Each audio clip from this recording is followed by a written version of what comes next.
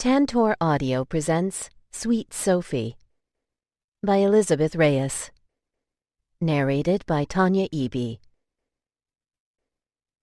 Chapter 1. Brandon. Age 10. "You're not the boss of me," Sofia glared at her brother. "Sofie, you're gonna get hurt," Alex warned. "Nah, she's got it." Eric was always on Sofia's side, as much as her brothers would let him be anyway. All morning they had been taking turns jumping off a ramp with their bikes in the middle of the street. As usual, Sofia was the only girl. She watched as Eric knelt down and adjusted the height on the ramp, lowering it a bit. "I can jump as high as you guys," Sofia protested. "No." Angel shook his head. "Lower it, Eric." Sofia sat on the bike, frowning. "No fair." Sal watched from where he was standing on his bike. "That's high enough, Soph." She'd jumped off the ramp before, but only a few times when her brothers hadn't been around. Eric had seen her once and said she was pretty good. Her brothers never let her do anything. If it weren't for Eric, she knew she wouldn't even be jumping right now. "All right, go for it," Eric smiled. Sofia rode down the street, turned around, and stopped. The apprehension in her brothers' faces irritated her. Sal was the oldest at 14, Alex 12, Angel 11.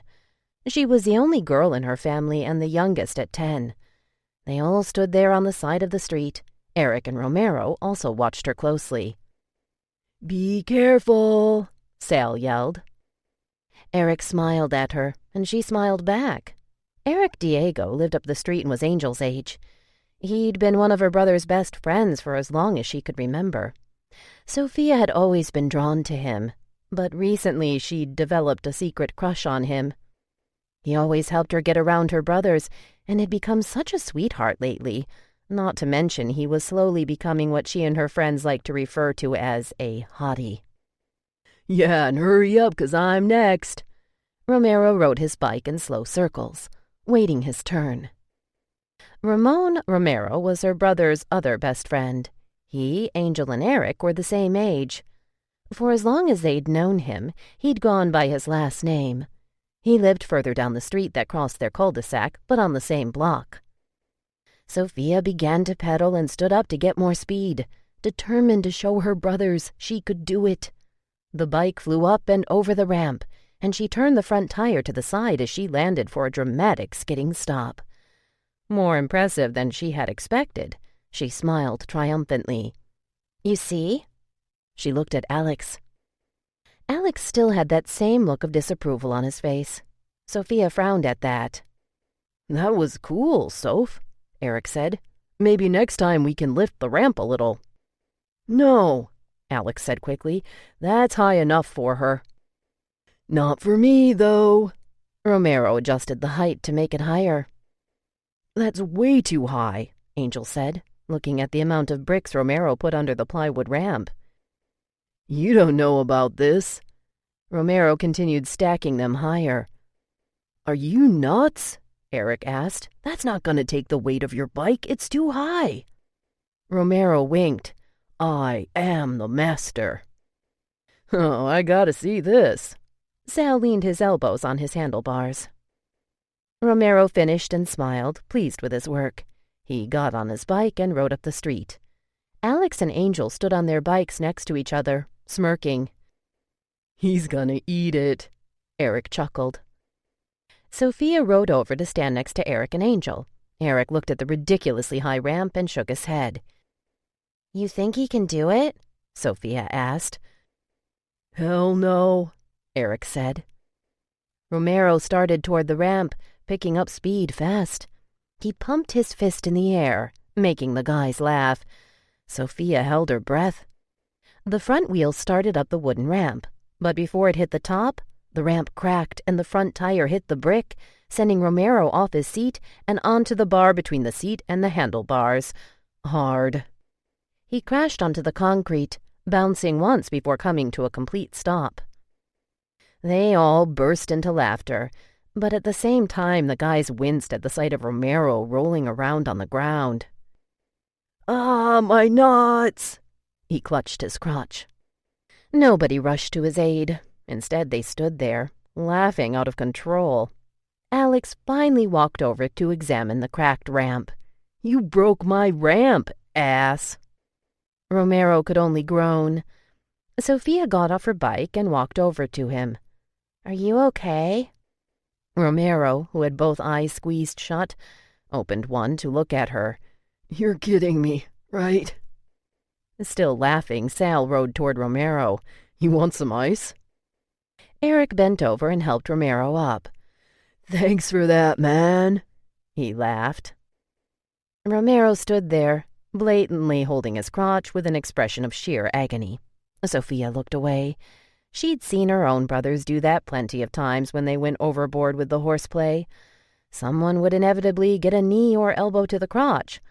But watching Romero do it felt weird. They all looked up when a car raced by on the street that crossed the cul-de-sac.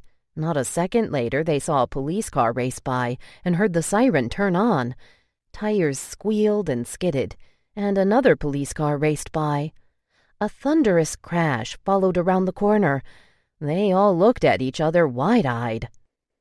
"Holy shit!" Angel began pedaling. Romero limped quickly to his bike, and Sal took off behind Angel. They all started toward the corner. "Sofia, you stay here," Sal yelled over his shoulder. "No," Sofia whined. "Yeah, Soph, it might be dangerous." Alex was even sterner than Sal. "I want to see what happened, too." "No, Soph," Alex repeated. "Stay here." Eric looked at her sympathetically but followed Angel anyway. She slowed down, pouting. Angry tears filled her eyes, but she knew better than to disobey her brothers. Though her mom came to her aid at times, their father had laid it on heavily from the time they were just kids. If anything happened to Sofia, they'd all be in major trouble. Her brothers, but most notably Alex, who had the shortest fuse, took it very seriously. The older they got, the fiercer their protective natures became. She waited until they were around the corner and started up slowly again toward the corner. She stopped when she turned the corner but couldn't see anything. The car had crashed around the block. People began to come out of their homes because of the commotion. She inched along, walking her bike. The door of the house she stood in front of opened up. Brandon Billings walked out and onto his porch. He was Alex's age, but had been held back a year, so he was still in grade school with Sofia and Angel. He almost never came out, and Sofia had always thought of him as kind of creepy. Part of the reason why he never came out was he didn't have many friends. Her brothers and their friends all referred to him as Bad News Billings. Sofia glanced at him. "What are you looking at?" he sneered. Sofia stuck her tongue out at him but didn't respond. She continued to look up the street. Brandon turned his attention also and saw the people on their porches and front lawns. "What's going on? What's everyone looking at?" Sofia stared straight ahead. "The police chased a car around the corner and I heard it crash." Brandon's eyes opened wide. "Really? So how come you're not over there?" He jumped off his porch and walked toward her. "Don't you want to see what happened?" Sofia shrugged. "Well, then let me use your bike so I can go see." Sofia turned and frowned. "No, use your own bike." "Come on." He grabbed one of her handlebars. "It'll take too long to get mine. I'll be right back." "No." She tried to pull her bike back, but he held on. "Let go, Brandon. Why don't you just walk?" "Around the block?" "Yeah, lazy."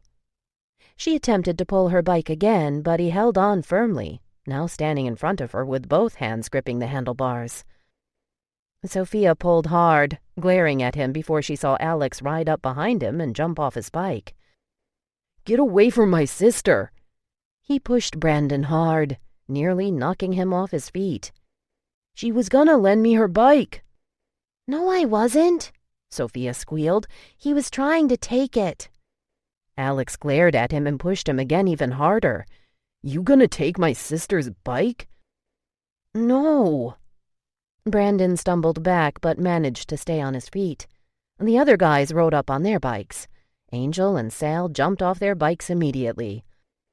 "What's going on?" Sal asked, walking up behind Alex. "He was trying to take my bike," Sofia answered. At Sal's glare, Brandon turned around and ran up the steps of his porch. "Yeah, you better run, Billings," Angel yelled. Brandon hurried in his house and closed the screen door behind him. "I wasn't trying to take no girl bike." "You gotta come out sometime," Sal smirked. "And when you do," Alex cracked his knuckles, "I'm gonna kick your ass." Brandon closed the wooden door. Sal turned to Sofia. "Are you okay?" "Did he touch you?" Angel asked. "I'm okay," Sofia said, and then glanced at Angel. "No, he didn't touch me." Romero picked up a rock and threw it at the screen door. "Asshole!" They all got on their bikes and started toward the house. "You shouldn't have been over here, Soph," Alex said and started pedaling. "We told you to stay." Sofia rolled her eyes. "I wanted to see. So what happened?" "The guy that was trying to get away crashed into a parked car, and they arrested him," Eric said, riding next to Sofia. Sofia opened her eyes wide. "Was he hurt?" "Nah, the crash sounded a lot worse than it looked." Alex rode over to the broken ramp. "You had to get stupid about it." He looked at Romero. The guy started laughing again, remembering Romero's spill. Romero frowned and rubbed his crotch. "I think I bruised my nuts." "Easy." Sal frowned at him and then glanced back at Sofia. Sofia didn't say anything but felt a little awkward. She got off her bike, leaving it on the driveway, and walked in the house. They could talk about bruised nuts or whatever they wanted to now. She was thirsty. Pouring the juice in her cup, she thought of her brothers. Brandon had it coming. It had been building for some time now. She could hardly believe how stupid he was to continue to be a jerk. She cringed at the thought of what would happen if her brothers ever got hold of him. A few days later at school, Mrs. Sanders tapped the pointer she had in her hand against her desk loudly. "Mr. Diego, can you come back to Earth?" Eric turned to his 6th grade teacher, feeling his face redden as some of the other kids giggled. He'd been busy staring out the window. Sofia and a couple of girls were on the playground. He'd seen Brandon hanging around not too far from them. Brandon looked like he was up to no good. "I asked you to read the next paragraph," Mrs. Sanders snapped. Eric glanced down at his book. He hadn't the slightest idea what page they were on, much less which paragraph. He glanced up at Romero, who sat across from him, for help. "Page 8, Romero whispered. Eric turned the page quickly. He'd been way off, in the 20s, and then looked at Romero again. "3rd paragraph." "Mr. Romero, are you talking again?" Mrs. Sanders raised her voice. "No, ma'am." He turned back and shot Eric a look. Eric struggled not to smile. "Am I hearing things, then?" Mrs. Sanders pressed. Romero shook his head and glared at Eric, who was shaking his head disapprovingly. Eric started reading and quickly realized he'd been had. He was on the wrong page. Romero chuckled when the teacher told Eric he wasn't even on the right chapter. "Is something funny, Mr. Romero?" Romero had a bad case of the giggles by now and couldn't even answer her. He looked down at his book, biting his lip, and shook his head.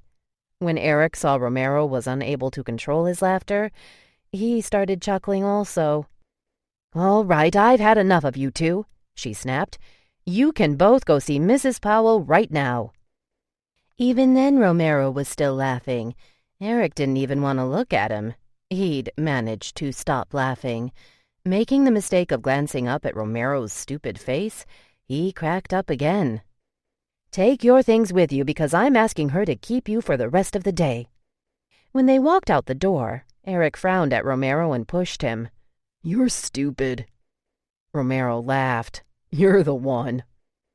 Man, I'm gonna be so busted when I get home. Eric shook his head. Not as busted as Angel. Eric looked at him confused, and then turned in the direction Romero was staring. There were 2 teachers trying to pull Angel off Brandon on the playground. Angel was furious and continued to try to kick Brandon. Brandon lay there on the ground with his hands over his face. Sofia stood off to the side, close to tears. Eric and Romero ran toward the crowd. I told you not to mess with my sister, Angel yelled. That's enough, Mr. Manning, the playground proctor, warned. He was finally able to pull Angel away. Brandon had a bloody nose and a fat lip. Eric turned to Sofia. What happened? He pulled my skirt up. Eric frowned, suddenly glad Angel had kicked Brandon's ass. He glared at Brandon, wishing he could have a shot at him too. They walked Angel away. Eric and Romero followed. They'd been sent to the principal's office and knew that was where Angel was headed. Eric looked back at Brandon, who was now on his feet, crying as the other teacher checked his face. He glanced over at Sofia, who stood there and watched as they took Angel away. Something tugged at his heart when he noticed her quivering lip. The walk home could not have been any more somber. Angel didn't walk with them like he usually did. He'd been suspended and sent home. Eric and Romero were both looking at an entire week of detention. Sofia was the only one not in trouble, but you wouldn't know it by looking at her. The look on her face said it all. She felt terrible about Angel getting in trouble because of her. They reached Romero's house first, and he went in. Sofia and Eric continued down the sidewalk. Eric looked at her. Her eyes were red-rimmed and welled up with tears. Suddenly he felt panicked. He wasn't used to dealing with girls crying, and something about seeing Sofia cry made it worse. Don't cry, Sophie, he almost begged. Angel's gonna be okay. My dad's gonna be so mad. This is the second fight he's gotten into. Yeah, but the first one wasn't his fault, remember? Even the principal said so. However, with their school's zero-tolerance policy, he'd been suspended anyway. They reached Eric's house, but he kept walking with Sofia. You coming over? She asked. 'Cause I'm pretty sure Angel's not going to be able to come out today. I know. I just want to walk you all the way home. Sofia smiled weakly and wiped her eyes. She looked so sad, her cheeks all flushed and wet. Eric felt like hugging her. He pressed his lips together hard. That damn Brandon. He didn't quite understand it at the time. He'd always seen Sofia as his best friend's chubby little sister. He'd felt just as protective as her brothers did when anyone messed with her. But lately, he'd felt a different connection with her. She seemed to turn to him a lot now to help her out when her brothers were being too domineering. And for some reason, he liked it. Chapter 2. The Wonder Years. Age 13. Ever since the boys had moved on to high school, things had been different. Sofia finally had some freedom. A good thing, too, because now that she'd lost a few pounds, boys were beginning to notice her. She could actually have a conversation with them during lunch without worrying about one of her brothers breathing down their necks. Even Romero, but mostly Eric, had gotten in on the big brother act as if 3 brothers weren't enough. Everything at home remained the same. Her brother's overbearing natures hadn't changed at all. With them feeding off her dad's old-school mentality about the importance of the older brother role, their interferences began to reach new heights. Sofia waited for Angel to leave the kitchen before asking her mom about the after-school dance that Friday. Her mom chopped onions while Sofia helped with the guacamole. She glanced back to make sure Angel had walked out. They're having a Valentine's dance this Friday after school. It's just a 2-hour thing. I was thinking of going. Is that okay? Her mom turned to her and smiled. Did someone ask you to the dance? Sofia shook her head. They weren't noticing her that much yet, but someone had asked if she would be there. No, it's just going to be me and Trisha and some of the other girls from the running team. I don't see why not. Her mom rinsed her hands in the sink. Alex walked into the kitchen and opened the refrigerator. Sofia pressed her lips together, willing her mom not to say anything about the dance in front of him, but all her mental efforts were in vain.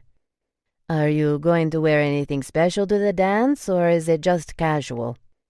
Sofia kept her eyes on the avocado she mashed in the bowl, but from the corner of her eye, she saw they had Alex's attention. What dance? The Valentine's dance at Sofia's school, her mother said matter-of-factly. Alex made a face. You going to the dance, Soph? With who? Trying her hardest to hide the attitude, Sofia didn't bother looking at him. With my friends. What friends? Alex pressed. She turned around, no longer able to conceal her agitation. Trisha and some of the other girls, Alex. Alex frowned. School dances are lame, Soph. Sofia rolled her eyes, adding salt to the guacamole. Well, I've never been to one. I just want to try it. Do you mind? Maybe I do. Alex, go throw the trash out and tell your brothers it's time for dinner, her mother said, dumping the onion she'd been chopping into the guacamole. Alex grabbed the trash can and headed out the kitchen door. Sofia, never mind your brother. Let me know if we need to get you anything to wear. You go and have a good time. She kissed Sofia on the head. Just be sure you come straight home after. Sofia smiled. Finally, her chance to mingle with boys, and her brothers wouldn't be anywhere around. Eric waited with Alex, Angel, and Romero outside Kennedy Middle School. He wasn't sure what to expect when Sofia walked out, but he was glad Alex and Angel were there. Any guy she might be with wouldn't stick around for long after seeing them. Everyone knew about her older brothers, part of the reason he'd never had to worry about seeing Sofie with a boy. Over the years, Eric's affection for Sofia had taken a bit of a scary turn. It had gone from being brotherly to thinking of her in ways he knew he shouldn't. It didn't help that she was blossoming at an alarming rate. Most of her baby fat was gone, but she had more curves now than most of the girls Eric's age. The nerves he'd begun to feel around her now were partly due to his attraction and partly from the fear of one of her brothers, especially Alex, noticing the way his eyes would involuntarily wander. Kids began spilling out of the front gate. Angel circled around in the street on his bike. Something caught Alex's attention. Is that Asia? Eric followed Alex's stare. Yeah, that's her. Damn, Alex smiled. Hard to believe she's only in the 8th grade. Asia, one of the girls who had grown up with them on the same street, had moved several blocks away last year. She wore a miniskirt with boots that went to her knees. Her tight blouse and low neckline showed just how much she'd grown up in just 1 year. Angel stopped his bike and watched as she crossed the street. That's Asia? Yup, Eric nodded. Romero circled around Eric. What's the big deal? Just as he was going to pass by Alex, he added, Yeah, she's filled out pretty well for an 8th grader, but she ain't got nothing on Sofie. Alex kicked Romero's tire, causing him to lose his balance for a second. Don't be stupid, ass. Sofie doesn't dress like that. Eric laughed and watched as Romero nearly lost it, but recovered at the last second. I didn't say she did. I just meant... Alex glared at him. Romero frowned. Never mind.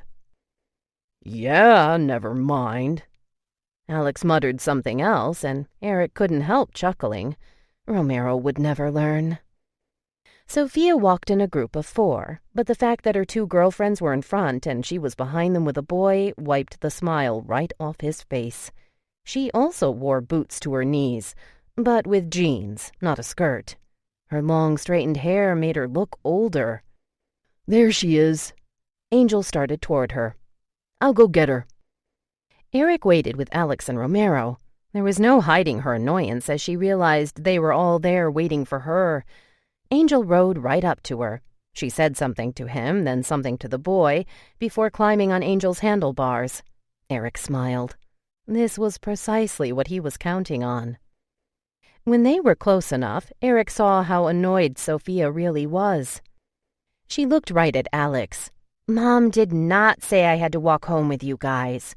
All she said was to come straight home." "We'll take you straight home, Soph." Alex grinned. They were all on the move now. She rolled her eyes. "Is that your boyfriend, Soph?" Romero asked. Before she could answer, Alex drove his bike into the back wheel of Romero's bike. Again, Romero almost lost it. "Come on!" Romero yelled, barely able to recover before hitting a tree. Sofia and Eric exchanged glances. Then she huffed, "Of course not. Like I'll ever have a boyfriend with you guys always around." "Good," Alex said. Eric smiled. His thoughts exactly. Age 14. The swing set in their backyard held so many memories. Sofia sat at their backyard picnic table, watching her brothers and her dad take it down. It was bittersweet to see it go, but it had been years since they'd used it for anything else but to sit on. The old rusted thing had become an eyesore. She remembered the time she jumped off the top of the slide, pretending to be Wonder Woman. Her forehead hit a sprinkler Angel had forgotten to put away, and she ended up with 6 stitches. Alex had been livid. At first with Romero for being the one who suggested they jump off in the first place, then with Angel for having left the sprinkler there. Romero and Eric strolled through the back gate of her yard. "No way." Romero stared at the piled-up pieces of swing set on the grass. "Old Nellie's finally seen her last days?" "Yup," Alex said, throwing a pole on the ground with the rest of the set. "This thing was falling apart already." Eric sat down next to Sofia and nudged her. "You sad?" Sofia smiled. "Nah, I was just thinking about all the memories we had on that thing."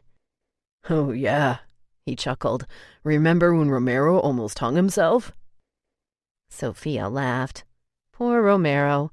He always learned the hard way. Angel and Romero joined in with more stories about the swing set.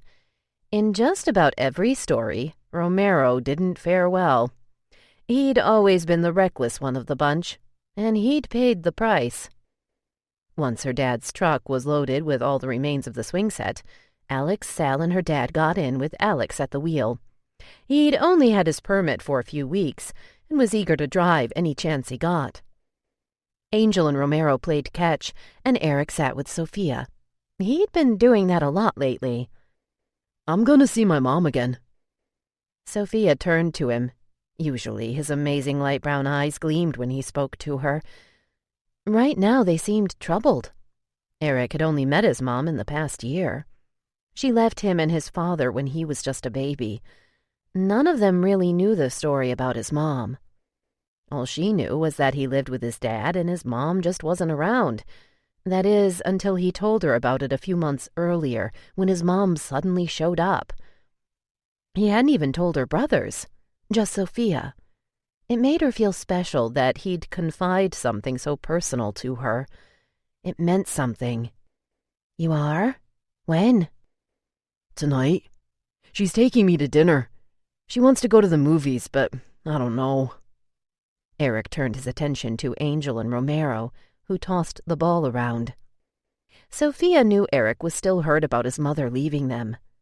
"Why not?" He shrugged. "Still feels weird. I'll do dinner, but I'm not sure about the movies. We'll see how it goes." "You nervous?" Eric's eyes were back on her. "A little, but only about being alone with her. It's uncomfortable."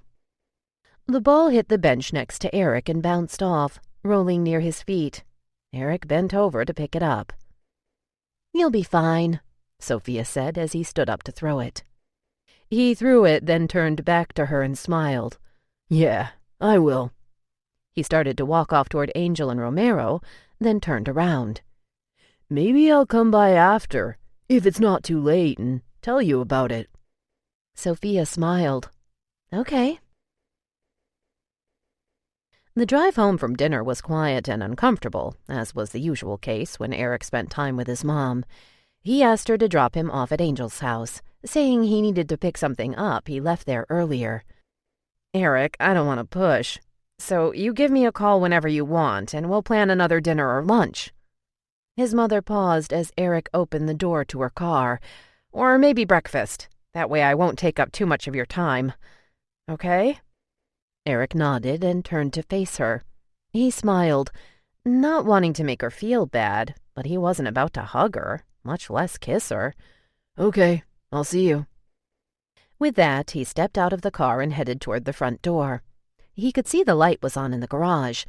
The guys most likely were in there working out, but they weren't who he was here to see. Sofia opened the door before he even got to it. She must have just taken a shower because her hair was still wet. She wore shorts and a faded La Jolla High t-shirt. It was too big, but she still looked cute in it. "Hey," she smiled.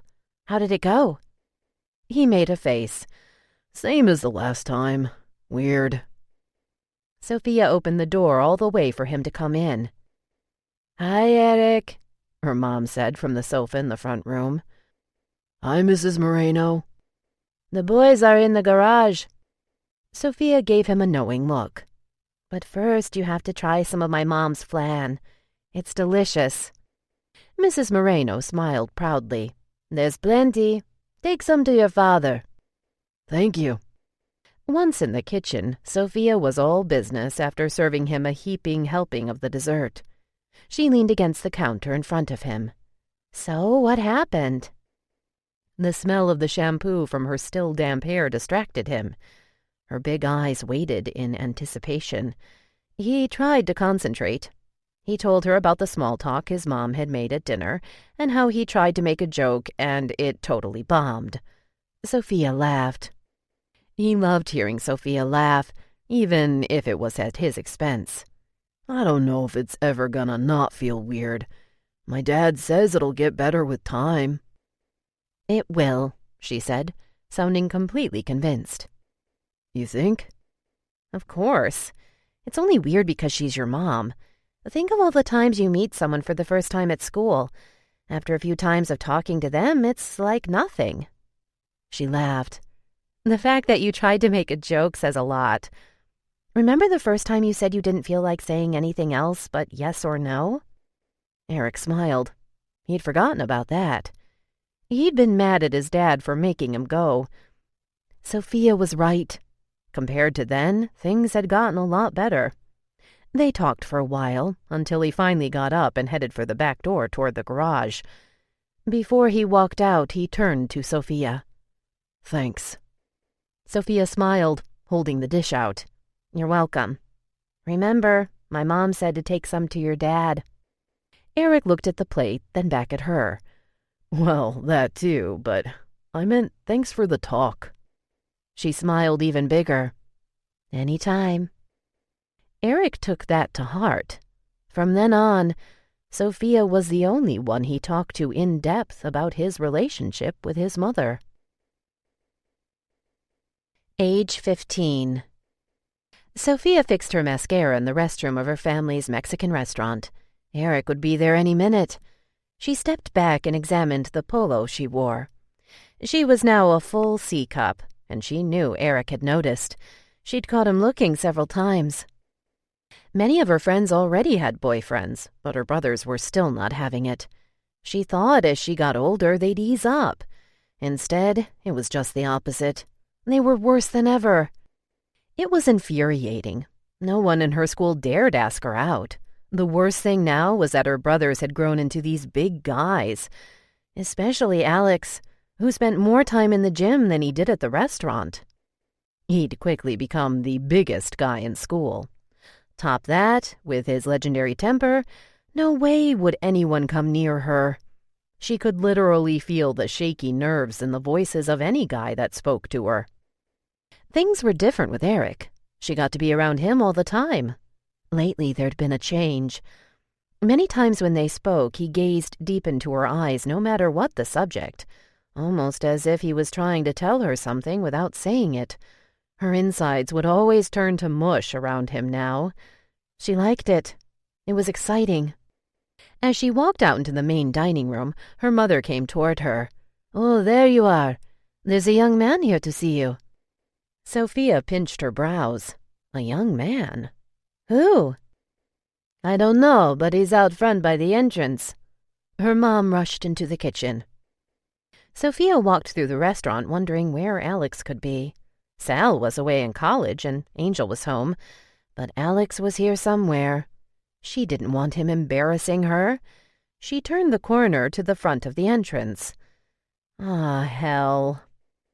Ronald, a senior on her track team, stood at the front entrance. He was new to the school and apparently one of the few that hadn't heard about the cavemen in her life. Alex spoke to him. You're kidding, right? Alex sounded almost amused. No, why? Is that a problem? Alex was as intimidating as ever. Of course it is. They were both about the same height, but Alex probably outweighed him by at least 40 pounds. Sofia cleared her voice. Hey, Ron. Ronald turned at the sound of her voice and smiled. Hey, Soph. He walked away from Alex, coming over to where Sofia stood. He pulled something out of his pocket. I went to Old Town this weekend. I saw this and thought of you. He handed her one of the little tiny turtle bobbleheads she'd mentioned collecting. She smiled, taking it from him. Alex came over and stood behind her. Let me see that. He took it from Sofia, examining it as if he hadn't seen all the ones she had just like it in her room. Then he asked, How old are you, Ron? Ron gave him a strange look. 18. With that, Alex snapped the head off the tiny turtle and handed it back to Ron. Alex, Sofia said, horrified. What's your problem, man? Ron asked. Romero and Eric walked through the front door, oblivious to what was going on. Alex got in his face. My problem, asshole, is my sister is 15. I could call the cops on you for trying to mess with a minor, but I'd rather kick your ass myself. A few customers walked in, forcing Alex to refrain from doing anything. The only thing that would hold him back from hitting the guy was his dad's outrage if he made a scene in the restaurant. Still, Sofia stepped in front of him to separate them. Alex didn't make it easy. Stop, Alex. We have customers. Ron held his hands up and looked at Sofia. I didn't know you were 15. His eyes roamed her up and down, and with a smirk he added, You sure don't look 15. Get out. Alex spoke through his teeth. Ronald smirked. I'll see you at school. He walked out, but of course Alex went after him. Eric and Romero followed. Sofia forced a smile and greeted the customers. The guy hadn't stopped when Alex asked him to. Instead, he picked up the pace and got in his car.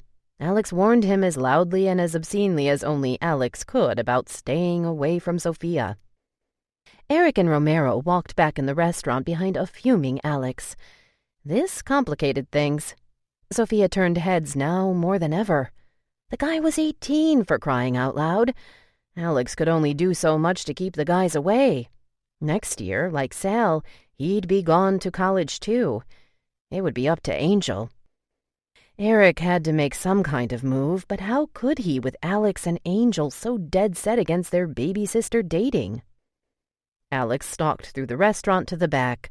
Sofia saw him coming and walked to the empty bar area, carrying a basket of chips. Normally, Eric would have stayed back and let them speak privately, but this conversation he needed to hear. Was Sofia involved with this guy somehow? You want to explain why there's an 18-year-old guy bringing you gifts? Oh my God, Alex! Her exasperation was usually warranted. Alex did tend to overreact, but Eric was with him on this one. I mentioned to him the other day at school about my turtle collection. He's just a friend. That's not what he said to me. Eric took his eyes off Sofia to look at Alex for a second. Then his eyes were back on her. She blinked as she and Eric exchanged glances. Then she turned back to Alex. What did he say? He said he was here to ask you out, Soph. Sofia glanced back at Eric. Her big brown eyes seemed to speak to him. I don't know where he would get the idea I'd be interested. I only talked to him during track practice. Well, you're not anymore. Sofia winced. I can't even talk to him? Do you even hear how ridiculous that sounds? He's just a friend. Don't be naive, Soph. There's only one reason he'd be talking to you. Did you not see the way he looked at you? I saw. Romero finally spoke. Eric thought Romero had been quiet too long. Alex turned around to look at him. I should have kicked his ass, he muttered, walking away back into the back office and then turned back. Don't say I didn't warn you, Sophia. I see you around him at school. He's dead.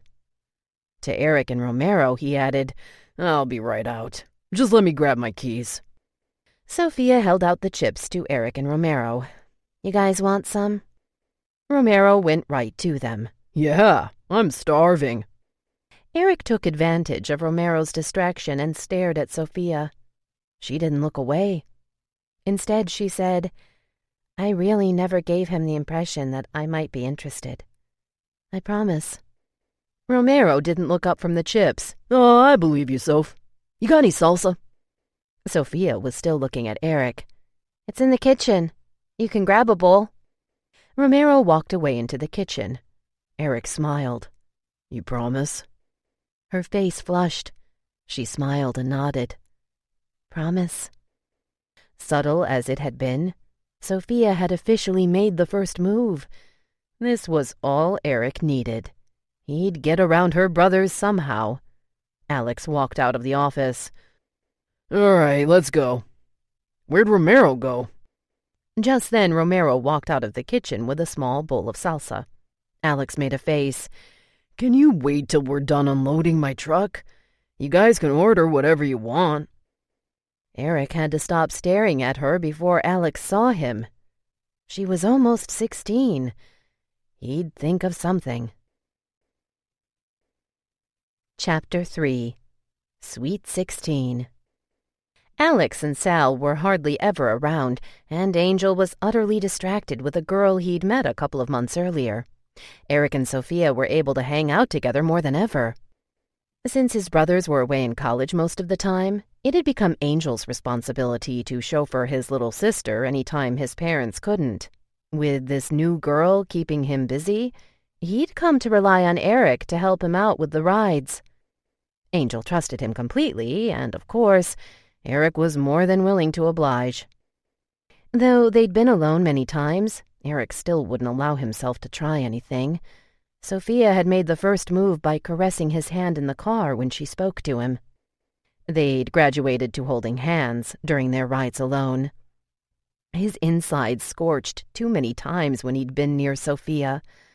The guilt of what Angel would say if he betrayed him by doing anything more than hold his little sister's hand now outweighed the fear of what her brothers would do.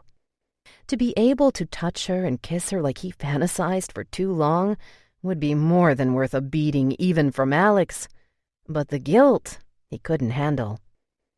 Angel texted Eric, asking if he could pick Sofia up at the restaurant and take her home. As usual, he was out with his girl, and he needed the favor. Eric sat in the car behind their family's restaurant. His heart thumped when he saw her come out the back door. She smiled big when she saw him. He took her scent in, soft and sweet, as she slid into the passenger seat. For years he'd come to love the smell, but lately it had taken on a more womanly hint.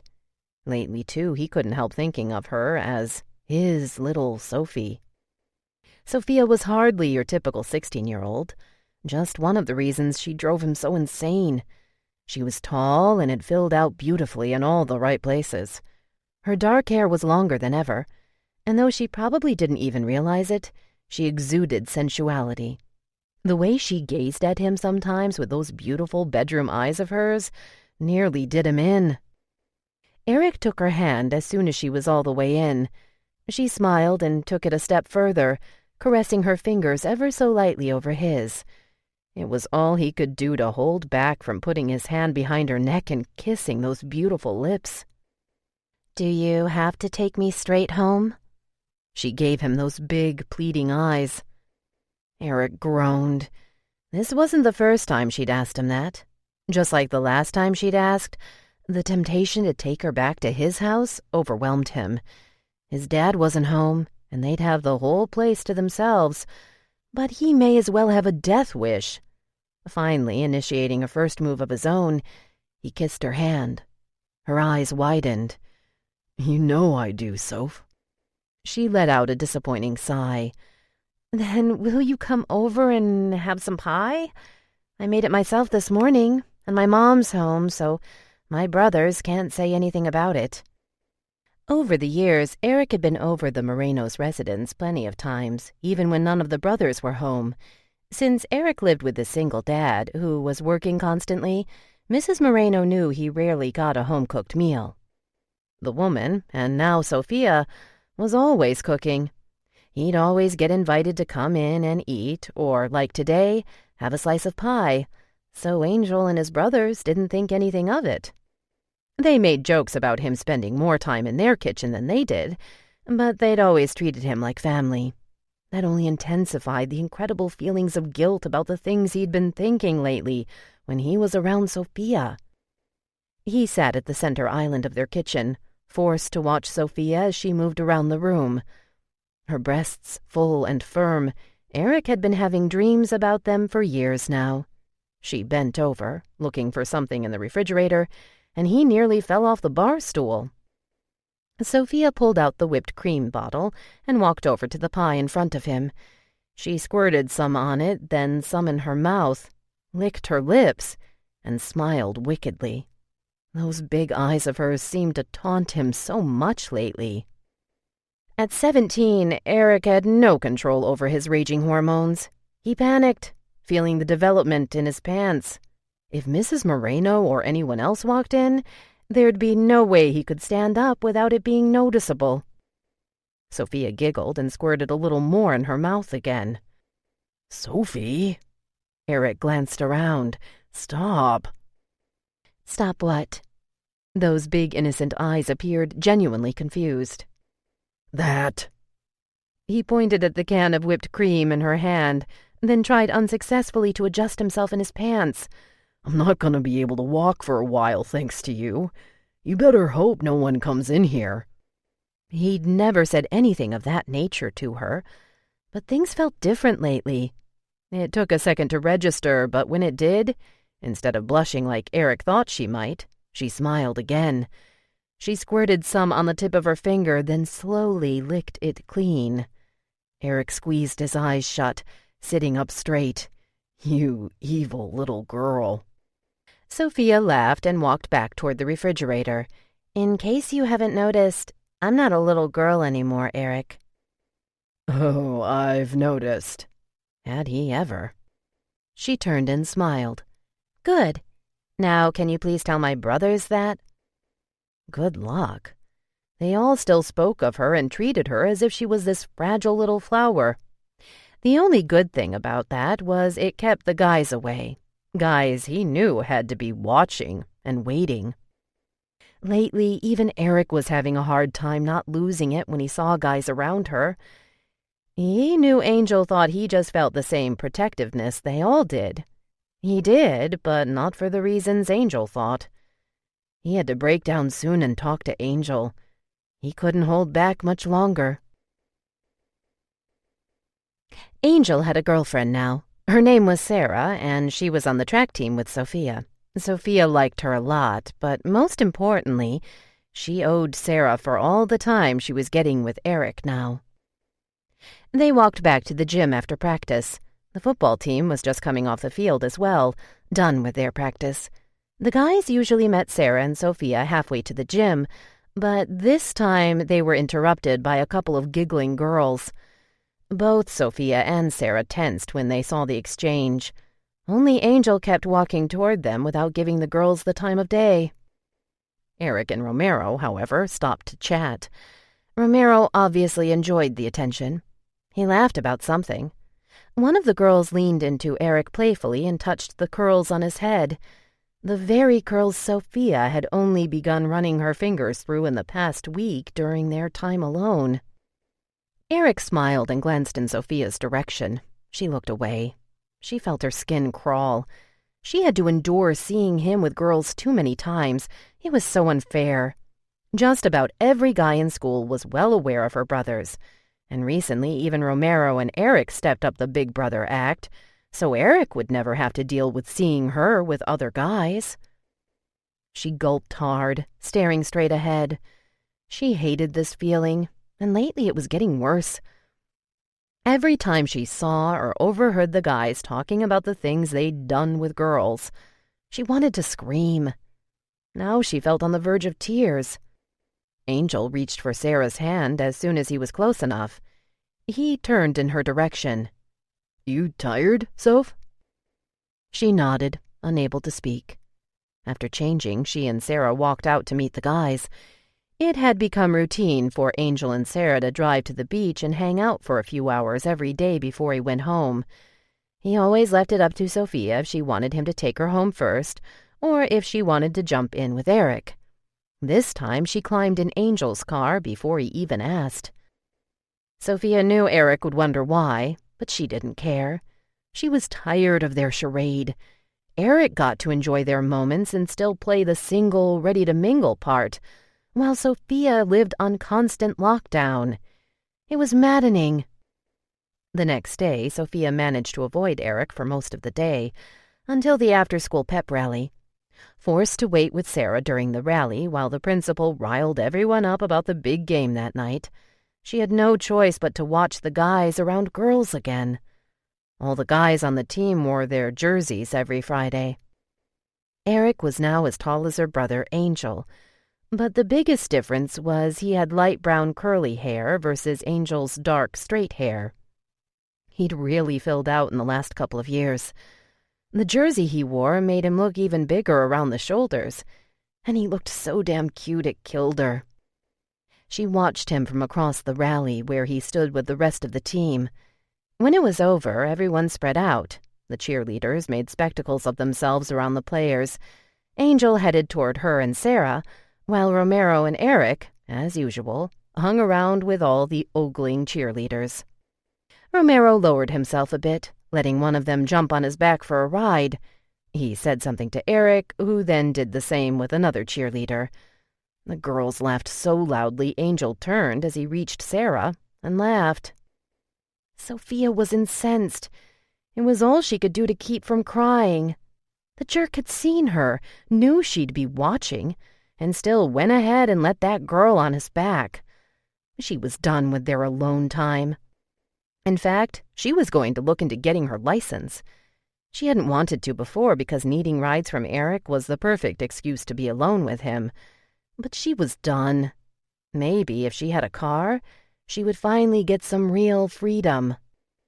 That night at the game, she sat with Sarah, Sarah's cousin Valerie, and one of Valerie's friends. A group of boys she didn't recognize sat near them.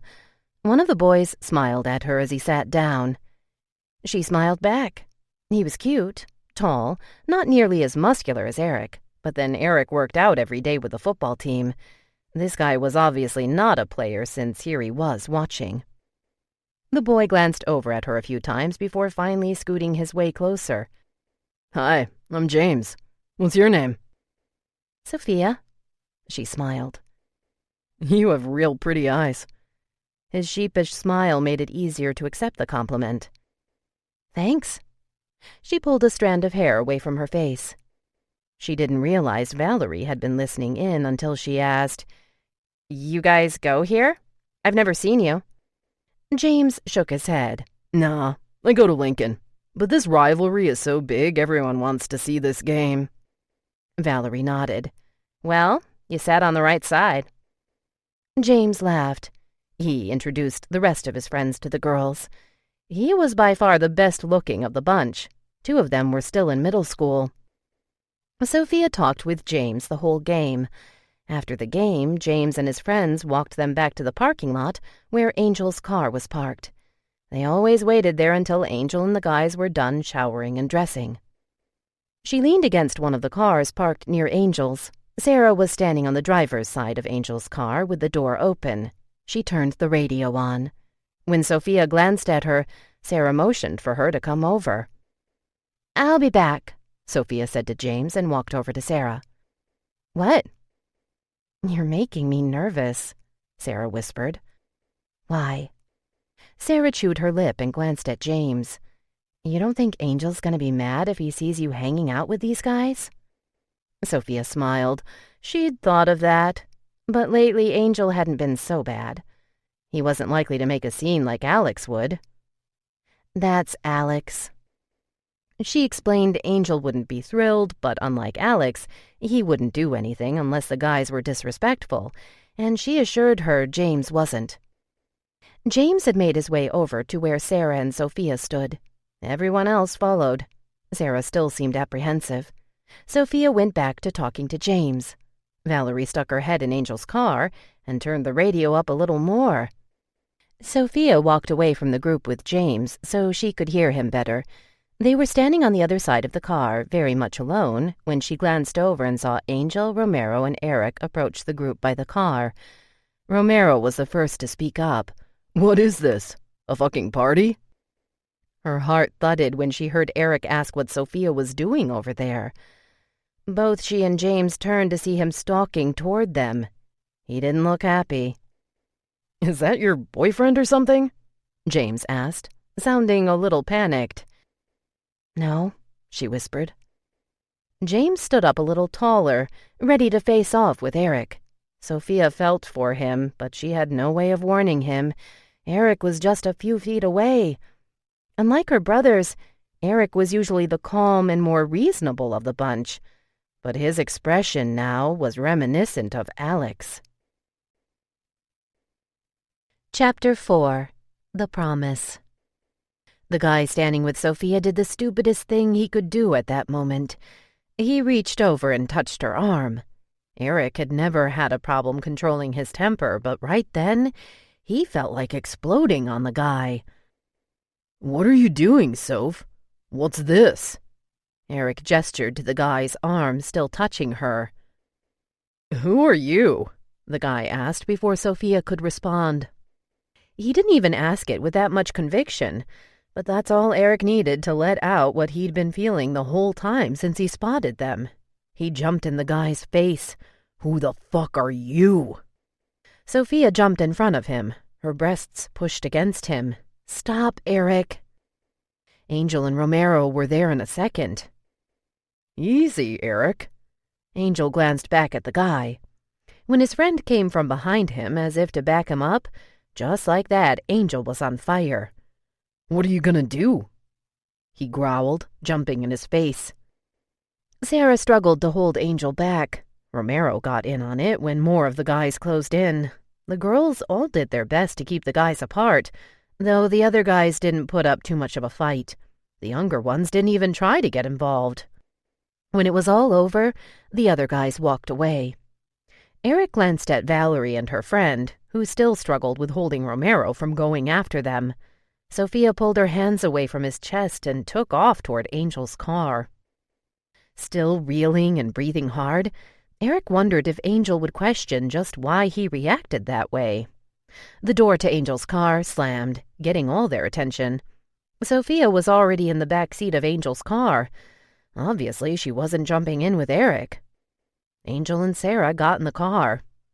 He stood outside the passenger side, trying to hear what Angel was telling Sofia until he heard him ask her if she was crying. Instinctively, he stuck his head into the side of the window. "You crying, Soph?" After Romero stuck his head into the driver's side window to see what was going on, Sarah sat up. "All right, out." She pushed Eric's head out. "You too, Angel." Eric walked around the car and met Angel and Romero. "Good looking out, man." Angel held up a fist.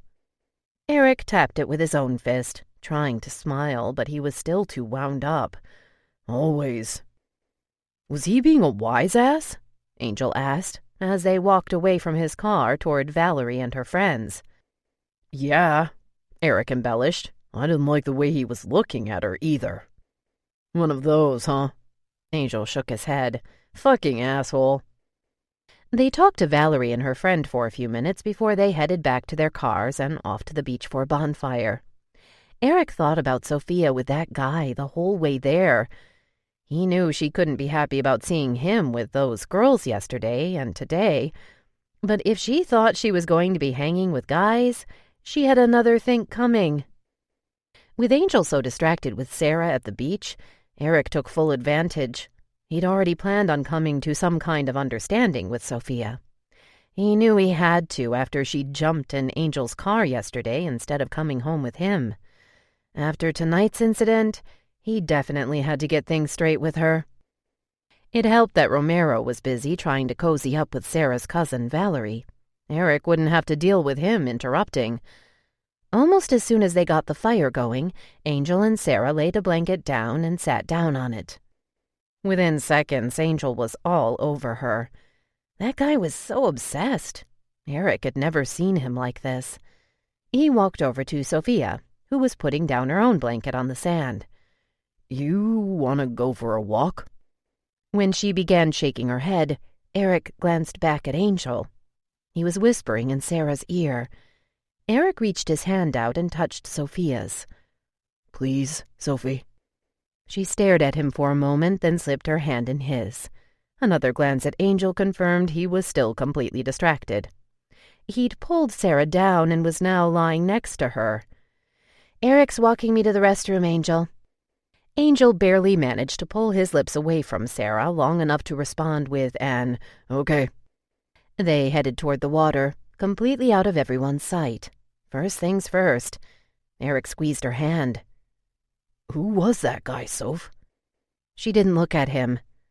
Just someone who started talking to me at the game. Why were you alone with him? Sofia stopped and faced him. Why was that girl touching your hair yesterday? Those beautiful eyes glared at him. Why was that stupid girl on your back today? Eric took a deep breath. He knew it. I was going to talk to you about that today, but I didn't see you all day at school. She shifted her weight. And after school, you were too busy? Listen, Soph, I can't help it when things like that happen. She pulled her hand out of his. Then I won't be able to help it either when guys talk to me, Eric.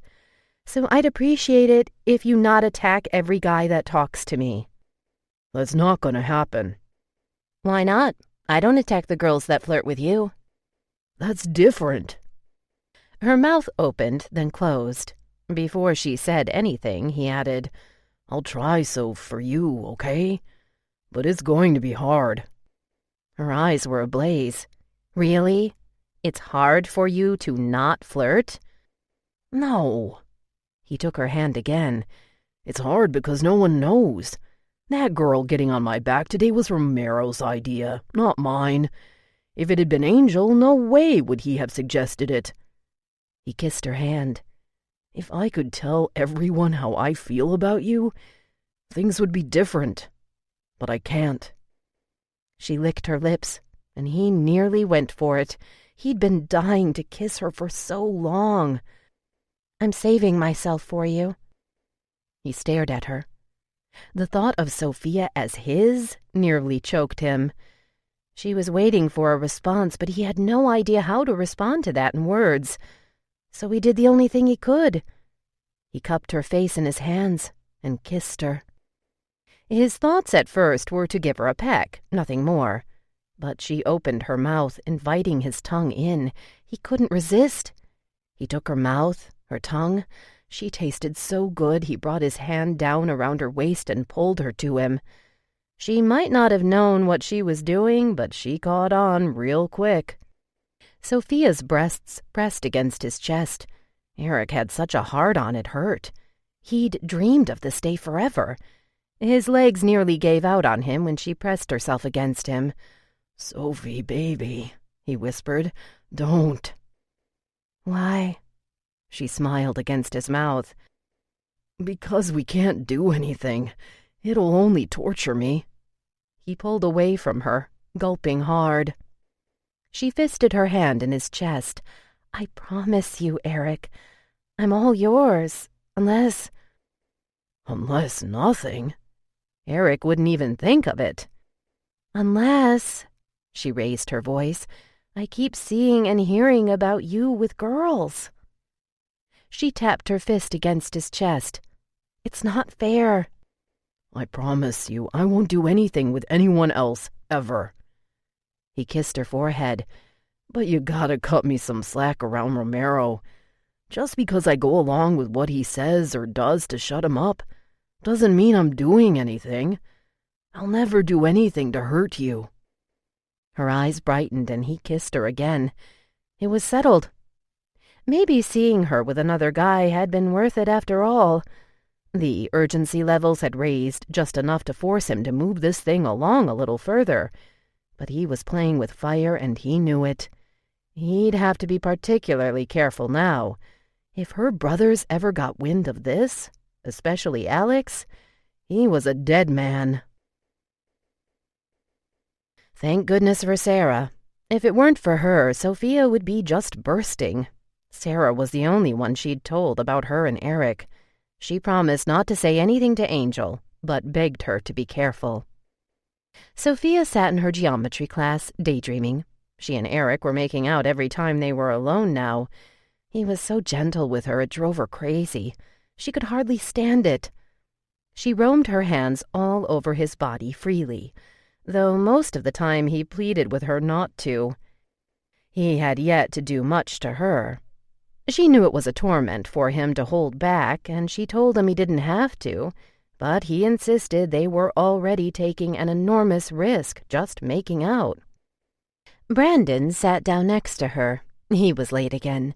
He still lived at the end of their cul-de-sac, and he was still a recluse. Sofia stopped hating him a long time ago. Instead, she felt sorry for him. There was something sad about the look in his eyes.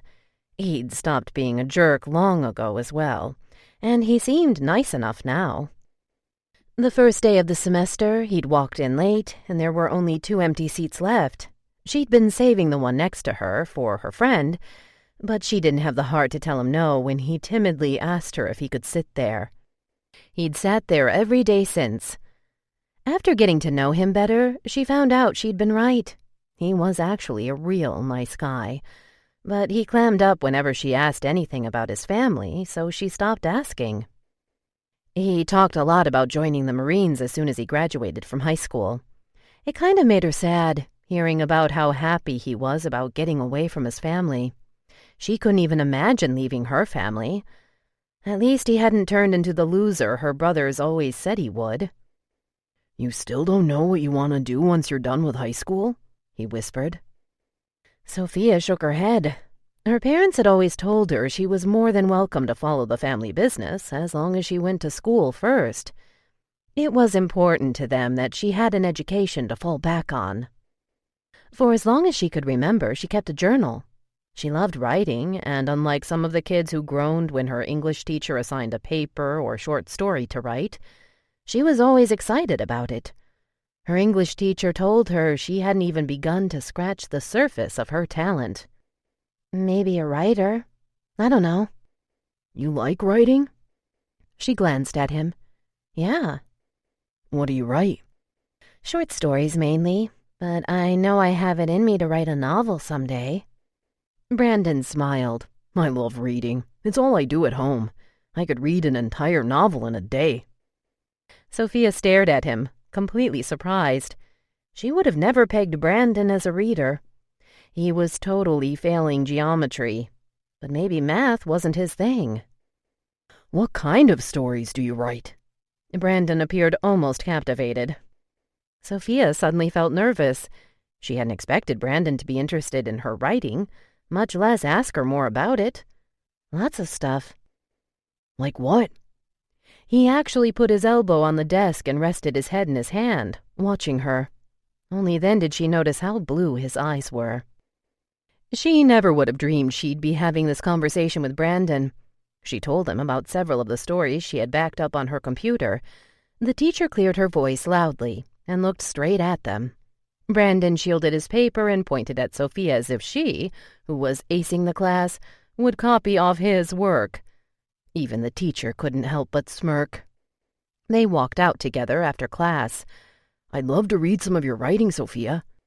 She cringed. No one had ever read any of her stuff. She'd never even told anyone about it. I don't know. Here. He pulled a paper out of his backpack and scribbled something on it. Email me one of your stories. I promise I won't be mean. If anything, maybe I can give you some constructive criticism. Sophia took the paper from him and smiled. Okay, I'll check and see what I don't mind sharing. She got caught for a moment in his eyes. Then she looked away. Okay, see you, he said, and walked away. She turned to walk down the stairs and saw Eric staring straight at her. Her heart fluttered as usual, and she smiled. Did he give you his number? Eric asked, without smiling back. No. Unwilling to share the truth, she said, It's about the homework. She smashed the piece of paper into her hand. He gave me a website he uses to help him. Since when do you need help from Brandon? Eric still wasn't smiling. Knowing she'd startle Eric, she kissed him. It was just a suggestion. Eric looked around, obviously concerned. Sofia, stop. She giggled. He was too easy. Never. Chapter 5. Risking It All. Sofia was in a forbidden heaven. Things had progressed, and even Eric couldn't stop it. Every time they made out, things got heavier and heavier, and every time things were more exciting than the last. She was doing her usual morning run when she got an idea. Eric's dad was away for a few days. Instead of doing her normal run, she took a shortcut and headed to his house. Sofia knocked when she got there, but he didn't answer. She wondered if he was asleep still. To her surprise, the front door wasn't locked. She walked in but stopped mid-stride. What was she doing? There was a humming noise in another room, then complete silence. Sofia stood in place, debating about leaving or waiting. She called out Eric's name. Within moments, he walked out into the front room, wearing nothing but a towel around his waist. Sofie, how'd you get in here? Unable to take her eyes off his bare chest, she gestured toward the front door. It was open. She rushed to him and kissed him. Just as eager, he spun her around, and she was against the wall with his big body pressed against her. He kissed her more ravenously than he ever had. She loved it. Every part of her body was awake with anticipation. She smothered herself against him, hearing him moan when her stomach pressed against his erection. Then his towel dropped. Sofia froze. One look down, and she saw what she'd only felt through his clothes for weeks. Sofia had never seen one, not even on the internet like some of her friends. She didn't dare risk getting caught. With her eyes still glued to it, Eric bent down to pick up the towel, and there was a knock at the door. With her heart at her throat already, she could barely breathe. Eric worked quickly to wrap the towel around him when Romero flung the door open. They all stood there speechless.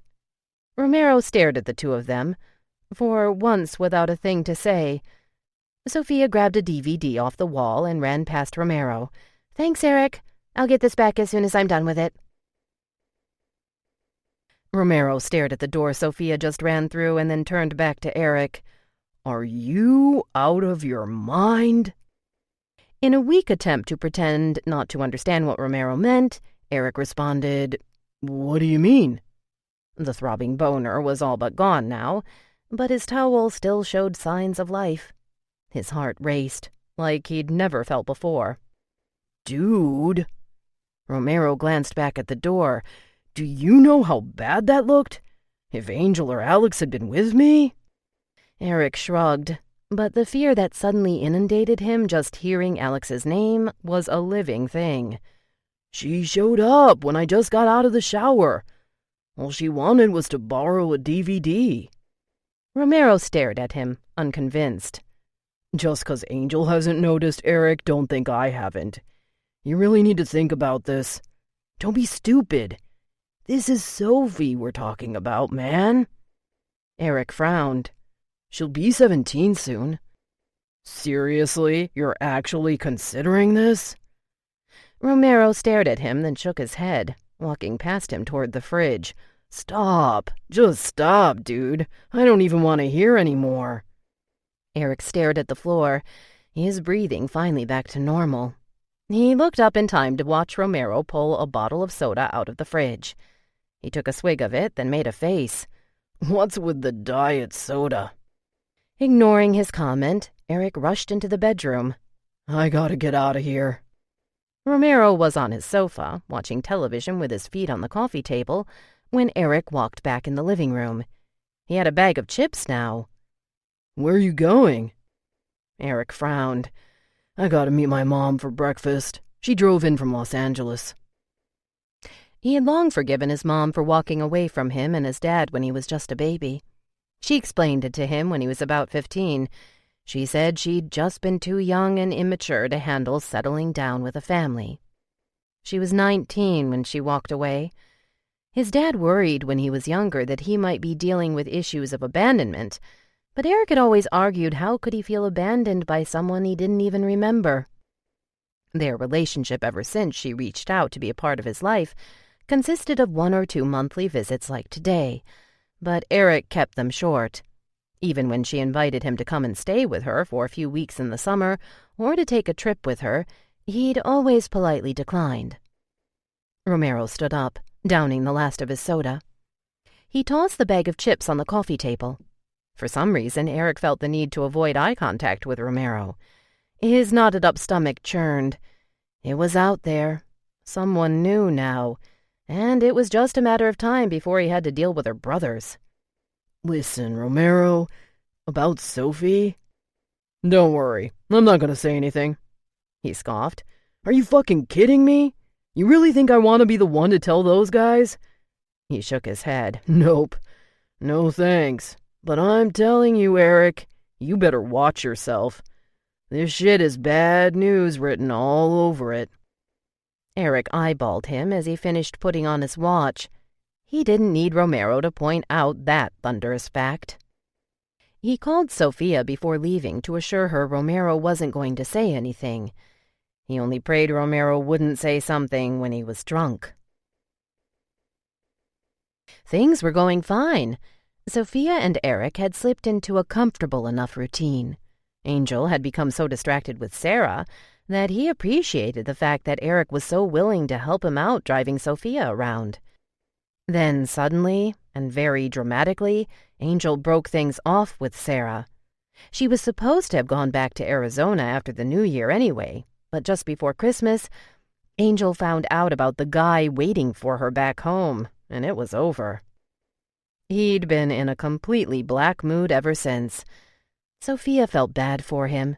Even though Sarah was no longer around, his distraction continued. Never once did he question why Eric was over so much.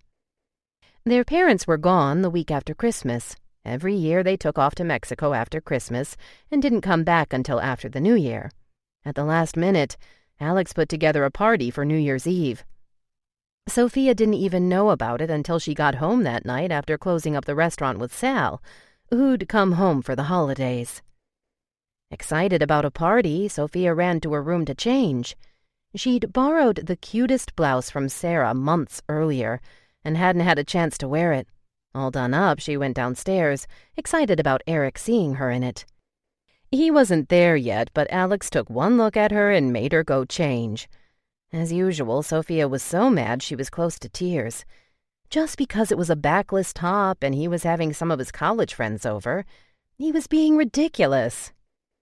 After changing into one of her boring tops, because she owned nothing sexy, she went back downstairs. As it turned out, even her boring top was enough to drive Eric crazy. No sooner than she leaned against him behind the bar in the garage, where the guys were playing pool, did he pull away. "Stop," he whispered. She giggled. All 3 of her brothers were engrossed in the game. The girls Alex talked to were so silly Sofia could barely believe they were in college. Their obvious attempts to turn her brothers on were almost funny. Angel, of course, was oblivious to them. She was surprised he hadn't just called it a night and gone upstairs, given the mood he was in. Alex clicked the channel on the television that hung in the corner of the garage.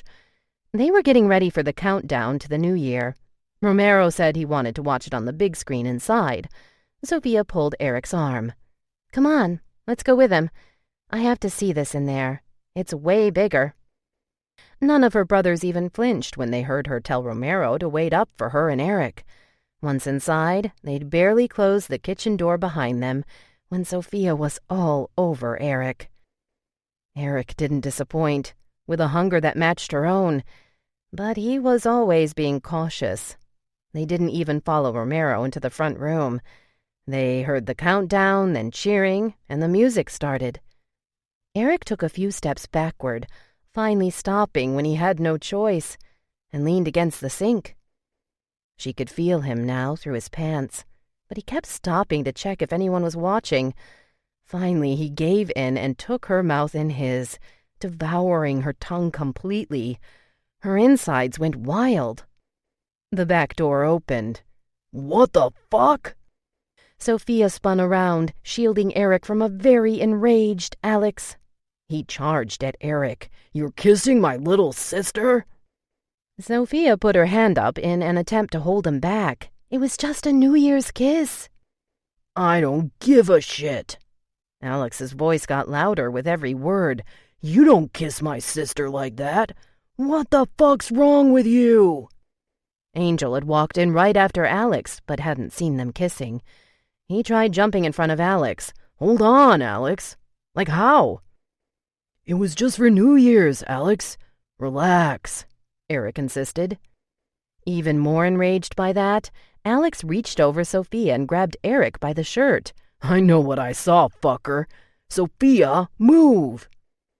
Sofia didn't budge. Instead, she pushed Alex back with both hands.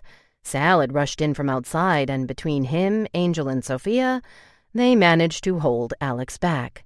Eric slipped away from behind Sofia and headed to the door. "What the hell, Alex?" Angel asked. "Wait, Eric." Eric didn't even slow down. "No, I want him out," Alex roared. After Alex swore to beat Eric's ass if he ever saw him around Sofia again, Angel turned to Sofia. "How was he kissing you?" Sofia was so choked up she couldn't even answer. But it didn't matter. Alex didn't give her a chance before shouting, "Your friend had his tongue down her throat." Angel looked dumbfounded. "Maybe I had my tongue down his throat," Sofia cried. "Ever think of that?" All three brothers stood there, staring at her. Alex blinked and opened his mouth, but nothing came out. "I'm not a baby anymore, Alex. I'm tired of you treating me like one." She saw him gulp. "You're 16, Soph." Even though his tone was much softer now, it enraged her. He'd just threatened to hurt Eric if he was ever around her, cut him off from her life just like that. "I'll see him if I want to. You can't stop me." She pushed past Romero, who'd been standing at the kitchen door, watching and listening to the whole show. Then Alex was yelling again. "You hear me, Sofia? Like hell you will." Oh, she heard him all right. Sofia ran up the stairs, but she was done with her brothers running her life. She slammed her room door shut before falling onto her bed, sobbing. As bad as things had gone, it wasn't nearly as bad as it could have been. When Alex walked in the kitchen, Eric had been but seconds from squeezing Sofia's ass with both hands. She did things to him that made him lose his mind completely. He knew it was a bad idea to be doing anything to her with her brother just yards away. For as much as he tried to fight her, it was impossible. Being with Sofia was like an addictive drug. He knew the consequences could be deadly, and yet he craved her more than anything. The more he had, the more he wanted. After Eric called Angel on the phone the next day, he was relieved to hear he wasn't mad. Apparently, Sofia had explained to Angel that she'd been the aggressor. She told him Eric had only hugged her and she initiated the kiss. Since Angel hadn't actually seen the kiss, she made it sound as if they'd just hugged. She kissed him, and Alex had walked in. With Alex's legendary temper, it wasn't hard to believe he overreacted. Still, Angel had made it a point to make Eric promise that nothing like that would happen again. Now that her brothers were on to them, things would be that much harder. Alex's warning was enough to keep Eric away for now, but there was no way he'd stay away for good. There had to be a way to convince him they could trust him. But how was the million-dollar question. A few days later, Eric would have never thought he'd be annoyed about the amount of time they got off school for the holidays. He hadn't seen Sofia in days. It was killing him. His only hope of getting a chance to hang out with her now was at school, at least until things cooled down with Alex. There was no way he was stepping foot in their house or their restaurant. Not for a while. Still in his pajama pants and t-shirt, he finished unloading the dishwasher. With his dad gone for the day, he thought about calling Romero and asking him if he wanted to go shoot some hoops at the park. He needed to get out, stop thinking about the need to see Sofia. There was a knock at his back door. Eric peeked out his kitchen window. Incredibly, it was Sofia. She was in her running gear. He gulped, feeling the adrenaline of both excitement and dread flood through him as he rushed to open the door. The second he opened the door, she jumped in his arms. Eric hugged her, looking around his yard to make sure no one else was out there. The runway behind his property ran the entire length of the block and around the cul-de-sac where she lived. He often took it to get to the Morenos instead of going through the front. He took a step back and closed the door behind her. Before he could even ask, she kissed him, and unable to hold back, he took her in his arms. Her hands ran down his back, then around to the front of his pajamas. She cupped him, making him groan. "No, Soph, please." "They can't stop us, Eric." "I know, but—" His breathing hitched when he felt her hand wrap around him over his pajamas. Her gaze nearly blinded him. She could be so beautiful, but at that moment, she looked so damn sexy it hurt. Her long lashes blinked in slow motion. "I love you," she whispered. The words overwhelmed him. He'd always loved Sofia, at first like a sister, but it occurred to him just then he was in love with her now. And here she was telling him she loved him too. "I love you too, Sophie." He kissed her, a softer, gentler kiss than earlier. The tenderness he felt made his heart pound in a way that was different from when she was simply driving him crazy. Her chest rose and fell a little harder as her breathing accelerated. She took his hand and guided it up under her blouse. Eric gulped at the feel of her soft breast in his hand. He'd only dreamed of doing this, but dreamed about it for far too long. He closed his eyes as he allowed himself to caress it gently. She began pulling her blouse up. Eric could only stare, but he couldn't bring himself to move his hand away. He wanted more. He wanted to kiss her there, take her in his mouth. The doorbell rang and they froze. Eric pulled his hand away from her. "Where are your brothers?" "Alex and Sal are both in school." She pulled down her top and headed for the back door. "Angel had just got out of the shower when I left." The doorbell rang again, and Sofia ran out the back door. Eric waited until she was completely out of sight before heading for the front door. He patted the tent in his pants down. Even though he knew Sofia was probably halfway home by now, his heart still nearly gave out when he opened the door and saw Angel standing there. He didn't look too happy either. Eric held his breath. "What's wrong with you?" Angel asked. Eric shook his head, still waiting for Angel's fist to come at him. "Get dressed. Romero's piece of crap broke down again. We're gonna have to push it off the road." Angel laughed, lightening up the mood. "He's stuck in the left lane, holding up traffic." Eric laughed more out of relief than humor. "Give me a minute, and I'll be ready to go." He hurried to his room to change. His heart had been hammering away from the moment he saw Sofia, but now it hammered for an entirely different reason. After today, there was no going back. If he knew Sofia, things would progress to places he knew could only be deadly for him. As much as he told himself that he wouldn't let it go there, he'd convince her they couldn't. He didn't think he had it in him to stop it. What he felt when he was with Sofia was something he'd never experienced. As level-headed as he'd always been, no amount of willpower would keep him from going along with whatever she wanted. He'd seen it in her eyes today and felt it in her kisses. She wanted a lot more. Chapter 6. Just One Time. It was only 2 weeks before Eric was a regular at the Moreno's residence and restaurant again. Although Alex was cold with him at first, he eventually came around. But things had changed. Sofia knew things would never go back to the way they once had been. Angel knew Sofia had feelings for Eric. She'd told him the morning after the New Year's Eve outburst. She wouldn't hide it anymore. If her brothers wanted to believe she was still a child, they could. But they couldn't force her to hide the enormous affection she had for Eric. He was back to eating at their place regularly. Sofia fawned over him, making him special meals and desserts. Alex and Angel watched, pretending it wasn't any different from how she behaved before New Year's, but she saw the look of irritation when Alex would walk in the kitchen to find her laughing with Eric. The jabs about him being in their kitchen more than they were began to take a different tone, especially from Alex. Sofia didn't care.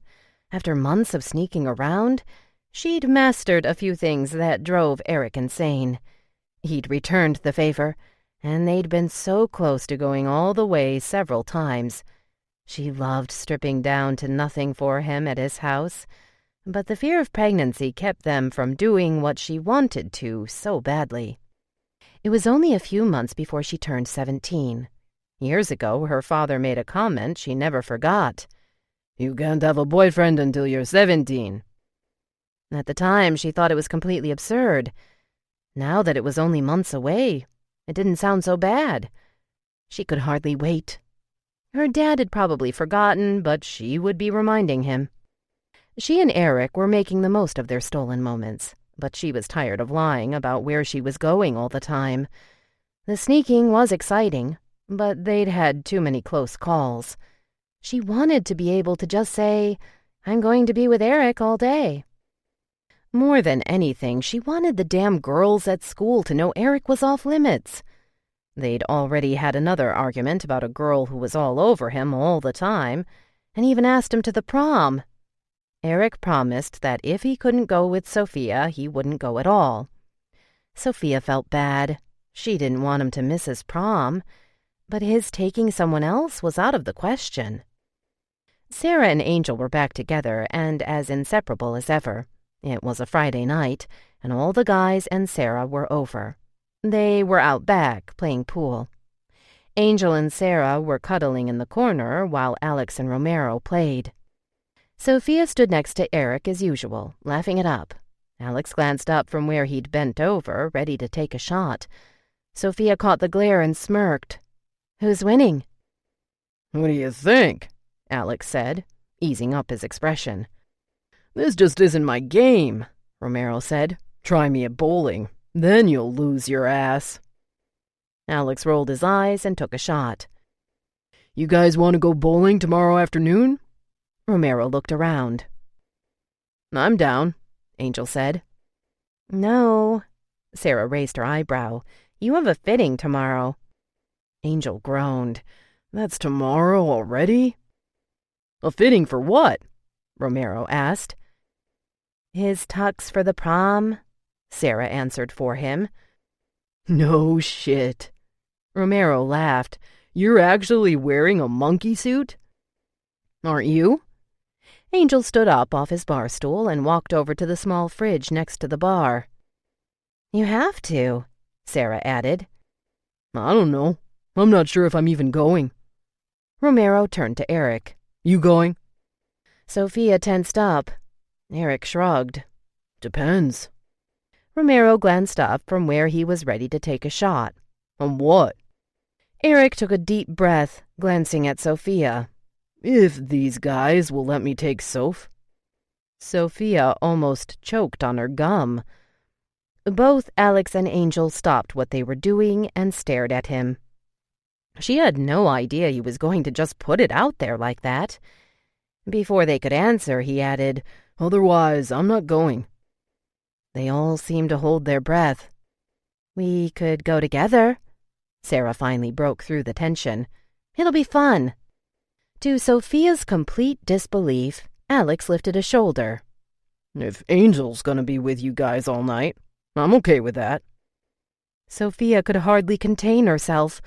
All Angel had to say was okay, and they were home free. He finally looked away from Eric and glanced back at Sarah. Sarah gave him a pleading look, and Sofia knew it was a done deal. Angel shook his head but smiled at Sarah. Yeah, we can do that. Sofia jumped off her bar stool and hugged Angel, then Sarah. Next, she rushed over to Alex and squeezed him. All right, he said, sounding as annoyed as she expected him to. Just so she'd be able to get away with hugging Eric, and she wanted to so badly, she hugged Romero. Sarah laughed. Finally, she came back around to Eric, who gave her a warning look, but she hugged him anyway. Yay! I get to go to prom! She knew her parents wouldn't have a problem with it either. They loved Eric. The prom was Eric's first chance to make a statement about his and Sofia's relationship. If there was ever any doubt that Sofia was off limits, Eric made things crystal clear now. He'd seen enough eyebrows lift as they walked around holding hands to know people would be talking even after prom. Angel and Sarah being elected prom queen and king should have been a good thing. Except an ex-flame of Angel's, Dana, had had a few too many, and she and the rest of her cheerleader girlfriends decided to protest and demand a recount. It started to get ugly when all of Sarah and Sofia's friends from the track team came to Sarah's defense. Dana and a few of her friends were actually escorted out during Sarah and Angel's dance. Sofia was livid. More than once, Eric had to hold her back. The Moreno in her was alive and well and ready to kick some ass. The only mistake Angel made was giving Dana a moment when she begged for it just outside the banquet hall. Eric suspected the tears streaming down her face had a lot to do with Angel giving in. Big mistake. Sarah walked away, with Sofia going after her. Angel only spoke to Dana for a moment before going after Sarah, but he had his hands full. Sarah insisted he take her straight home. Of course, Angel wasn't having it. He asked Eric if he could just hang out with Sofia for an hour or so, then meet up with them later at the beach. Eric wished Angel good luck, and Angel was off and running. As usual, Sofia enjoyed tormenting Eric. There was a small hidden cove they'd discovered just weeks ago at the beach. The massive boulders and lush bushes that surrounded it rendered them virtually invisible to the rest of the world. With a blanket and a few beers in hand, they entered their secret cove. Eric's heart beat more erratically than it normally did when he knew he'd have Sofia in his arms soon. Each time with her, it had become harder to resist doing what they both yearned for, but knew they shouldn't. Couldn't. No sooner was the blanket down than they were on it, kissing frantically. He loved the way Sofia was always just as crazed as he felt when they were together. She drove him insane, yet she did nothing to hide her need for him. Her hands were at his zipper. Soph, baby, no, not here. Why? No one can see us. What if your brother shows up? Sofia frowned. Are you kidding? Sarah is so pissed, and I don't blame her. That bitch Dana nearly started a riot. Angel should have told her to go to hell. They'll be here, but it's going to be a while before he convinces Sarah. Eric gulped as Sofia continued to unzip him. With that crazed, teasing look in her eye, she smirked and began to straddle him. Eric sat up with one hand on the blanket to support himself and the other on her leg. Babe, we can't. "Just once," she whispered. "Don't you want to feel it? Just one time?" Was she crazy? He wanted to feel it over and over with her, but this was insanity. "I don't have any protection." "We'll stop before anything happens." Eric laughed nervously. "That's something I'm supposed to be saying, not you." Biting her beautiful lip, she gave him her signature smoldering stare. The stare she knew he couldn't resist.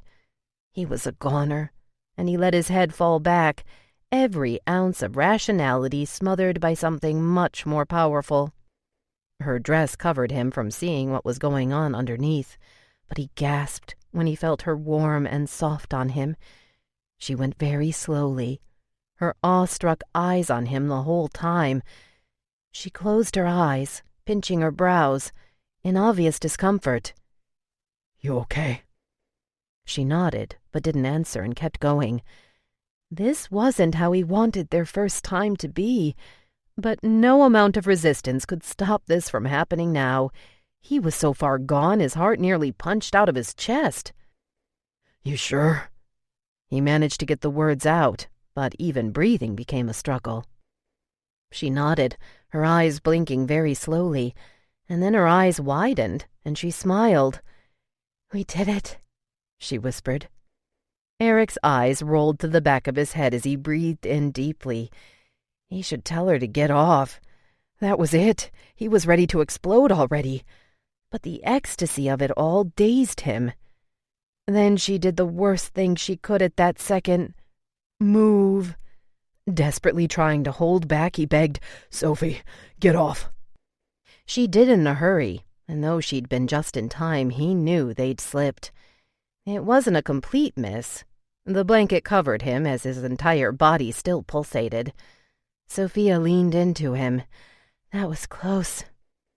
He wouldn't even mention just how close. From then on, they'd have to carry protection always. No matter how much he wanted to believe what Sofia had said, just one time. There was no turning back now. As aware of how hazardous to his life this was, there would be no way in the world he could ever say no to that feeling again. Not with Sofie. Sarah's laughter carried all the way to Sofia's room. The sound of it usually made Sofia smile, but now all she could think of was one thing. She stared at her phone. The calendar was open and she counted again. It was exactly 28 days since her last period. She'd been late once or twice since she started her period, but not in over a year. It came every 28 days like clockwork. Sofia could almost time it. It should have been that morning. She'd even worn a pad to bed, as she always did the night before she knew she was starting, to avoid any messes. Here it was, 3 in the afternoon, and nothing. She and Eric had done it a few more times since prom night. Eric made sure they had protection every time, but the fact remained on prom night, they hadn't. She wouldn't panic Eric yet. In the past, she'd been 1 or even 2 days late, but that only happened twice in the past 3 years. What were the odds that it would happen again the month after she'd had unprotected sex? As much as she'd pushed it to the back of her head ever since, not a day had gone by that she didn't think about that moment of passion, when she'd completely ignored her better judgment. She wasn't even a day late yet, and her anxiety had already reached the frantic stages. The only person she'd confided in all this time about the things her and Eric had done was Sarah, but she hadn't told her they'd become sexually active. After reading a few more articles online about the early signs of pregnancy, she couldn't sit still anymore. It was wishful thinking more than anything on her part that made her check one last time before going downstairs. Nothing, not even a trace. Her body didn't even feel the same as it usually did. She was usually achy and bloated. Now she was neither. Sofia walked in on Angel and Sarah kissing in the kitchen. Angel didn't even flinch, but Sarah pulled her lips from him. This wasn't the first time she'd walked in on them. Her brother was incapable of keeping his hands off Sarah. He had Sarah pinned against the sink, but she squirmed her way out of his embrace in a blush. Sofia forced a smile. "Sorry to interrupt." Sarah walked around the center island and sat down where they were supposed to be studying. "I'm just glad it was you and not one of your parents." She shot Angel a look. Angel smirked as usual, shamelessly unfazed by the interruption. He walked around the center island and took the seat next to Sarah, again his hand immediately on her leg. Sofia had never asked, but there was no doubt these two were active. Alex and Romero walked in the kitchen from the back door, and Alex nodded when he saw Angel. "Good. You're not busy. Give us a hand." Alex kissed Sofia's forehead as he walked by her. "What do you mean I'm not busy?" Angel attempted to sound annoyed. "I'm studying." Alex rolled his eyes. "You can get back to that when we're done." "Done with what?" Angel stood up, but not before kissing Sarah. "I bought a new bench and some more weights." Alex pulled a couple of bottles of water out of the fridge. "Romero's scrawny ass ain't gonna be much help." "Dude, I'm right here. I can hear you," Romero said as he grabbed a bag of pretzels from the counter. Alex ignored him, instead turned to Sofia. "Aren't you supposed to be at the restaurant today?" He started to the door. "Yeah, I'm closing. I go in at 4. He nodded. Angel put his hands up, and Alex tossed him a water bottle. "You taking her?" "Nah, Eric said he could, right?" Angel turned to Sofia. Sofia nodded, but before she could say anything else, Alex stopped mid-stride. He glanced at Sofia, then back at Angel. "Why Eric?" Angel shrugged. "I asked him to, so I could study." Alex's face soured. "All right," Angel said before Alex could start up. "I'll take her." Alex didn't even look back at Sofia before starting out the door again. "If you can't, I will." Normally, Sofia would have argued, but today she wasn't up for it. Alex would never look at Eric the same way again, not after what he'd seen on New Year's. Sure, he'd agreed to let Eric take her to prom, but that was only because Angel would be there. Angel hadn't mentioned leaving her alone with Eric that night. Alex would have had a conniption. Her brothers were in denial, not stupid. None of them, but especially not Alex, were comfortable about her being alone with Eric so much anymore. She was only glad Angel hadn't actually witnessed the New Year's kiss himself, or he definitely wouldn't be as okay about her being alone with Eric. Sal was much more laid back than Alex and Angel, but she knew the fact that he was gone so much had a lot to do with it. Once they were all out, Sofia turned to Sarah and frowned. Sarah gave her a sideways, sympathetic smile.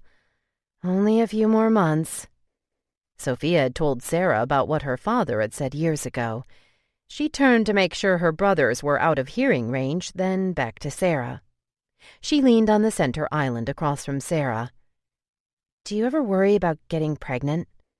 Her question wiped the smile right off Sarah's face. Her eyes widened. "I'm on the pill." Sofia stared at her without saying anything. "You're not thinking of—" Warm tears filled Sofia's eyes. Sarah stood. "You have?" Sofia nodded, wiping her eyes.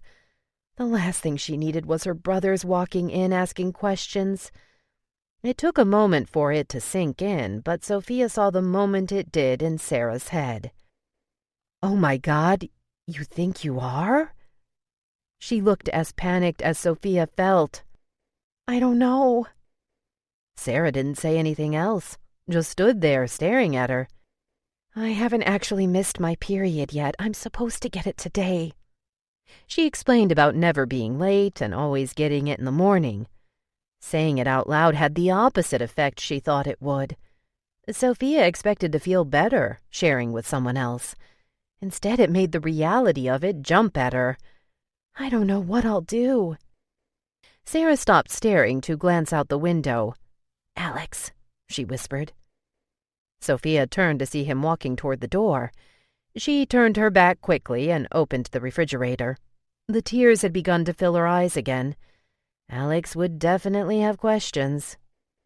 The door opened and he came in. She pretended to dig through the cold-cut drawer when the freezer door opened. "Can I get in here, Soph?" She moved over to give him room. The doorbell rang. "I'll get it." Sarah's voice was a near yelp. Sofia had moved over to the sink by the time Sarah walked back in the kitchen with Eric in tow. Alex was still busy filling a baggie with ice. Still feeling very emotional, the sight of Eric nearly choked her. "You ready?" Alex turned to Eric. "Angel can take her, but you can stay and help me get my weights in the garage." Eric glanced at Sofia. "You sure? I can take her, come back, and help you. Angel said he had to study." Alex finished with the ice and walked over to add some water to the baggie. "Nah." He didn't look up from the faucet. "Angel's got it. Come out here and help me." He walked toward the back door. "Romero's more trouble than he is help. I told him it was too heavy, but you know him." He chuckled. "Dropped it right on his toe." Eric laughed, then turned to Sofia, a bit thwarted. For once, Alex's unbending character had come in handy. Sofia knew she'd be tempted to mention her worry to Eric. There was no way she'd be getting any sleep tonight if she didn't get her period today. No sense in both of them losing sleep. Yet. Chapter 7. Crisis. Nothing, absolutely nothing could prepare Eric for the horror those 4 little words could spawn. I missed my period. Her big, anxious eyes stared at him, her lip already quivering. Eric had never felt faint in his life, but he was sure this was what it felt like.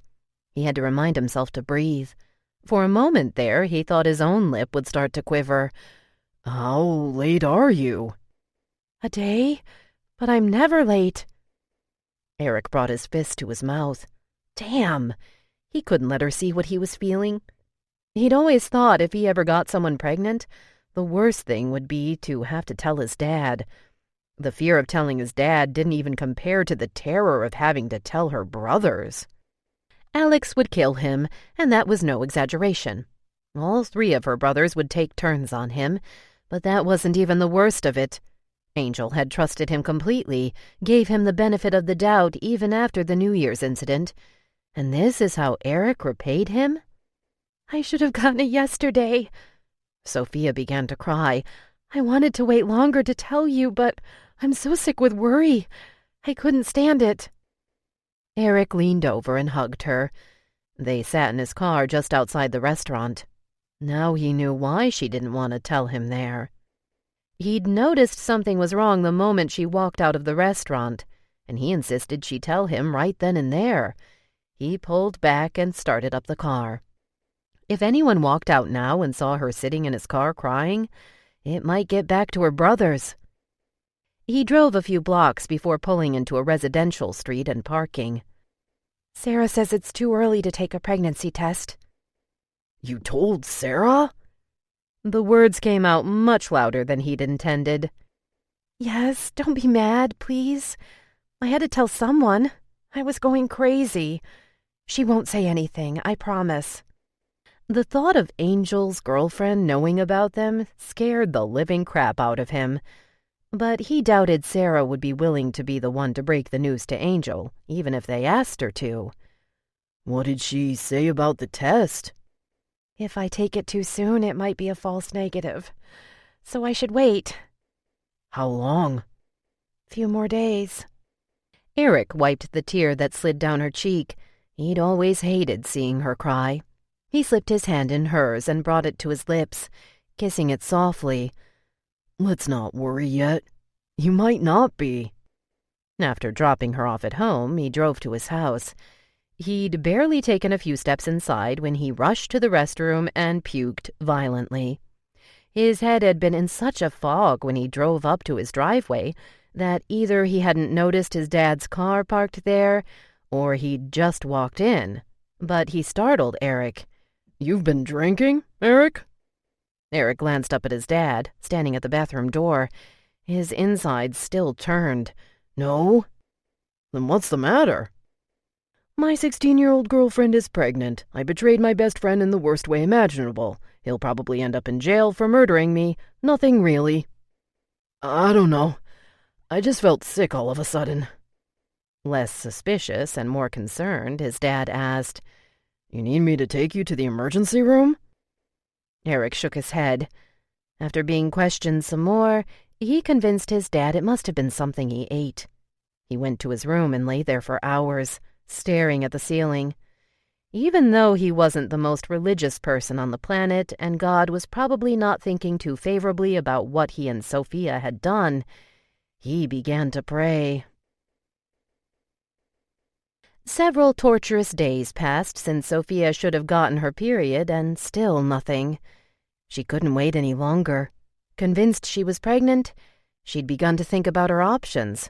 There was no other choice. She'd have to go to her mom, but she wanted to be sure first. Eric was on his way over with a pregnancy test. The front door rang, and she took a deep breath. She heard Alex and Eric's voices downstairs. Eric wanted to wait until Alex wasn't home.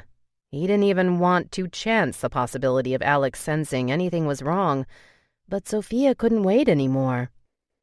She told him to lose the box and just bring the test in his pocket. The voices downstairs seemed to fade, and Sofia knew they were in the kitchen. She made her way down and walked into the kitchen where Eric sat at the center island. Alex had made himself a protein drink and was pouring it into a glass. She exchanged glances with Eric, who looked as nervous as she felt. Even though the last thing she could think of was eating, she cut up an orange and made small talk. Finally, Alex got a phone call he said he would take outside. As soon as he was out the door, Sofia hurried over to Eric's side.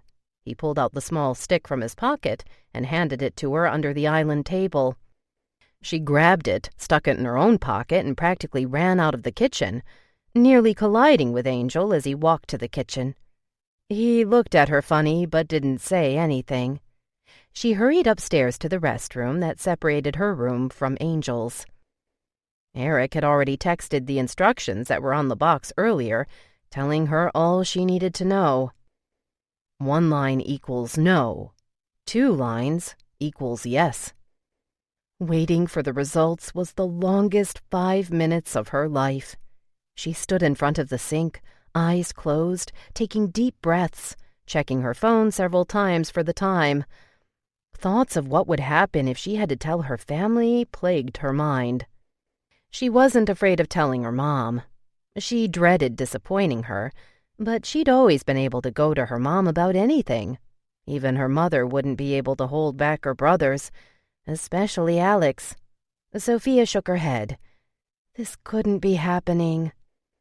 Finally, she confirmed it had been 5 minutes. Sofia was almost too scared to look down. She glanced down, read the results, and immediately became overwhelmed with emotion. Alex being home was bad enough, but of all weekends for him to come home, Sal was there too. All 3 brothers and Eric were now in the garage. Alex and Angel were both under the hood of their mom's car, while Sal, as usual, supervised, making sure everything was done properly. It couldn't get any worse. If anything went down today, they'd all be there to tear him apart. The nausea was back. It started at the drugstore when he stood there reading the labels on the home pregnancy tests. It only intensified when Sal got home. Eric stood there taking deep breaths, concentrating on not being sick, while the brothers argued back and forth. Will you just hand me the damn thing? Alex held out his hand. Hold on. Sal bent over to check Alex's work. You gotta make sure it's tight enough. Hey, Mr. Dreamy. Eric had been so lost in thought he didn't even notice Alex was talking to him. Yo, Eric. Eric snapped out of it and looked at him. What's your problem? Alex didn't wait for an answer. Make yourself useful and go grab me a water from the fridge. Yeah, me too, Angel said. Make that 3. Sal added. Eric managed a nod as he walked toward the kitchen. His phone beeped just as he reached the kitchen door. A text from Sofia. He gulped before opening it. Negative. But what if it's false? I still haven't gotten my... Relief came and went in the same breath. For now they were in the clear. But she was right. What if? He walked in the kitchen. Sofia stood there, looking worried. When their eyes met, she fell apart. Eric panicked. "Sofie, don't cry." He turned to look out the window. "Oh, your brothers are out there, babe." To his dismay, Mrs. Moreno walked in from the front room. "Honey, what's wrong?" Sofia wiped the tears away and attempted to compose herself. "I have really bad cramps." Her mother rubbed Sofia's back. "That bad?" Sofia nodded. "Yeah, I'm gonna take an aspirin and lie down." Mrs. Moreno turned to Eric. "Did you need something, Eric?" He'd been frozen in the same spot the whole time. Yeah." He motioned to the back door. "They want water." She looked at him kind of weird. "They're in the fridge. Go ahead and grab some." She turned back to Sofia. "I'll get you the heating pad. That should help ease the pain." Her mom walked out of the kitchen and Eric started towards the fridge. As he neared Sofia, he saw her eyes welling up again. "I should tell her," she whispered. "No." "But what if I am?" Sofia was falling apart. "What if you're not? Give it a few more days." This was the worst nightmare of his life, and it only got worse. The back door opened, and one by one her brothers filed in. Sal spoke first. "What's taking you so—" He stopped when he saw Sofia. "What's wrong, Soph?" All eyes were on Sofia, including Eric's. He gulped, feeling his stomach turn violently, and he almost winced from the pain. She wouldn't throw him to the lions, would she? "I'm not feeling well." "You sick?" "Cramps." Mrs. Moreno walked back in the kitchen, holding the heating pad. "Did you take the aspirin?" Sofia nodded. Eric nearly jumped out of his skin when Alex poked him. "What's with you?" He smirked as he moved past him to get to the refrigerator. Sofia walked out of the kitchen with her mom. Eric could only pray she wouldn't tell her. "Yeah, thanks for bringing out the water," Angel said as Alex tossed him one. After tossing Sal one too, he asked Eric if he wanted one. "No, I'm good. I gotta go." "I thought you were gonna hang out and work out," Angel said, taking a swig of water. "I gotta do this thing for my dad, but maybe later I'll come back." Eric couldn't get out of there fast enough. The second he got the chance, he texted Sofia. "Please, don't tell her yet." Her only response was, "K." After being sick again at home and walking around the house aimlessly for hours, Eric got the text from Sofia that took the weight of the world off his shoulders. "I got it!" Never in life had he experienced such an overwhelming relief. That moment changed everything. He and Sofia would never take a chance like that again. He'd nearly seen his life flash before him when her brothers walked into that kitchen. He'd been so damn worried about what her brothers would say when they found out, he never even had time to worry about being a teen dad. Now that it was over and he could think clearer, he couldn't believe how stupid they'd been. He dropped down on his bed, his heart still feeling the effects of the past few days. He texted back the 2 words that had come to him as the relief manifested. "Thank God." Alex was in the front room, watching television when Sofia walked in. "Where's Angel?" Sofia had a feeling that would be the first thing he'd ask. "With Sarah." There was no hiding the annoyance. "So, how'd you get home?" He already knew the answer to this. She didn't know why he bothered. Eric was already at the restaurant, so he offered to bring me home. "I'm sure he did," Alex muttered.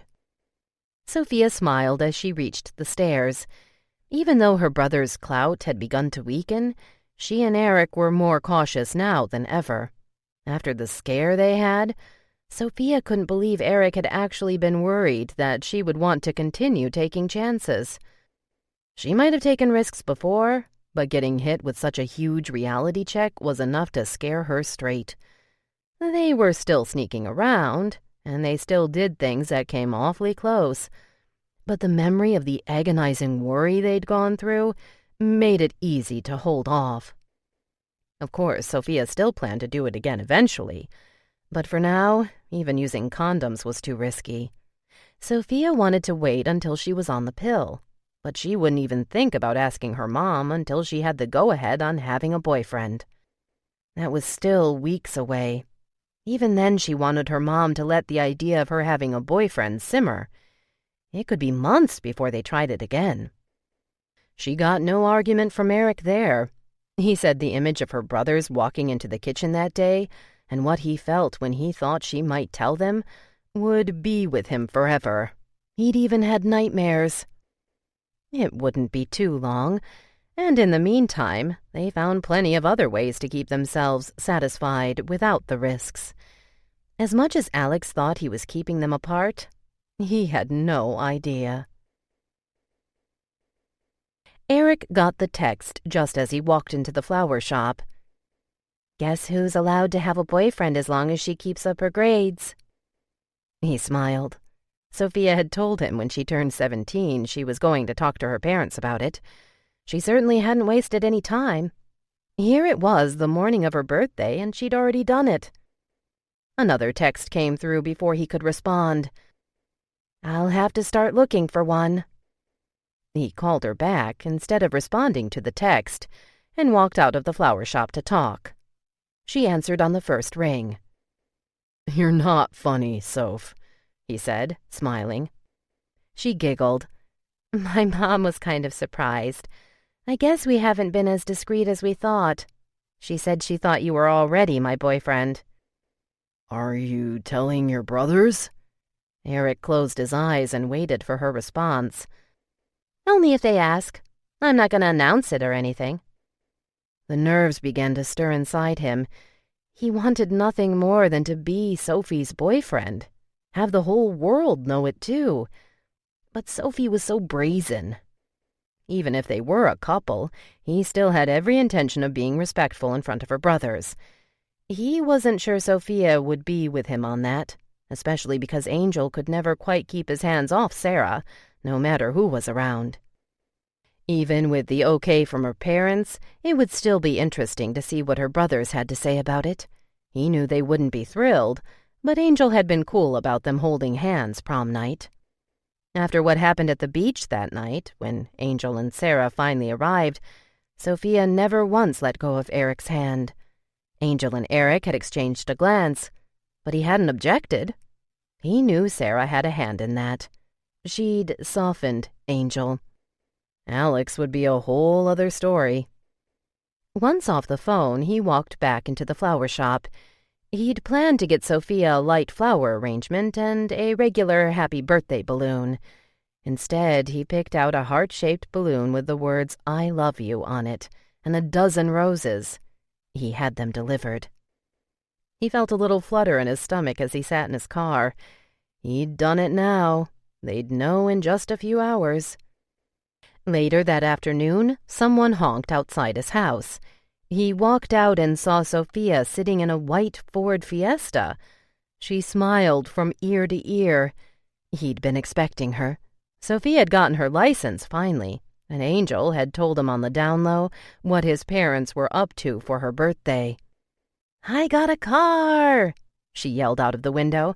"Come on, I'll take you for a ride." She told him Alex had been the one to get the door when the flowers arrived. As expected, he wasn't happy about it. But after realizing he had no choice in the matter, he told her he'd be warning Eric of a few things in person. She gave Eric a heads up. "Basically, he and Angel are gonna make sure you know the rules." She laughed, as if we haven't already broken them all. She reached over and squeezed his thigh. Eric squeezed her hand and looked into the side mirror. If he didn't know her brothers so well, the thought of those two following them wouldn't have even crossed his mind. Sofia drove to the beach and parked. It was a cloudy day, and there were hardly any people there. Only a few other cars were in the parking lot. The second the car was off, they were all over each other. Eric stopped a few times, breathlessly, to look around. He just couldn't put it past her brothers to be watching them. But the coast seemed clear. Sofia reached down and unzipped his pants. "Sofie, not here."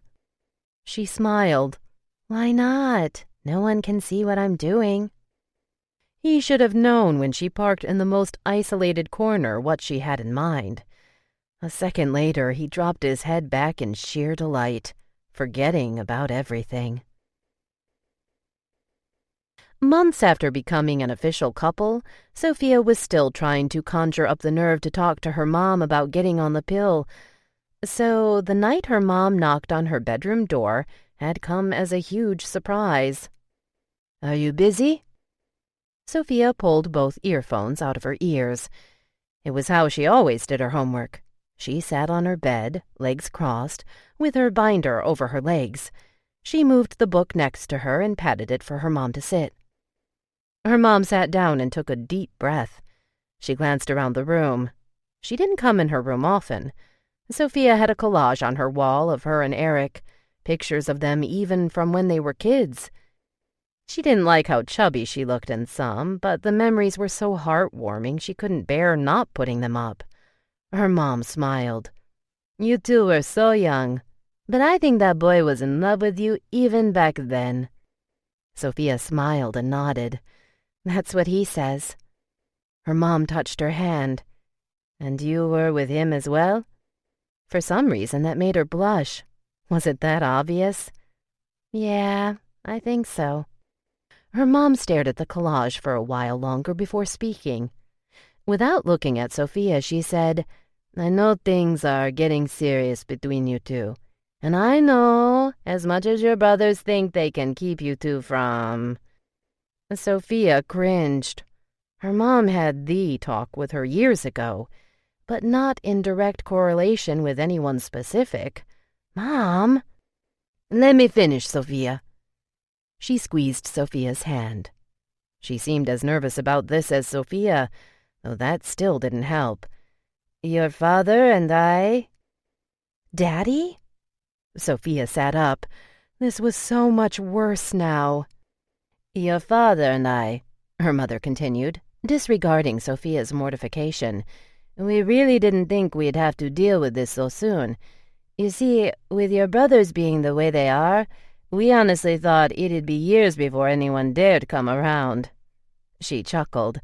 "Little did they know he'd been around all along." Her mother held Sofia's hand in both of hers now. "We may be old school, Sofie, but we're not naive. We know your brothers have been active for years. As much as we would like you to wait, we don't want you taking any chances. You have your entire life ahead of you." Excitement began to replace the mortification. Was her mom really saying what she thought she was? "We want you to get on the birth control." "Okay." She placed her hand over her mouth, realizing her mom hadn't expected her to agree so quickly. Her mom cleared her throat. "You do understand becoming sexually active changes everything, don't you?" Sofia nodded. "Everything is turned up a notch, a major notch. Once you go there, you can never go back. I mean..." She paused. "You decide how much or how often. But if there is ever anyone else..." "There won't be." Her mom was less obvious than her brothers were with the "you're being naive" look, but Sofia could spot it a mile away. She sat up straighter and reiterated, "There won't be." Her mom finally conceded with a smile. "Okay." She leaned over and kissed Sofia on the forehead, then stood up. "I'll make an appointment for you this week." Sofia jumped up from the bed and hugged her mother. "Thank you. I love you." "I love you too, mija." She raised an eyebrow. Now, we both know this is your business and no one else's, but I'm sure your brothers will see it otherwise. Be discreet, Sofia. I don't want to have to tell you what might happen if they ever walk in on... Oh, God, I know. Don't worry. As soon as her mother left her room, Sofia grabbed her phone and texted Eric. Guess what? His response was immediate. Question mark.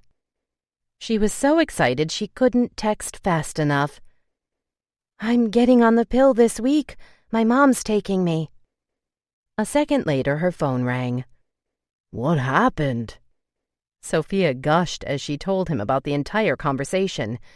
When she was done, he was silent for a moment. His only response, So your dad knows? Sofia couldn't help laughing. Chapter 8. Change is good. Adapting to Eric no longer being in school with her wasn't easy. He was also going to college and working now, so that made it harder for them to be together as often as Sofia would have liked. Sofia was a senior now.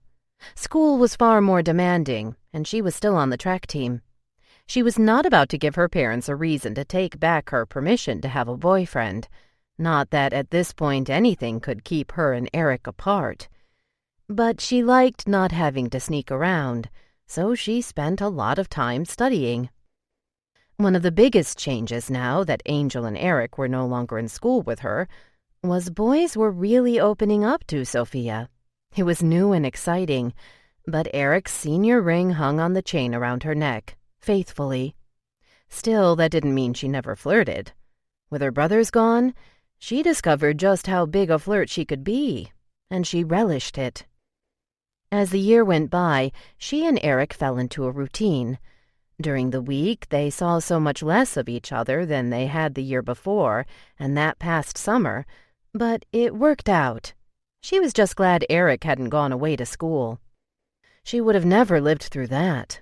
Even now, she saw less of him during the week, but she saw him at least twice, and they spoke every day, not to mention texted all the time, and of course, they made love frantically every chance they got. Late her senior year, while Eric was busy cramming for finals, she finally decided to show up and surprise him at his job. He worked in a big home electronics store at the mall.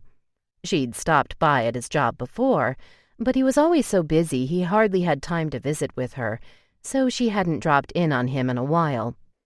This was the longest they'd gone in a while without seeing each other. He'd been busy cramming for finals all week. She could tell he was a little worried about his grades, so she stayed away and let him study. It was a Friday night and the place was busy. It only took her a moment to spot him. He was helping a customer, and she decided to go around the aisle and come up from behind him to surprise him. She strolled up and waited for him to finish with the customer. The girl he helped looked older than Sofia. Sofia hadn't paid attention to the conversation until the girl laughed a little too loud. Then Eric laughed with her. "Eric, you know I'm a tech idiot," the girl teased. "That software you installed for me on Tuesday is still sitting there on my computer, untouched. You're gonna have to come over and install this one for me." How hard is it to put the disk in and follow the prompts? The girl laughed again, making the hair on Sofia's arm stand up. I could probably drop by on my way home if you want. It'll only take a few minutes. "And then you'll show me how to use it?" Eric's laugh was like none Sofia had ever heard. It made her stomach turn. It's not that hard, Nikki, but yeah, I can walk you through it. "Yay, you're a doll. I'll make you fish tacos, and I already have Coronas chilling in the fridge." Sofia held her breath. "Say you can't. You won't." Fish tacos and a cold beer? Sounds good. Sofia walked away and out of the store, choking in anger. He'd been to this bitch's house this week to install software, but he hadn't had time for her all week. He hadn't called her all day to mention anything about getting together tonight, so she'd assumed he was busy studying again. She hit the speed dial on her phone and called him. When he didn't answer, she called right back. Never once this entire time had she questioned Eric's faithfulness. Sure, she'd worried a little when he started college about all the college girls he'd be meeting. But once he started and nothing changed between them, she felt certain she could trust him. He'd loved her since they were kids. He told her this all the time. The jealousy burned her up. She called until he answered, pacing outside the store. "What is it, Soph? I'm working. I'm not supposed to answer my phone." "Am I going to see you tonight?" He paused. "That's what you're calling about?" He paused again for a moment. "I don't know, babe. I still gotta cram." Her stomach bottomed out. Without thinking, the words flew out. "Fuck you, Eric. I hope you enjoy Nikki's tacos, because I'm never cooking for you again." She hung up and wiped her tears. The heartache she felt was suffocating. It took her a while before she realized she was walking in the wrong direction. She spun around and stalked to her car. Sophie's words were like a bat to Eric's groin. It took him a moment to recover. When he did, he realized she must have been in the store, close enough to hear his conversation. He tried calling her back several times, but each time it went to voicemail. After working for another half hour, his phone rang again. It was Angel. Shit. The number one rule when Alex and Angel had laid down the law about him and Sofia was, do not break her heart. Alex had harped on that more than anything. He'd never even brought up sex. He hurried to the break room to answer it. "Hey, what's up? You better hope my sister stops crying before Alex gets home. What the fuck did you do, Eric?" She was crying. This was worse than he thought. It was only fish tacos. "Nothing." He explained about his friend Nikki, told Angel that Sofia must have been there and overheard.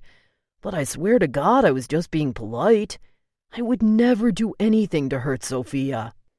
He told him about Sophie's call, leaving out exactly what she'd said, just said she was harsh.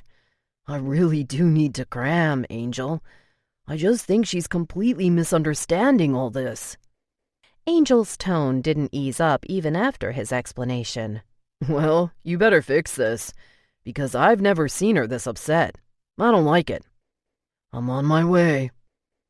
Eric told his manager he had an emergency and had to take off early. His dad would kill him if he knew what he was doing. He already warned Eric he had too much going on. School was his first priority, then work, and last was his social life. That's why he'd cut down on his time with Sofia. But he had to fix this, and he had to do it now. The more he thought about it on his way to her house, the more he realized why she'd been so upset. He turned it around in his head. If it had been him, he'd be incensed. Truthfully, he had been a little flattered with Nikki's continual flirting, and now he was feeling rotten about it. He took a deep breath before getting out of his car at Sofia's house. Angel met him at the door. "I already told her you're here, but she refuses to come down. Sarah's in there with her now." Eric had no idea what to do. "Can I go up there?" Angel's face soured. "Hell no. I'll go tell her you're here again and remind her Alex will be home soon." Eric stood at the bottom of the staircase, waiting. He looked up when he heard her door open. Angel came out first, followed by Sofia. Even Angel flinched when Sofia yelled, "You're a liar! You were at her house this week, and you were going there again tonight. But you told me you had to cram." Her parents rushed in from the kitchen. "Sofia, what's the matter? You're crying?" Her mom looked up the staircase. Sofia ignored her mom. "Is that who you were cramming all week, Eric?" Angel had started down the stairs, but stopped at her outburst. "Sophie, calm down. Let him explain." "No. Go get your fish tacos, Eric.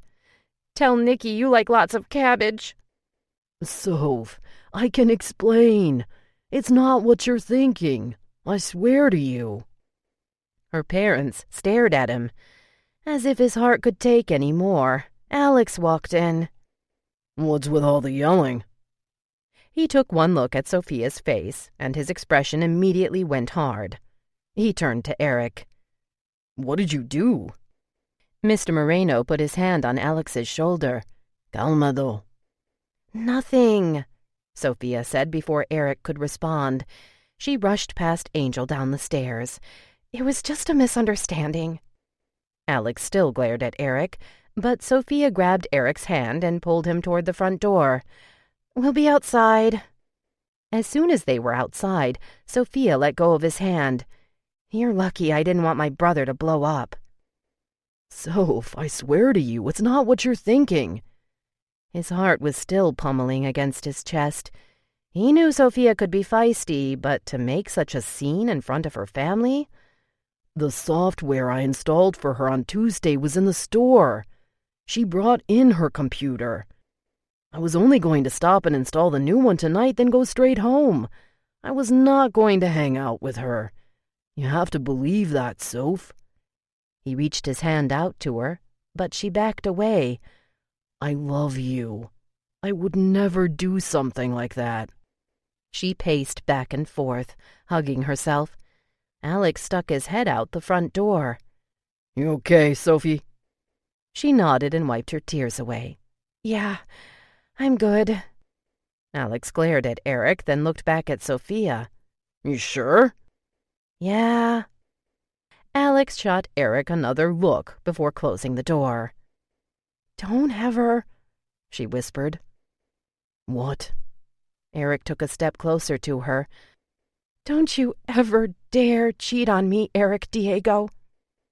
He'd never even considered it, and goddamn if he ever would now. He reached his hand out and she took it. "I would never, Soph. You should know that." He pulled her to him, feeling her arms wrap around him and squeeze him. "I don't want you to talk to that girl anymore, and you better never eat any of her food." Eric had to smile. He hadn't even thought of what a big deal that might be, but Sofia had always loved cooking for him. It was their thing. He buried his face in her neck. "I'm sorry I made you so upset. I hate to see you cry." Sofia pulled away from him and looked him straight in the eyes. "No more house calls for any of your tech idiot girlfriends either. Okay?" Eric kissed her. "I wish you could somehow feel what I feel for you, Soph. You'd never have to worry about me with anyone else." "I do feel it. It's what I feel for you. But you made me question it today." "I'm sorry, Soph. I didn't even do anything, but I'll say that forever. I'm sorry." She rested her head against his chest and sighed. "I feel drained." Eric took a deep breath. "Yeah, that makes two of us." Sofia's graduation present was a trip to Cancun. Eric seemed thrilled when she said she wanted him to come with her. All her friends were going. It would be a blast. Sofia had been a little surprised her brothers were actually happy Eric was going. But at almost 19, she knew her brothers had to assume they were sexually active. At this point, all they were more worried about was her safety. Partying in a foreign country. The trip was everything she'd hoped for, except for the fact that she was the only one of her girlfriends that brought her boyfriend along. There were a couple of nights her friends were a little miffed that she didn't hang out with them because they were supposed to be girls' nights. Still, Sofia and Eric made the most of the trip, and they had the best time ever. Eric took a break that summer and only took a few classes instead of his usual full load. They were able to spend more time together, and, as always, every moment alone was electrifying. When summer ended, Sofia concentrated on school. She attended UCSD, the same as Alex and Angel. She dare not go anywhere further. It was bad enough school and his job kept them apart for days at a time now. She couldn't imagine being away from him for weeks, much less months. She met Naomi in college. They were both majoring in English Lit. They met in a creative writing class. Naomi was a few years older than Sofia was and already had a baby. She was also a little bitter about the hand she'd been dealt. Only 22, she was a single mom with no family support.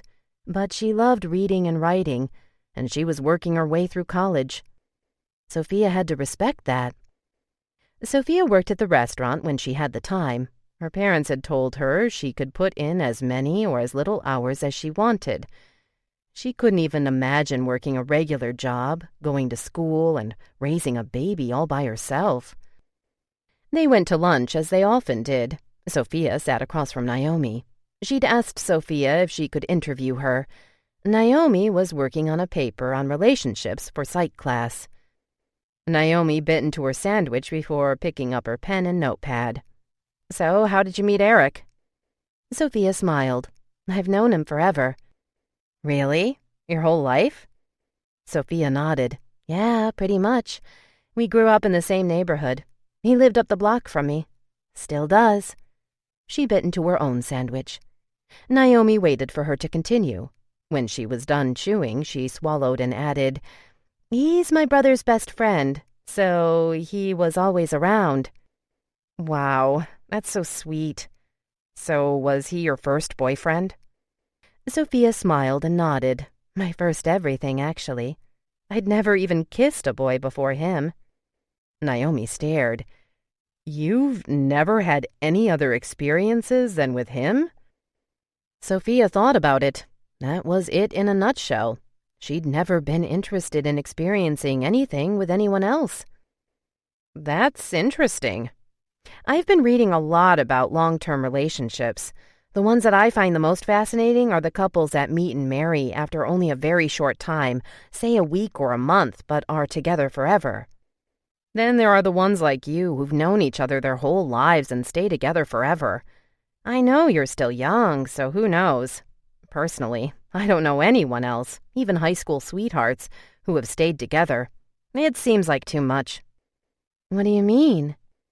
"Well," Naomi sat up, "I'm not saying you will. I'm just saying most couples that start that young eventually start getting bored with the same relationship and start wondering what they missed out on.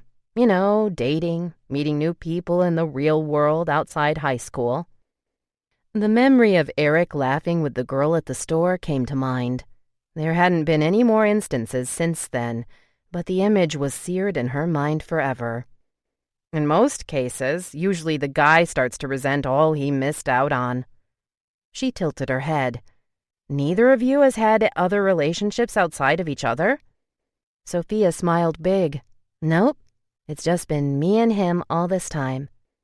Naomi took another bite of her sandwich and wrote something, thinking aloud. Never even been kissed by anyone else. Sofia shook her head. "Nope, and I never want to be." Naomi smiled. "That's beautiful, but don't you get curious?" "About what?" "I don't know." Naomi stared. "I'm just saying, don't you ever get curious about what kissing another guy would be like?" Sofia shook her head. "Never." "That is so amazing." She held out her hand and gave Sofia a high five. "You go. You and your boyfriend are one in so few." Sofia thought about that, then remembered Angel and Sarah. "My brother and his girlfriend have been together since high school, and they're sophomores in college now." Naomi's eyebrows lifted. She lifted her notepad again, but waited until she finished chewing, then asked, "Were they each other's first, too?" Sofia laughed. "I'm pretty sure she was his first real girlfriend, but she was far from his first experience." "What about her?" After thinking about it for a moment, she responded, "I think she said she had gone out with a couple of guys before she met my brother." Naomi jotted a few things down on her notepad. "Well, that's a little different." Sofia was beginning to feel annoyed. Who cared if she didn't have anyone else to compare Eric to? She didn't want to compare him to anyone. All her friends had these roller coaster relationships. She and Eric barely had a few minor bumps. They were incredibly happy, and neither could get enough of each other. She bit into a carrot and waited for Naomi's next question. Chapter 9. Doubt. After almost 2 full years of college under his belt, Eric was ready for a break. Now that Sofia was in college also, their time together was even more constricted. Even when he was finally free of schoolwork, sometimes she wasn't. She was also running on the college track team, so that took up a lot of her time. Both he and Sofia had been looking forward to the summer. They'd been saving for a vacation. Nothing fancy, maybe just drive up the coast and stop at a few bed and breakfasts. It didn't matter where they went. Just being with her for an entire week, day and night, would be paradise. Then, a few weeks ago, his dad threw a wrench in his plans. The company he worked for was highly influential. Students lined up for the chance to do an internship there. A position in their IT department was sought after. Eric was majoring in software engineering. He'd always been a natural tech, even when he was a kid. An internship at this place would do wonders for his resume, might even open a few doors. His father always said success was due in large part to hard work, but it also involved some luck, and it helped to know people. In this case, he was lucky his father knew people that could get him in. The internship would be for the entire summer. Unfortunately, it was at their headquarters in Los Angeles. He'd have to stay with his mom all week and be home only on the weekends. Eric's first thoughts were hell no. However, after his dad stressed the importance of the internship and its impact on his future, he started rethinking. Sofia wouldn't be happy about it, and the thought of being away from her all summer except for the weekends was the hardest thing to accept. Still, this was a huge opportunity for him. His father even said he was certain if he didn't do it, he'd regret it later on. Eric finally agreed, but he still hadn't told Sofia. He'd be leaving in less than 3 weeks, and there hadn't been the perfect moment to bring it up. After watching a movie and munching on pizza, they ended up naked on the living room floor. Eric worked on catching his breath when Sofia sat up. God, I miss this. I'm so glad summer is almost here. I'm sick of going days without you. She kissed his neck. I want this every day. Eric took a deep breath. We need to talk, babe. Sofia stopped kissing his neck and looked at him. About what? This summer. She pulled away from him. What about it? I'm gonna be gone, but I'll be home on the weekends. Sofia stared at him. Why? My dad got me an internship with his company in L.A. It's for the whole summer, Monday through Friday. He caressed her face. It's a dream internship, Soph. My dad pulled a lot of strings to get it for me. You asked him to? No. I thought we were taking a vacation. I know. He kissed her. I was looking forward to it too, but my dad says this is something I really need to do, and I have to agree, Soph. I'd be stupid to pass this up. Sofia looked so sad it killed him. The whole summer? He pulled her against him. I promise we'll make the most out of every weekend. Okay? He kissed her nose. You mad? She took a deep breath, her expression completely heartrending. Are you going to miss me? Eric sat up and cupped her face in his hands. Of course I am. Every minute of every day. You're all I think of, Sophie. It's almost embarrassing. Her face crumbled. I miss you already. For a moment he hated his dad, and he choked up, hugging her tight. No, Sophie. He took a deep breath, trying to hold it together. We'll talk every day. I promise. They held each other for a while. Then Sofia asked, Are you sure you didn't ask your dad to take you away this summer from me? Eric pulled himself up and leaned on his elbow. Why would you even ask me that?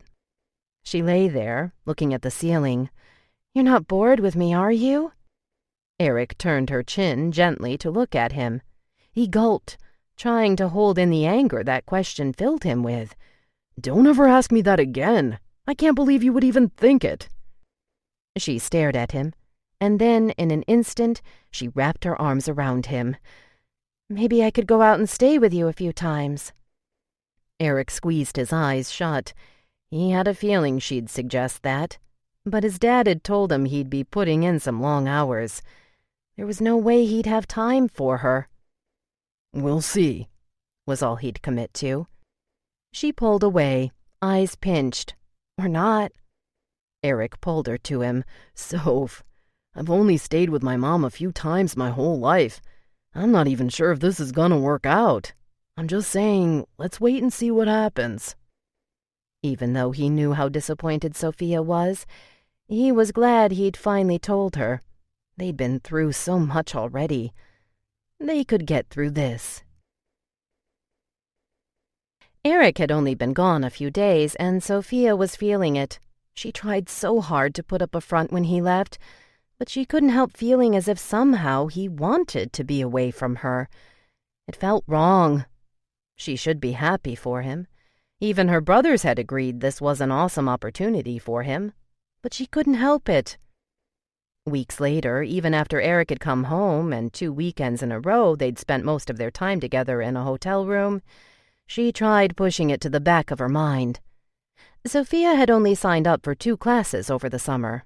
She regretted it now because it gave her too much time to think. She used her writing as therapy, spending hours with her laptop. For the most part, it worked. She'd been writing for hours when her phone rang. It was Eric. She answered eagerly. "Hi, baby." "How's my girl?" He sounded tired. "Okay, but God, I miss you." She had to stop telling him that. He was going to get tired of hearing it. "I miss you too. Just 2 more days and we'll be together again." They talked about their days. His was always more exciting than hers. "Oh, hey, guess what?" Eric's tired tone seemed to wake a little.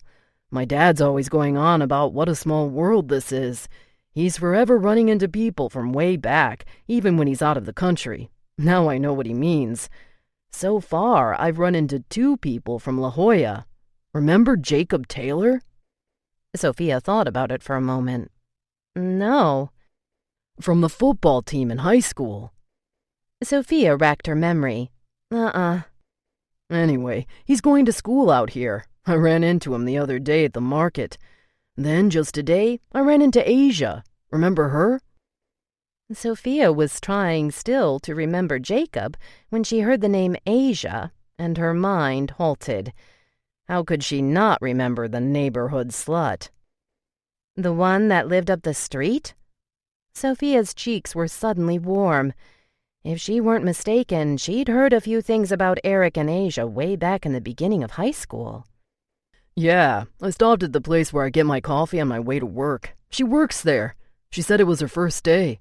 I almost didn't recognize her. She's changed a lot." "Does she still dress like a whore?" Petty, but for some reason the fact that Asia worked at the coffee shop Eric would be at every morning didn't sit well with her at all. "No, Sophie." He paused, the regret in his voice about telling her apparent. "She was in uniform." "What else did she say, Eric?" She hated the mood the conversation had taken. She'd taken it there, but couldn't help herself. "Not much. I was in and out of there as soon as I got my coffee. But she did say she's out here trying to become an actress." He laughed. Sofia didn't laugh. It didn't surprise her. Asia had always been about the drama. "You still there, Soph?" "Yeah, I'm here." "What's wrong?" Deciding not to make a big thing of it, she took the high road. "I just miss you, that's all. I can't wait till this weekend." "Me neither."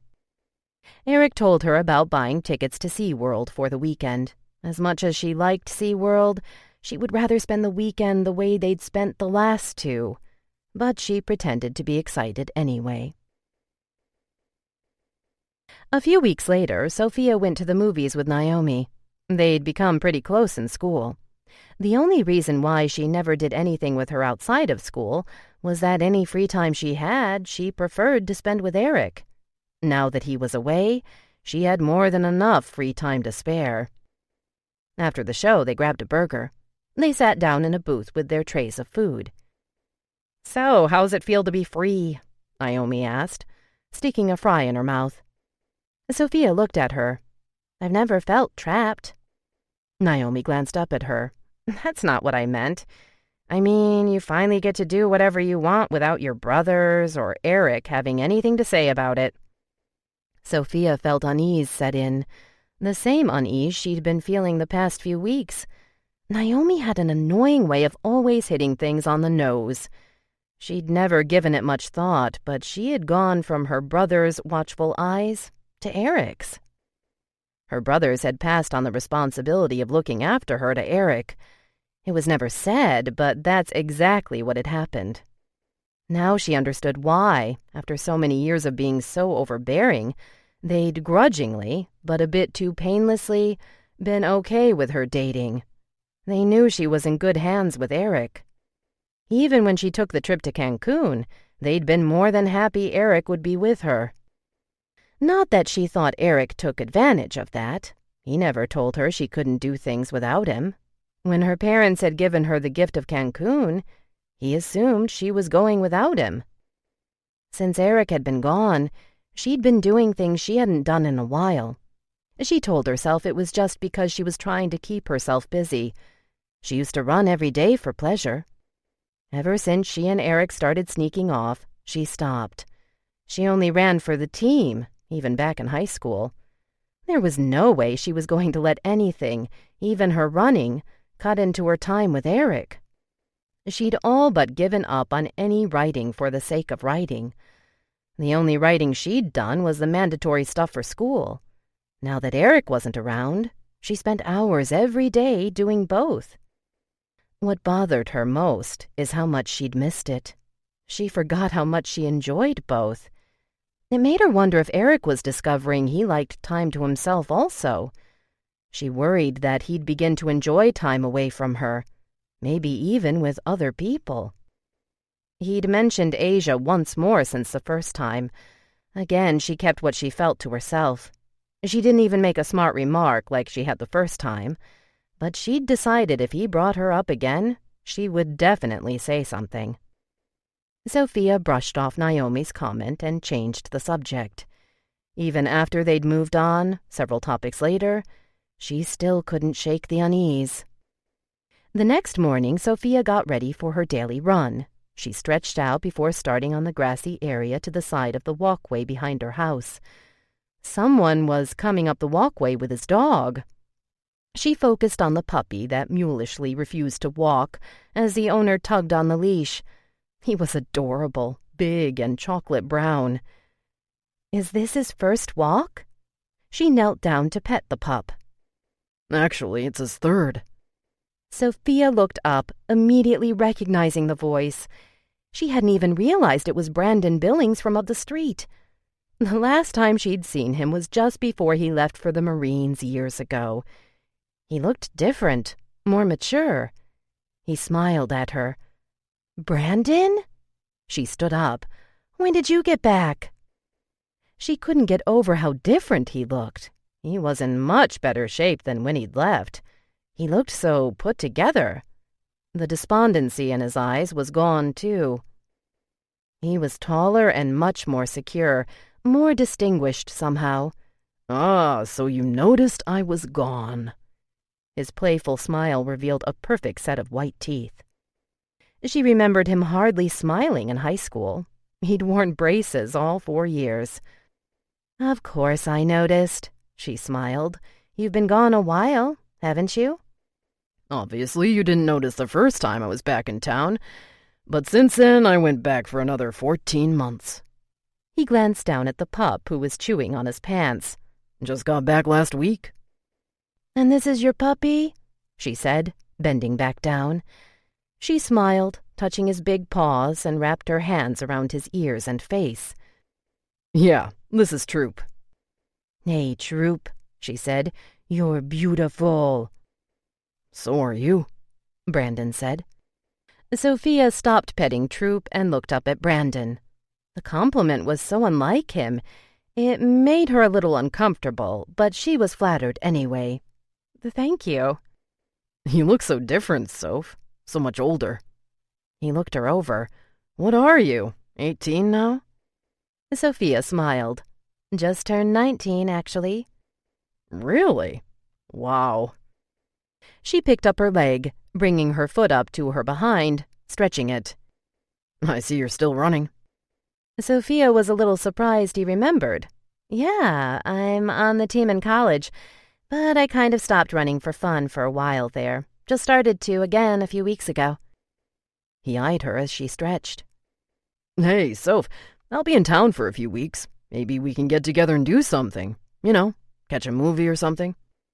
She felt a little bad, but there was no way she could take him up on the offer. I would, Brandon, but I'm sure my boyfriend would object. Ah, he nodded. Is the lucky guy anyone I know? Yeah, you remember Eric, right? No shit.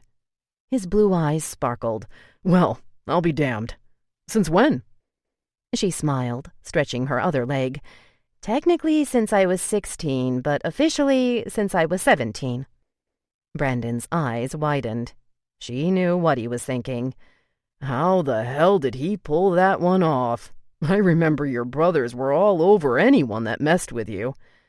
He laughed. Hell, I got my ass kicked a few times. Sofia laughed, remembering how Eric almost got a beating from Alex. It wasn't easy, that's for sure. Well, that's too bad. It would have been nice to catch up. He tugged the dog's leash to pull him away from Sofia's shoelaces. You run every day? She nodded. Yep, Monday through Friday. Maybe I'll take a run with you one of these days. She thought about it for a moment. Sure, I wouldn't mind the company. I'll see you around, Brandon. She started running toward the park. Sofia decided she wouldn't mention to anyone she'd run into Brandon, even though things between her brothers and Brandon had actually become amicable just before he left. She had a feeling they still wouldn't like the idea of her agreeing to go running with him. Eric probably wouldn't be too crazy about the idea either. She made it clear to Brandon that she was in a relationship, and she didn't see the harm in running with him. It might not even happen. She'd keep the whole thing to herself. Chapter 10. Past Acquaintances. The very next day, Brandon was out there in his running shorts and a tank top. Sofia could tell he'd already been running because his shirt was dampened with perspiration. He ran up to her as soon as he saw her. Hey. Hey. The first thing she noticed was a tattoo on his upper arm, but she didn't say anything. Something about it being on his big, muscular, sweaty arm made looking at it feel wrong. Sofia still couldn't get over how different he looked. He seemed so improved, and she was happy for him. Everyone thought he'd end up in jail, and here he was, clean-cut and looking healthier than ever. How long you been out here? About an hour. Really? She said. Wow. How much longer are you going to be? I usually only do about an hour total. Yeah, well, I'm a Marine, honey. He wiped the sweat from his face with his big shoulder. An hour ain't shit. Pardon my French. Sofia smirked. Yeah, but you're practically walking. Brandon's eyebrows shot up.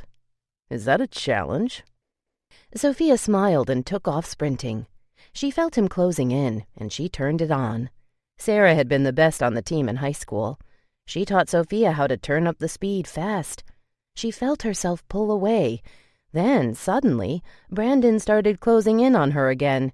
She reached the park, ran into the grass, and touched a tree, the one that she'd always made her target. I win! What? He reached it and ran past it. He slowed down and turned around, walking back toward her with his hands on his hips. You cheated. I did not. He bent over, putting his hands on his knees. First of all, you didn't even tell me we were starting. And then you invent the finish line just as I'm catching up? Sofia laughed, bending over to hold her knees as well, and tried catching her breath. You're the one that brought up the challenge. Brandon walked over closer to her and leaned against the tree. Damn, you're fast. Sofia still tried to catch her breath. Yeah, and I'm not a Marine, honey. She straightened up and leaned against the tree. Brandon moved closer to her. I remember. He smiled, a little too close to her face. Her racing heart fluttered. As much as she wanted to rest, she didn't think standing there with him anymore was a good idea. She took a deep breath. You ready for more? He looked at her unbelievably. You're kidding me. I won't invent the finish line this time. Last one to my house is the loser. She put her finger and her thumb to her forehead in a shape of an L. Before he could even respond, she took off. It was a few moments before he was right behind her. This was good practice for her. She turned it on and broke away again. She was almost there, could see the gate to her backyard, when Brandon snuck up behind her. She tried to step it up, the expression on her face completely determined, but she was so exhausted, and her muscles ached so badly she couldn't, and he came up from behind her, beating her by a foot. Sofia slowed down, coming to a stop just a couple houses past hers. She walked back to where he was leaning against the fence. Neither could talk. They were breathing so hard. She circled around, holding her sides, trying to catch her breath. Even though it was just a friendly run, it irked her. She hated losing. She glanced at him and then away. Don't be mad, honey. She had to laugh. Whatever.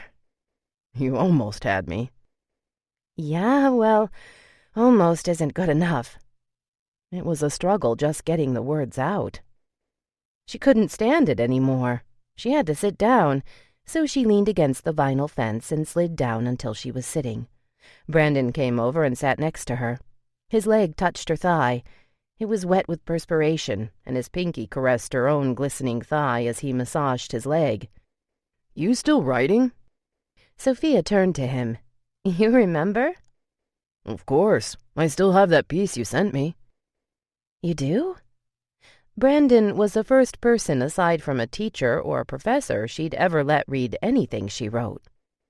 She'd since let Eric read some of her stuff, but since she stopped writing for so long, she hadn't had much to show him in years, other than her schoolwork.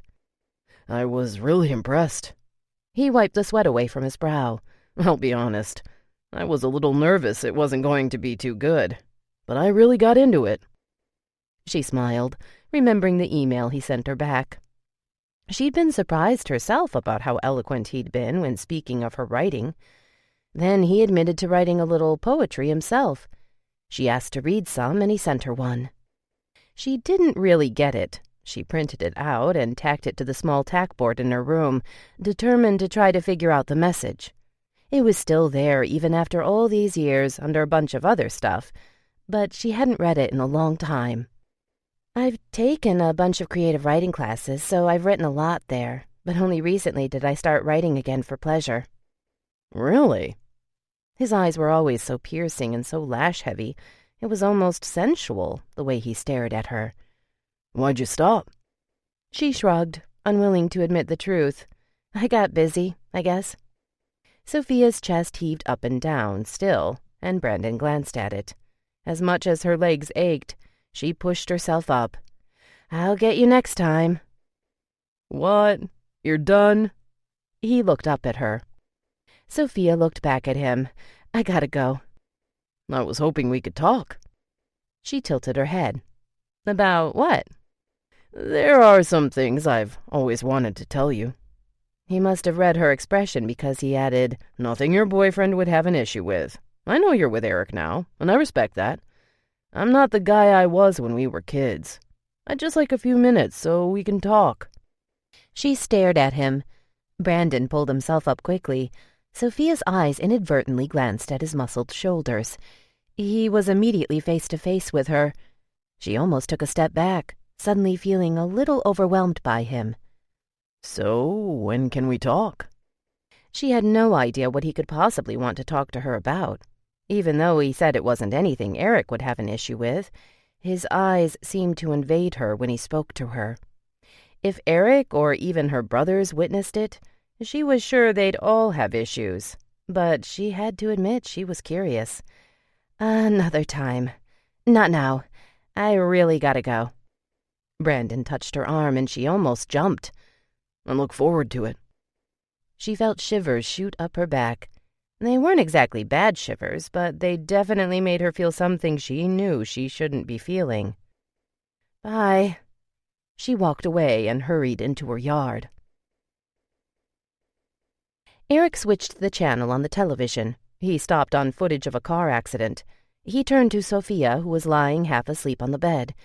They'd rented a room again, and after an exhausting but incredible night of lovemaking, he'd finally woken up. You remember when Asia's dad got in the accident in high school where the passenger was killed? Sofia was awake now. Yeah? She sat up slowly, propping herself against the pillow. Well, get this. The person that was killed was his mistress. Really? Yeah, that's why she moved away senior year. Her parents divorced, and her mom moved to Los Angeles. She said her mom didn't even know at first. Her dad told her mom it was just a co-worker he was giving a ride home. Then, a few weeks later, the mistress's husband showed up at their house and told her about it. Isn't that crazy? When she didn't respond, he turned to her. He couldn't make out her expression, but it wasn't good. What's wrong? How often do you talk to Asia? When I see her in the coffee shop, but she doesn't work every day. He had a feeling where this was going. Why?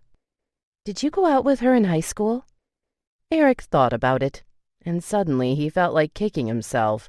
No, I didn't go out with her. I heard something about you and her. I just don't remember the details. What difference does it make, Soph? That was a long time ago. So you did? She sat up even more. Eric took a deep breath. I hooked up with her once after a party in like the 9th or 10th grade. I don't even remember anymore. Is that what this is about? He clicked the television off. Is that why you made the comment about her dressing like a whore? Why? Did that bother you, Eric? No, I just thought it was kind of random. He almost didn't say it, but he did anyway. And a little rude. Oh, I'm sorry my opinion of her bothers you. She stood up, pulling his t-shirt over herself and crossed her arms. Obviously, your opinion of someone who wears short shorts and fishnet stockings with her tits practically hanging out is different from mine, since you still hooked up with her. I think everyone's a little ashamed about some of the styles they wore in high school, Soph. She's not like that anymore. Oh, really, Eric? If looks could kill, there'd be a gaping hole between Eric's eyes. She raised her voice. Why don't you tell me what she is like? You two real tight now? Is that why she would tell you something so personal about her dad? As much as Sofia hated to admit it, she was just like her brothers. Her temper could go from 0 to 60 in a split second. Eric had a feeling this was going to get ugly because she was starting to piss him off. He dropped the remote on the bed. You know what really bothers me is that you would question my loyalty to you even after all these years. I've never given you any reason to. You've never once brought up the possibility of me going out there to visit you, and you know I wanted to. Now you keep talking about this girl you see every day, someone who shared something so intimate with you, a girl you hooked up with once. Of course I'm going to have doubts. Eric stood up, forgetting he was still naked. He bent over, pulled his boxer briefs from the ground, and slipped into them. I already told you I don't see her every day. I've only had coffee with her. He nearly choked on his own words. Why the fuck did he just say that? A couple of times. You had coffee with her? Sofia spun around and grabbed her sundress from the chair. She pulled off the t-shirt, allowing Eric a beautifully naked view of her for a few moments, until she pulled the dress over her head. I meant... You've been having coffee and catching up with the whore you once hooked up with. She slipped on her sandals. Sophie, don't say it like that. He walked around the bed towards her. I got coffee and she hadn't started her shift yet, so I sat with her for a little bit. That's all." Eric tried touching her arm, but she pulled it away. "Don't touch me." "Sofie, baby." He took her arm again, even though she tried pulling free. "Why are you getting all worked up? If I had known how upset this would make you, I would have never—" "Told me?" "No, I would have never even talked to her." She tried to pull away from his hold, but he held her. She took a few steps backward in an effort to get away from him. Eric kept up with her until they were against the wall.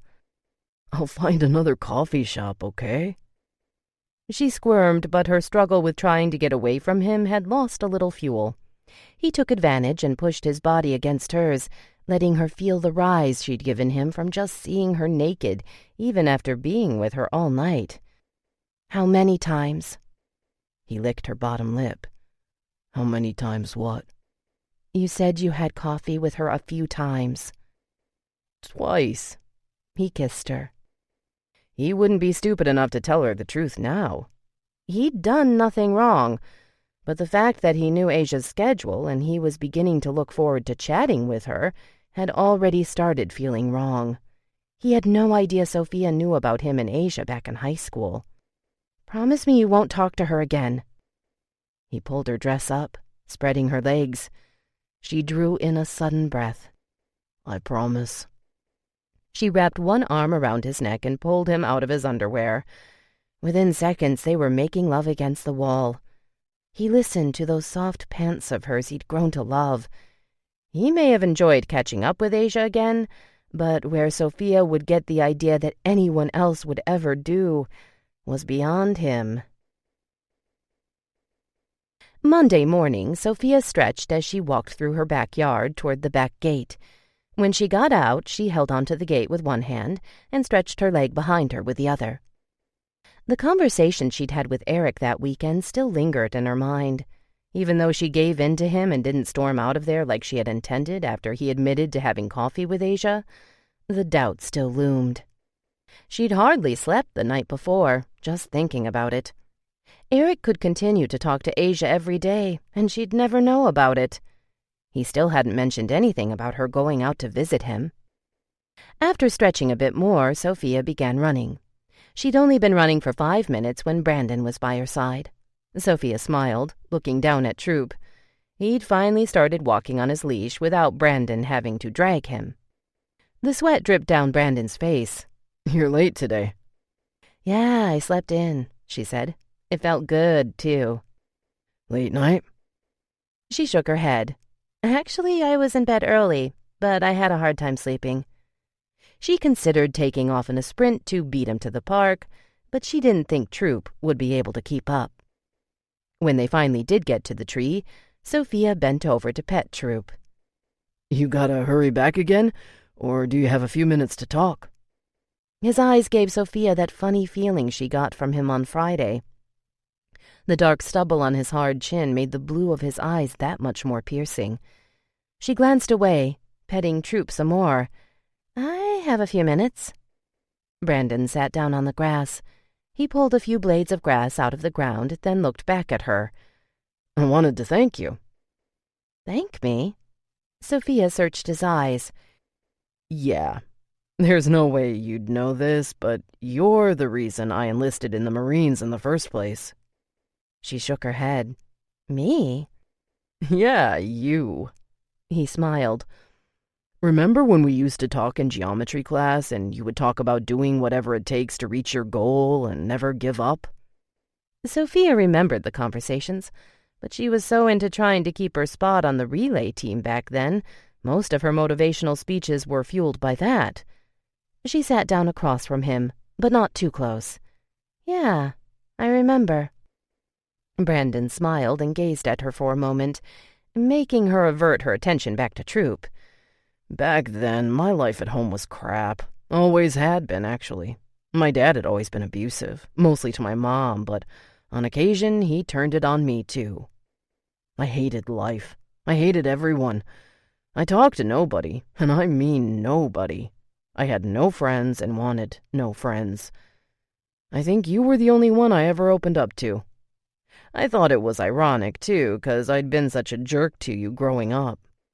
Troop jumped on Sofia's lap. She hugged the puppy, petting him all over. "You weren't so bad. I thought maybe you just did it to get to my brothers." Brandon looked at her incredibly. "Why would I want to do that? Alex has always been a monster, and he wasn't even the biggest one back then." "So why did you?" Brandon glanced away. "I don't know. I think I just didn't know how else to react to you. Anyway," he lifted a shoulder, "I thought a lot about what you said back then. You were always so cheery and optimistic about everything, and it sort of motivated me to do something with my life. I hated school, but I hated coming home even more. Then one day you talked about the career center at school. Did you know I never even knew our school had a career center until you brought it up?" "You're kidding me. That's all the teachers and counselors ever harped about." "Yeah, like I was listening," he scoffed. "So I actually went down there and picked up the information on the Marines and started reading up on it. That's how I decided it was the best thing for me. I knew college wasn't for me, and it would get me away from my dad. I felt bad about leaving my mom, but sometimes I got the feeling she felt worse about me having to see all the crap he did than her having to live with it." He stared at Sofia for a moment. She'd always known there was more to Brandon, even back then. Hearing his talk about his family now made her feel terrible. It wasn't his fault. She couldn't even imagine being such a loner with no family support. "Seeing me as a Marine changed something in my dad. It's as if suddenly he had something to be proud of. Everything in my life changed, including my dad. Life at home is so much better now. I always said I had to thank you someday, formally." "No way. Just 'cause I mentioned the career center? Brandon, I'm sure you would have heard about it eventually." She laughed nervously. "It's not just that, Soph. You were so kind to me, even after all I'd done to you as a kid. And if it hadn't been for you, I probably wouldn't ever showed up to class. I think that class was the only one I never ditched." "You just needed a little push, that's all." "And you were it. I was close to spiraling out of control. If it hadn't been for me listening to you, who knows where I might have ended up." There was an uncomfortable silence for a moment, and then Sofia cleared her throat.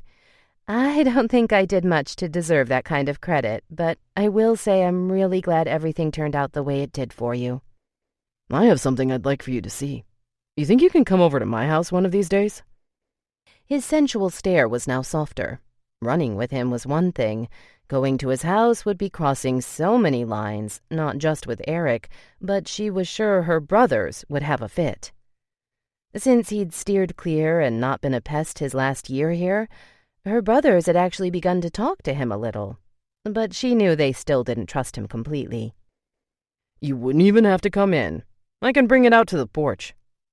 His eyes implored. He reached over and squeezed her shoe. Her eyes took in his muscular forearm and immediately felt weird about it. "Yeah, I could do that." "How about right now?" He squeezed her shoe again. "You have time?" Last night, Naomi's words kept ringing in her head. Don't you ever get curious? Only the words kept her sleepless because she was certain Eric had become curious. It felt wrong, but damn it, she wasn't even having coffee with Brandon. All she was doing was going to his house to see what he wanted to show her. Actually, I do have a few minutes. Chapter 11. Curiosity. In an instant, Brandon was on his feet. He held his hand out to help Sofia up. She felt his tight grip as she stood, and he didn't immediately let go once she was up, either. She pulled her hand away and dusted herself off. "This guy's probably ready for lunch anyway." Brandon bent over and messed with Troop's ears. "What are you going to do with him when you leave?" Sofia asked as they started walking. "He's actually my mom's. I got him for her. She's always loved dogs, but I'm beginning to wonder if it was such a good idea. I thought she'd be a little more enthusiastic about walking him, but she really hasn't shown much interest in it. I hope he's not just gonna sit in the yard until I get back." Without even thinking about it, she offered, "I can walk him sometimes if you want." Brandon turned to her and smiled. Really? That'd be great. Sophia smiled, glancing back down at Troop, who was prancing along happily beside Brandon. When they got to Brandon's house, Sophia stood at the front door, not sure if she should go in or not. You can come in if you want, Brandon called from inside. She didn't really want to, but she felt a little rude. She took a few steps inside and stood in the front room. The smell of cigarettes was so overpowering, her hand was immediately over her nose. No one appeared to be home. "Are your parents here?" No, Brandon responded from one of the bedrooms. My dad had an appointment. Great. She had to make this fast. She was really beginning to feel anxious about being there. Brandon finally walked out into the hallway holding a photo album. Feeling rude, she casually moved her hand away from her nose.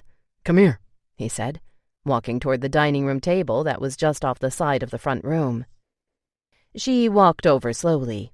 Even though she felt anxious, there was something oddly exciting about being there with him. He set the album down on the table and pulled a chair out. He motioned for her to sit next to him, and she did. He opened the album. The first picture was an 8x10 headshot of him in his formal camouflage Marine uniform, beret and everything. His expression was very hard. It was impressive, almost sexy. "Wow, you look so grown up." That's how I feel now. It's weird. I felt so lost for so many years. You have no idea what the Marines have done for me. It's the best thing I could have done. Sophia stared at the picture, and glancing back at him, she smiled. "I'm glad for you. I always knew you had it in you, Brandon." He held her gaze, and she had to look away. She brought her attention back down at the album, and he turned the page. The next pages had certificates and awards. Then there were pictures of what appeared to be him and his troop in combat. They were holding weapons and crawling in mud. In others, they sat behind trees and rocks like they were hiding. "You weren't in a war, were you?" No, he laughed, making her feel dumb. But it felt like it. That was just boot camp. But they did their best to make us feel like we were in hell. Fascinated, Sophia continued looking at the pictures. She'd been looking at the pictures for a while when she noticed Brandon staring at her. Startled, she brought her eyes back at the album. "Is this you?" She pointed at a picture of a soldier climbing a wall. His face was turned away. Brandon put his hand on hers. "Yeah, that's me." Sophia flinched, pulling her hand back, immediately feeling ridiculous. Brandon was quick to apologize. "I'm sorry." "Don't be." She felt so stupid. I don't know why." Brandon smiled. "Forget about it. You want to see something else?"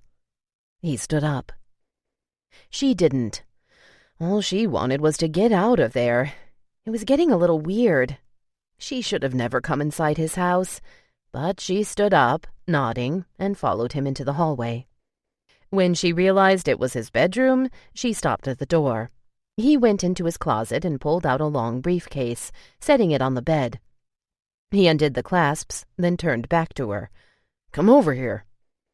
Chewing on her pinky nail, Sophia looked around. She walked over to get a closer look. He worked fast, unzipping the bag. It was a rifle, a big one like the ones in the pictures. Her eyes grew wide. "They let you bring that home?" "No, my old man got it for me." There was no hiding how proud he was of that. "He surprised me with it when I got home. It's a replica, but the resemblance to the real thing is amazing. If I hadn't handled one of these as much as I have, I probably wouldn't be able to tell the difference." Sophia was intrigued. Her family owned a gun they kept in the restaurant for protection, but her brothers had barely let her see it, much less handle it. "Can I touch it?" Brandon seemed pleased she wanted to. "Sure." He took it out of the case. "Is it loaded?" Brandon laughed again, handing it to her. "No." She felt her cheeks warm as she chalked up the inane questions, but she appreciated his patience. "Wow, It's so light." She weighed it up and down in her arms. "I thought it'd be heavy." "They make them light for a reason. When in combat, you could be out there walking for days with one of these over your shoulder. Along with your backpack and other belongings, you wouldn't get very far if it was too heavy."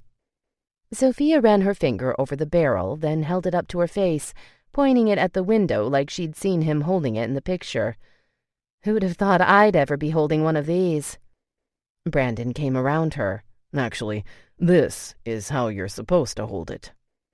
He put his arms around her and picked up her arms, his face inches from hers when he adjusted her head so that she could focus on aiming.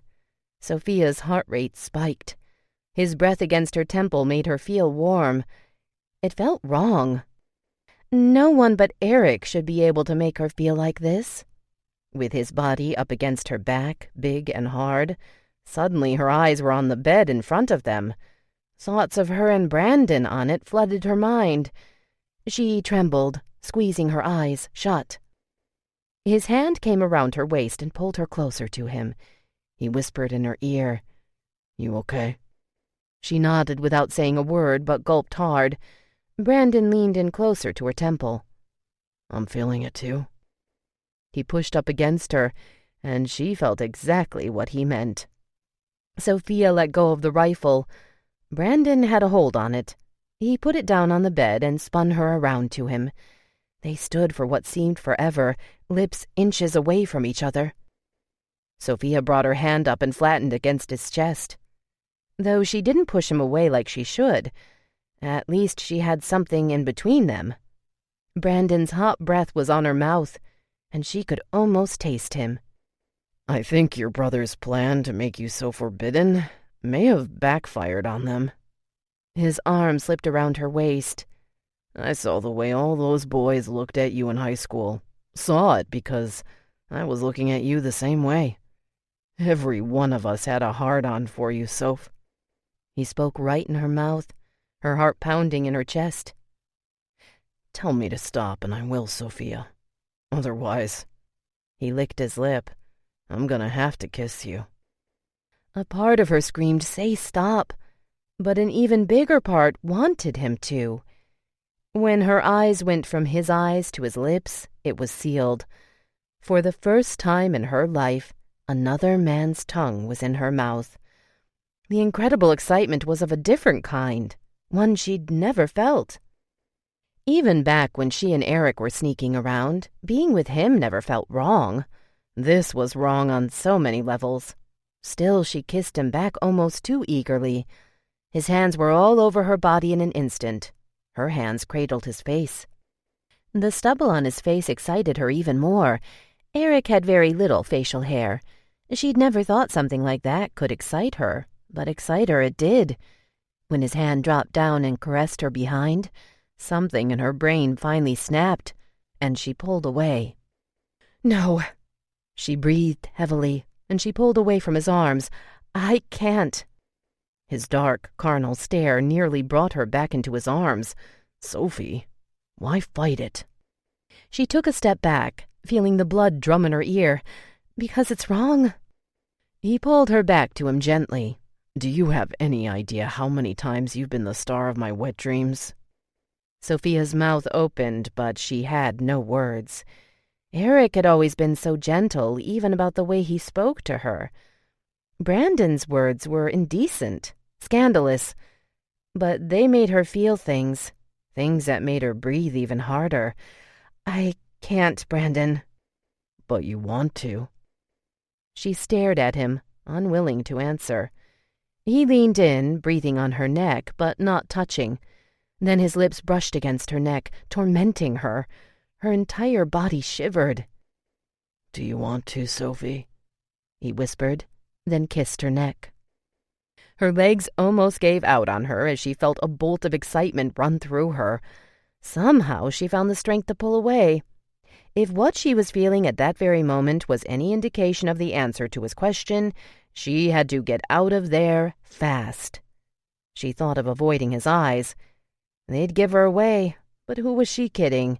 He already knew. "I can't." She walked away. She heard him chuckle behind her. That's not what I asked. Suddenly infuriated with herself, she hurried out of his room and toward the front door. Brandon followed her, calling out for her, but she ran out. The more she thought about it, the faster she ran.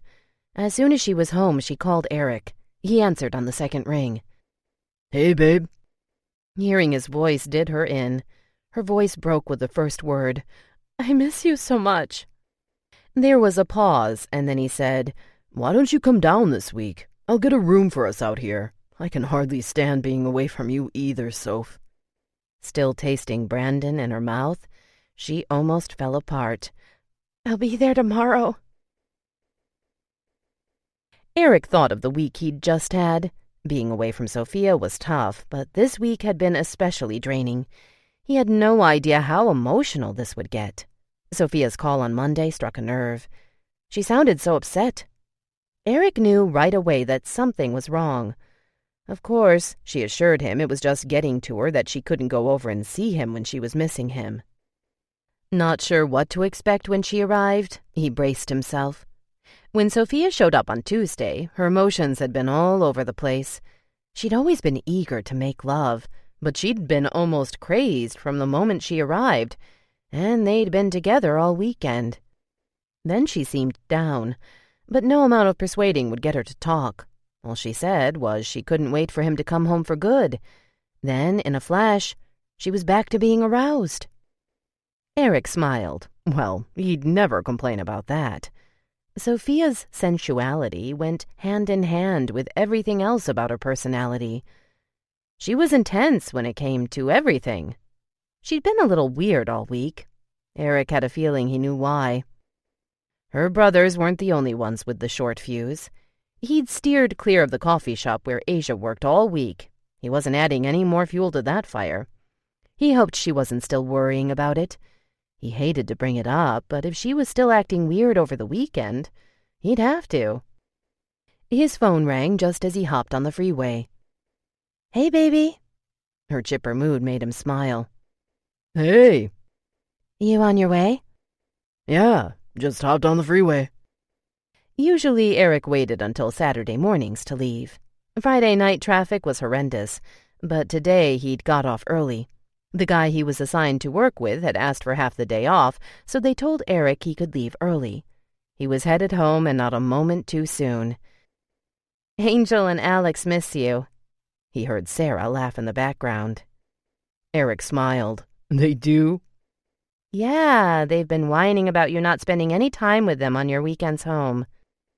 He heard Sarah laugh again, along with male grumbling in the background. Eric couldn't help laughing. Is that right? Yeah, so we're ordering from Andolini's, and they want you to come over and play with them. She laughed. Seriously, they really want to play some football out front. Me, Sarah, and Valerie will cheer. Andolini's? I'm in. He hadn't had their pizza in ages. When they were younger, they used to eat there all the time. They had the best pizza in town. After hanging up with Sofia, Eric felt much better. Maybe he wouldn't have to have that dreaded conversation with her after all. The guys did seem happy to see him when he got to Sofia's house. But no one was happier than Sofia. He squeezed her tight and kissed her like he really wanted to when they were finally out of her brother's sight. Even after all this time, he still wasn't comfortable getting too cozy with her in front of them, and he knew damn well they weren't comfortable watching. Once back outside, he grabbed a beer from the ice chest. Don't you bums work? Go long, Alex said to Angel, then glanced at Eric.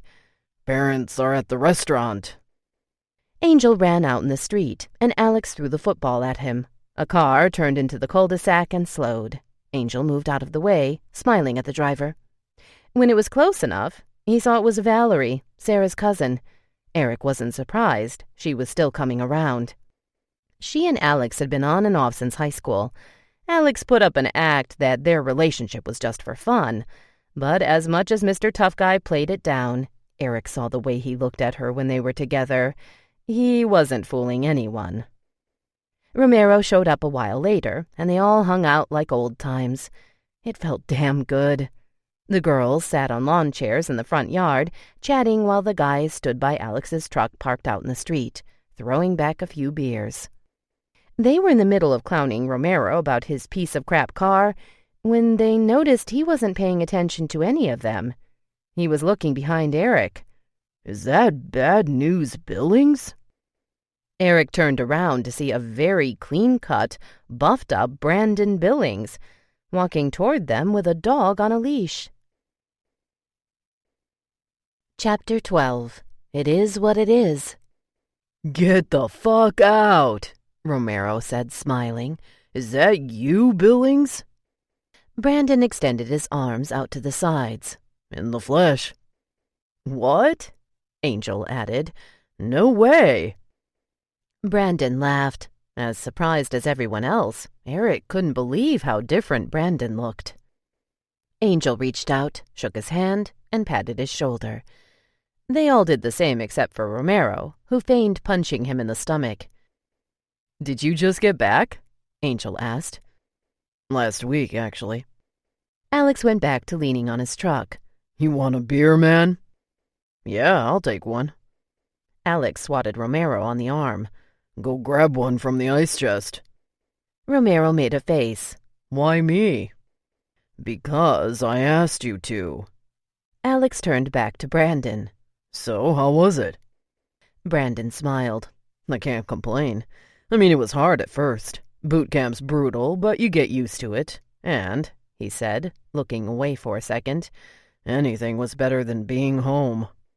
"What's this?" Romero pointed at Brandon's upper arm after handing him the beer. "You got a tattoo?" Brandon turned his arm to them when he saw the interest in everyone. It was the U.S. Marine emblem, the one with the eagle sitting on a globe with an anchor going through the globe. The detail was impressive, and by the look on Brandon's face, there was no doubt he was proud. "That's cool." Romero studied it closely. "You know, I'm thinking of getting a tattoo. Did it hurt?" The guys chuckled. "What are you gonna get, Romero? A picture of your cat, Flea?" Romero looked at Alex, disgusted. "It's Fifi, and he's not my cat. He's my uncle's." He brought his attention back to Brandon. "I was thinking of getting a gun right here." He lifted his shirt, exposing his abdomen. He stuck his hand in his pants. "So it looks like I'm packing." They all busted up, including Brandon. "That'd be the only thing you'd be packing," Alex said. Romero looked at all of them, obviously failing to see the humor.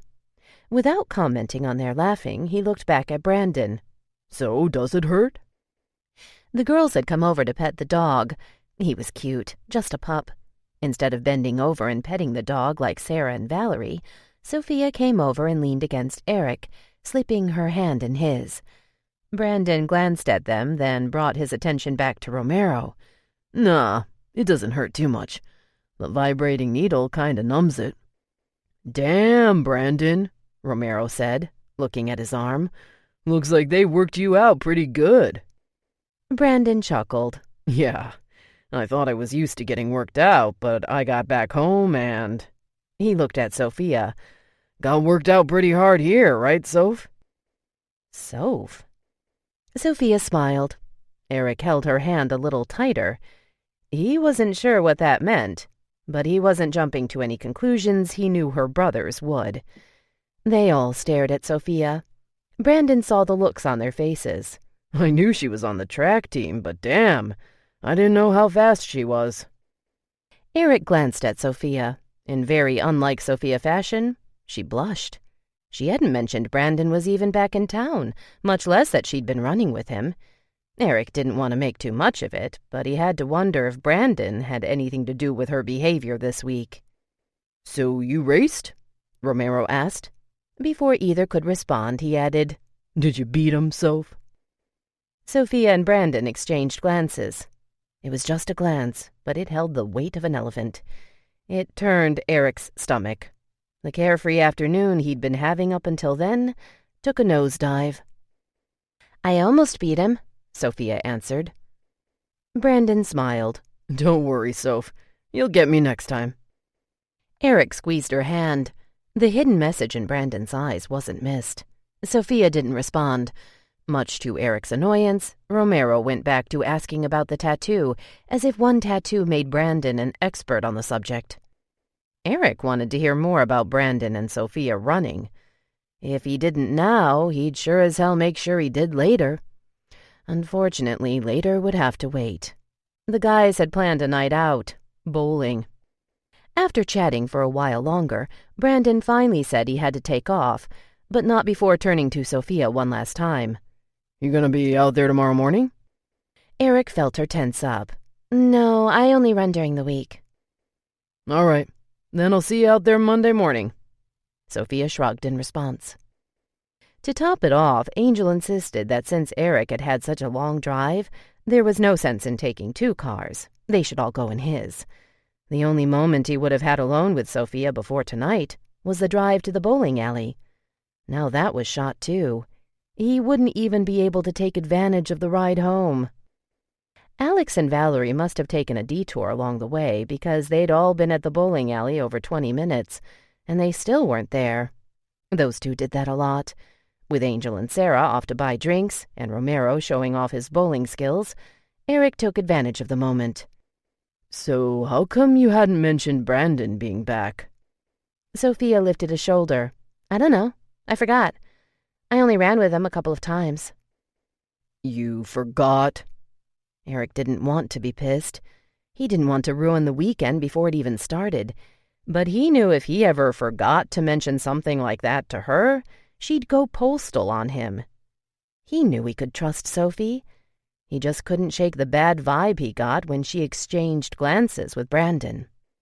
It was in the morning and only for a few minutes. By the end of the day, it had totally slipped my mind. That made sense to him. Still, he squeezed her hand. Anything else you forget to tell me? She shook her head immediately. Eric leaned his forehead against hers. Look, Soph, if you forgot to tell me because you thought I'd be mad, that's not cool. Remember, just like I'm always reminding you that I've never given you any reason to doubt me, you've never given me reason either. He lifted her chin. I'm okay with you taking a jog with a friend. It's when you start keeping it from me that makes me wonder why. Okay? Okay. She stared into his eyes. He stared back. Promise me you won't keep things from me, no matter how mad you think I'll be. I promise, she said, then squeezed him tight. I love you so much. They kissed until someone cleared his voice loudly. Angel stood behind them with a frown. She was still his little sister. Will you two knock it off? Sofia laughed. If you can keep your hands off Sarah for even 5 minutes, I will. Ignoring her, Angel turned to Romero. So, do we get to play, or are we watching you all night? Eric turned back to Sofia, who leaned into him. He'd let the bad vibe go for now, and hoped that's all it was. But he'd be damned if he was letting his guard down.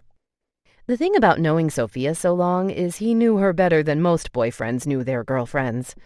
That's what made him a little nervous.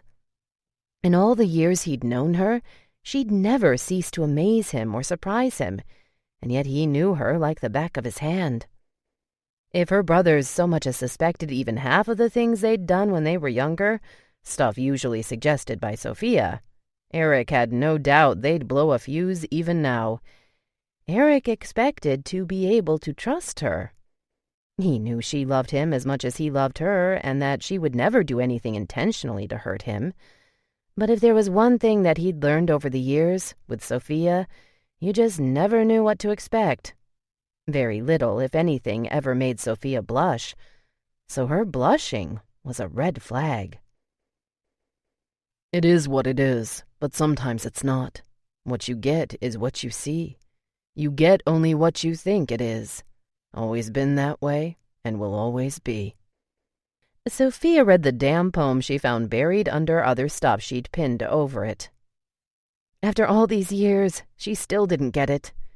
When Brandon emailed it to her back in high school, she read and reread it. As much as she loved to write, she didn't get poetry. All poetry seemed to go over her head, and Brandon's was no exception. It made her feel stupid. If she wasn't deep enough to get it, how could she possibly write it? She wanted so bad to tell him she understood, but she didn't. Finally, she fessed up and told him she liked it, but didn't get it. She remembered that conversation and Brandon laughing. I thought for sure you of all people would get it. Sofia stared at him, feeling even stupider. Me? Why? Brandon looked down at his notebook on the desk. I guess because you can relate to me. At least I think you can. What did that mean? Good God, she felt dumber with each sentence he spoke. I think I can relate to you. I've just never been good about deciphering hidden messages in poems. He finally lifted his eyes away from the notebook, and their eyes locked. There's no hidden message, Soph. The bell rang, and Sofia realized she was holding her breath. She let her breath out slowly, and they both stood and grabbed their books. Brandon smiled at her. It's right there, Soph. The words say it all. Sofia pinned the poem back on her tackboard, frowning at all the useless junk she had tacked on over the years. She'd clean it off eventually. Even though the weekend was over, Sofia still couldn't get over the disaster she'd dodged that past Friday. As sneaky as she'd been through the years because her brothers had forced her to be, one thing she'd never been good at doing was lying to Eric. He knew her too well. If he had probed even just a little more, she might have spilled her guts and begged him to forgive her. She hadn't gone running in the back walkway of her house since the day they kissed. Hadn't even seen Brandon again until Friday. The only thing Eric had asked her since then was if her running at the beach now instead of her usual place had anything to do with Brandon. Of course, she denied it. She told him it was because the days were so beautiful, and he knew how much she loved the beach, especially in the summer. He hadn't brought Brandon up since. Brandon would be leaving first thing Saturday morning. At least that's what she heard him tell Alex. The fact it relieved her also gnawed at her. Not a day had gone by since the kiss that she hadn't thought of it. At first she kept wondering what would have happened if she had let it go on. She knew the moment she left his place that she wouldn't be stepping foot in that walkway again, afraid of what might happen, what he might say. Mostly she was afraid he might ask her again if she wanted to. After seeing Eric in Los Angeles, then again this past weekend, the answer to Brandon's question was clear. Absolutely not. She wouldn't hesitate to scream it in his face if he ever asked her again. But the fact remained. She let him kiss her, hold her, and it riddled her with guilt. Why hadn't she told him to stop when he gave her the chance? She lay down on her bed, certain she was in for another night of tossing and turning. Eric had been so sweet when she spoke to him earlier on the phone. The guilt weighed heavier and heavier with every conversation. Even though he was staying with his mom during the summer, they hadn't really talked a whole lot since he'd been there. His mom was an RN and worked different shifts every week. She worked at 2 different hospitals and was gone a lot. When she wasn't gone, she was sleeping since her shifts were usually night shifts. The few conversations they'd had were as generic as all the conversations he remembered having with her. Work, school, his internship. She asked him about Sofia, but he made it pretty clear that was not a subject he would elaborate on, so she hadn't asked since. Why should he share the most precious thing in his life with her? He didn't feel she deserved it. Most of the meals he'd had so far consisted of him slapping a grilled cheese or throwing a cup of noodles in the microwave and eating it alone in front of the television or in the spare bedroom, the room his mother told him was his for the summer and for as long as he ever needed it. When he got home Monday night, he was surprised to see the small kitchen table set up and her making dinner. She smiled when he walked in. "Hey, I hope you like roast. I was in the mood to cook a real dinner." Eric glanced around. She'd made mashed potatoes and even had a bowl of fresh-baked rolls. He wasn't sure how he felt about having to sit through an entire meal with her. "Can you grab that salad and put it on the table for me?" His mom was already putting 2 plates of dinner together. "Is juice okay, or do you want milk?" "Juice is fine." He placed the salad on the table and walked over to pull out the glasses from the cupboard. "You want juice also?" "Yes, please." Eric poured 2 glasses and brought them over to the table. With everything set, they sat down to eat. He made a few comments about the quality of the food, especially the dinner rolls, which she'd made from scratch. She must have had the day off to have time for all this. Eric felt bad now. He'd been this close to passing and heading straight to his room.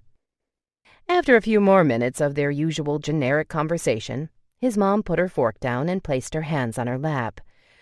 "I've been wanting to say this to you for years." Eric stared at the small woman who sat across from him. He remembered when he first met her.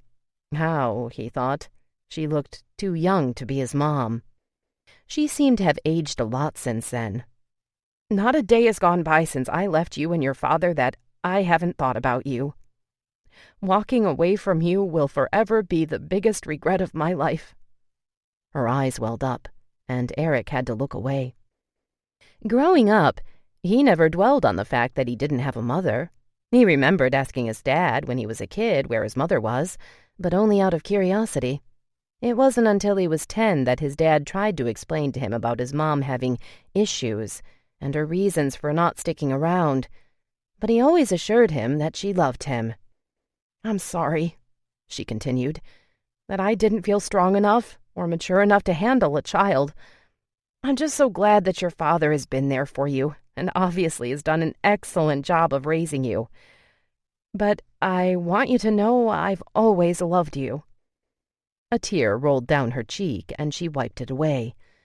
Eric didn't know what to say, didn't even understand why hearing her say she loved him moved him so strongly now. He'd never, in all of his 20 years, needed her love, never even thought about it, but hearing her say it did something to him. Still, he was without words. She dabbed her eyes and nose with a napkin and smiled weakly. "I only hope you'll continue to give me the opportunity to make up for some of the time we lost." Eric nodded. "I will." It was all he could think of to say. They ate the rest of their dinner in silence. When they finished, he helped her clear the table. After placing the butter back in the fridge, he glanced at her at the sink, getting ready to wash the dishes. Without even thinking about it, something made him walk over and hug her. It took her by surprise, but she hugged him back. "Thanks for dinner, Mom." He'd never called her that, never called her anything.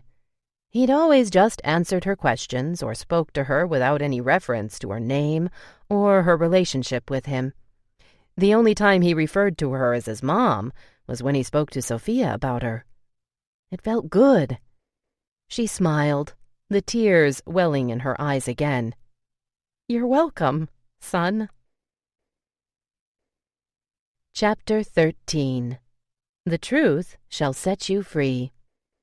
Lost in thought, Sofia hadn't even touched her sandwich. "What's with you lately?" Naomi crunched into her pretzel. Sofia came back to earth and glanced at Naomi, who was staring at her. "You've been really spaced out the last couple times I've seen you. Something wrong?" Sofia picked up half of her sandwich, but then stopped and put it down again. "Can I tell you something and you promise you won't lose respect for me?" Naomi's eyes widened. "Wow, sounds juicy." She put the rest of her pretzel in her mouth and leaned her arms against the picnic table. "Sure, I would never lose respect for you."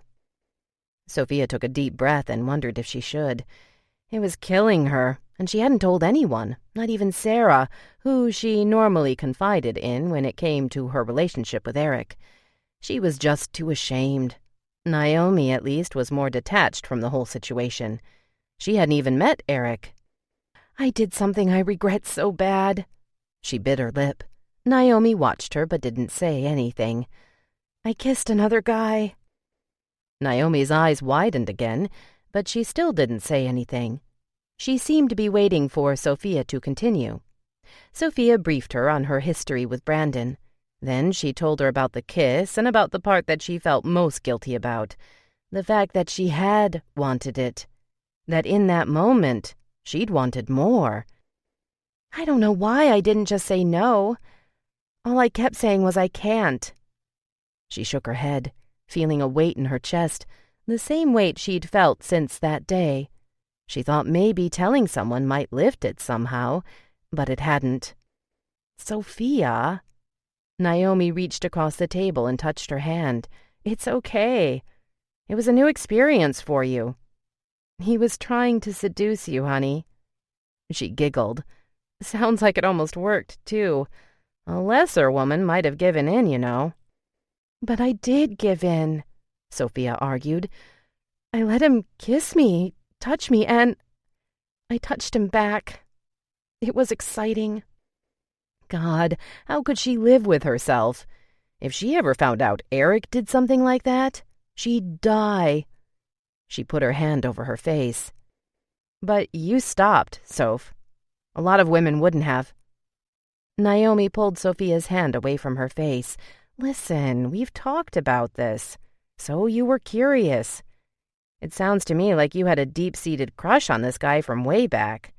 The opportunity presented itself when you least expected it, and I hate to say it, but I think he may have taken advantage of it. Sofia stared at her, confused. Why do you think that?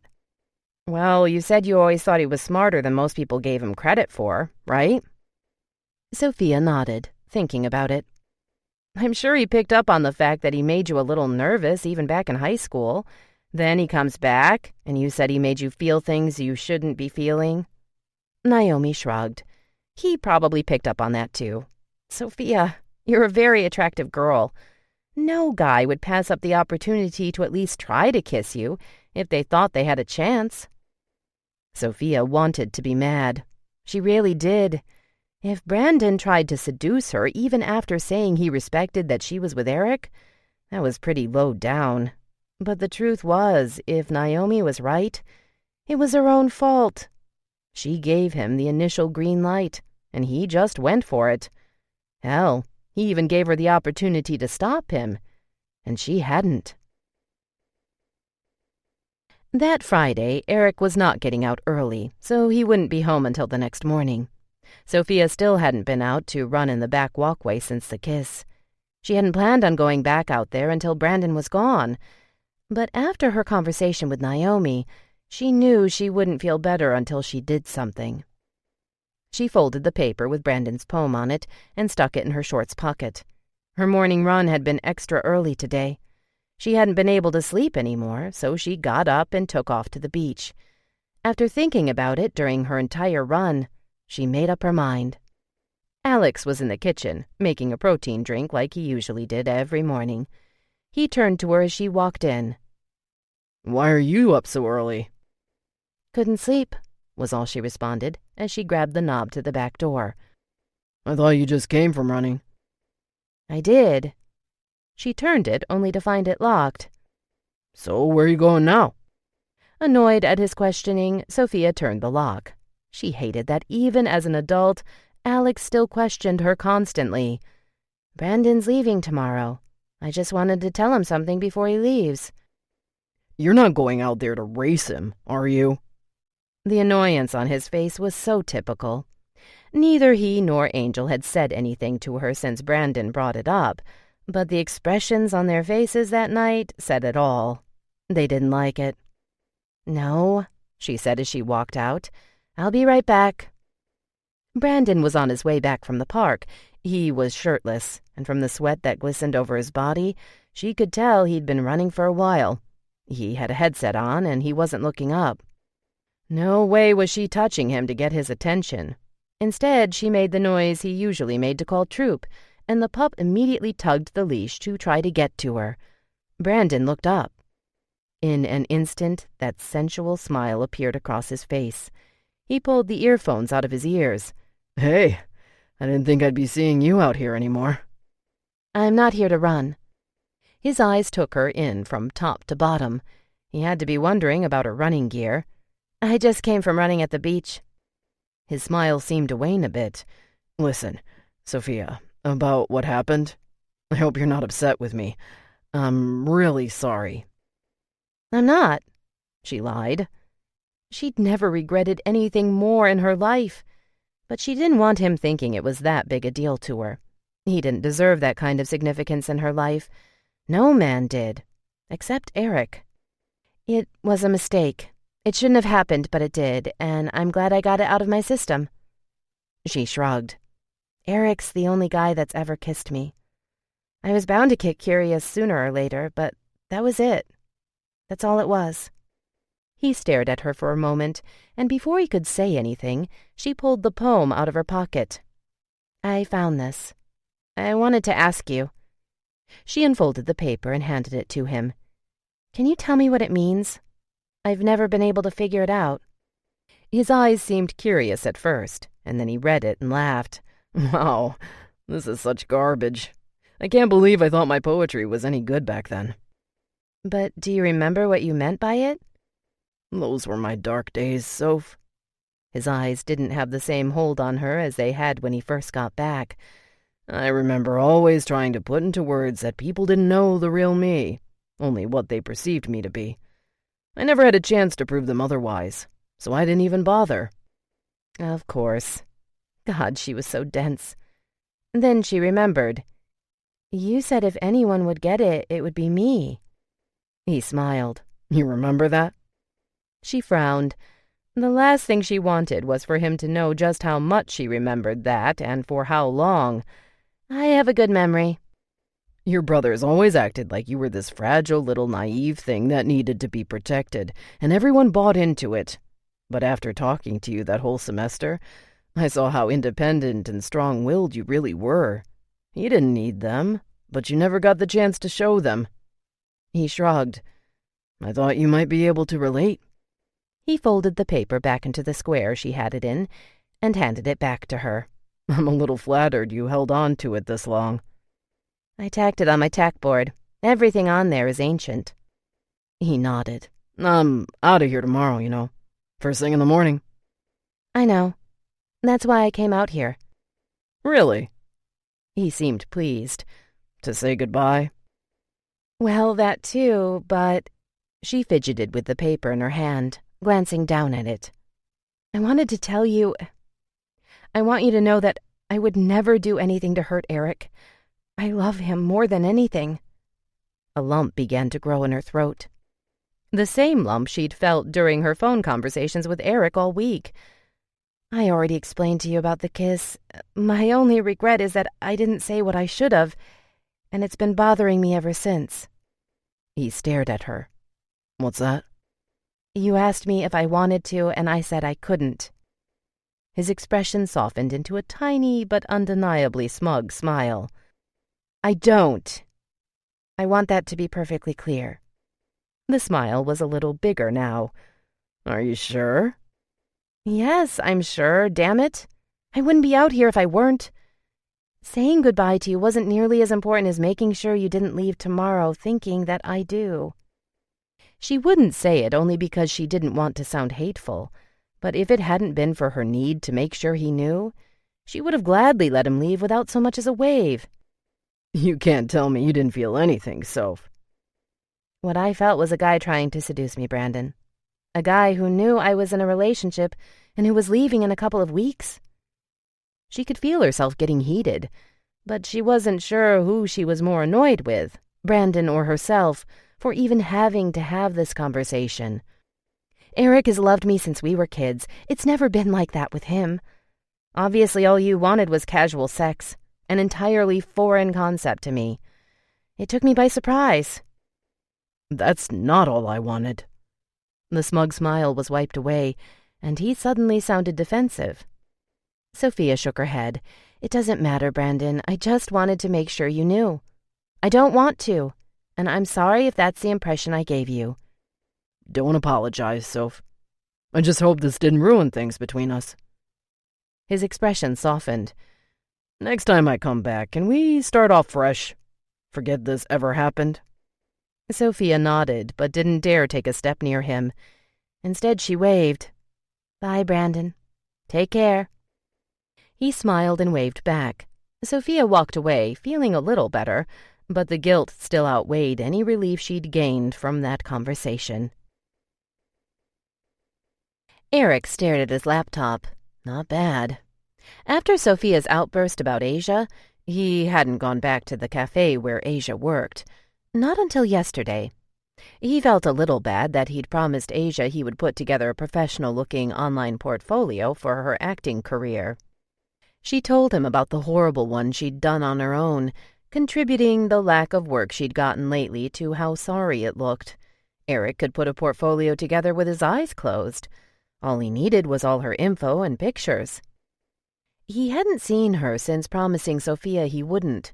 Deciding it wasn't a big deal, he'd gone in one last time yesterday.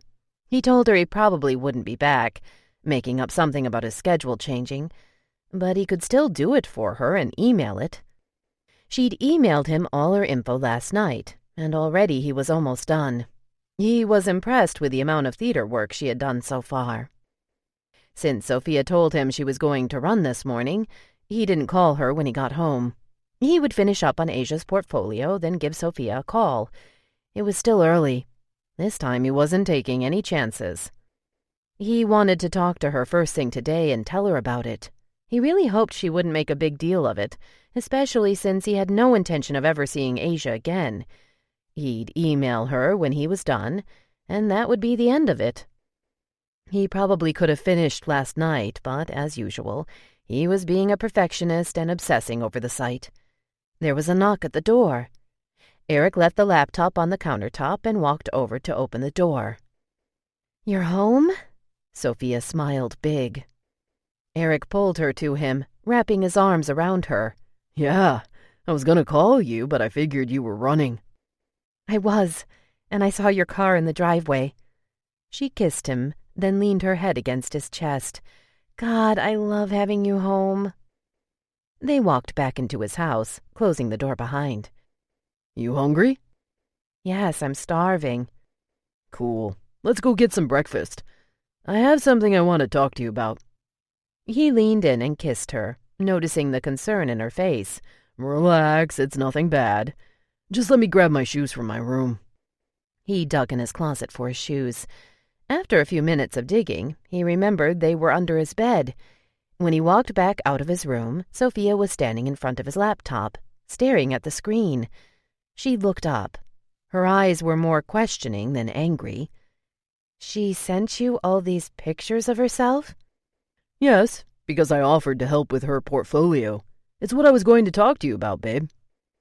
She stared at him without saying anything. He walked up to her and cupped her cheek with his hand, glad that she let him.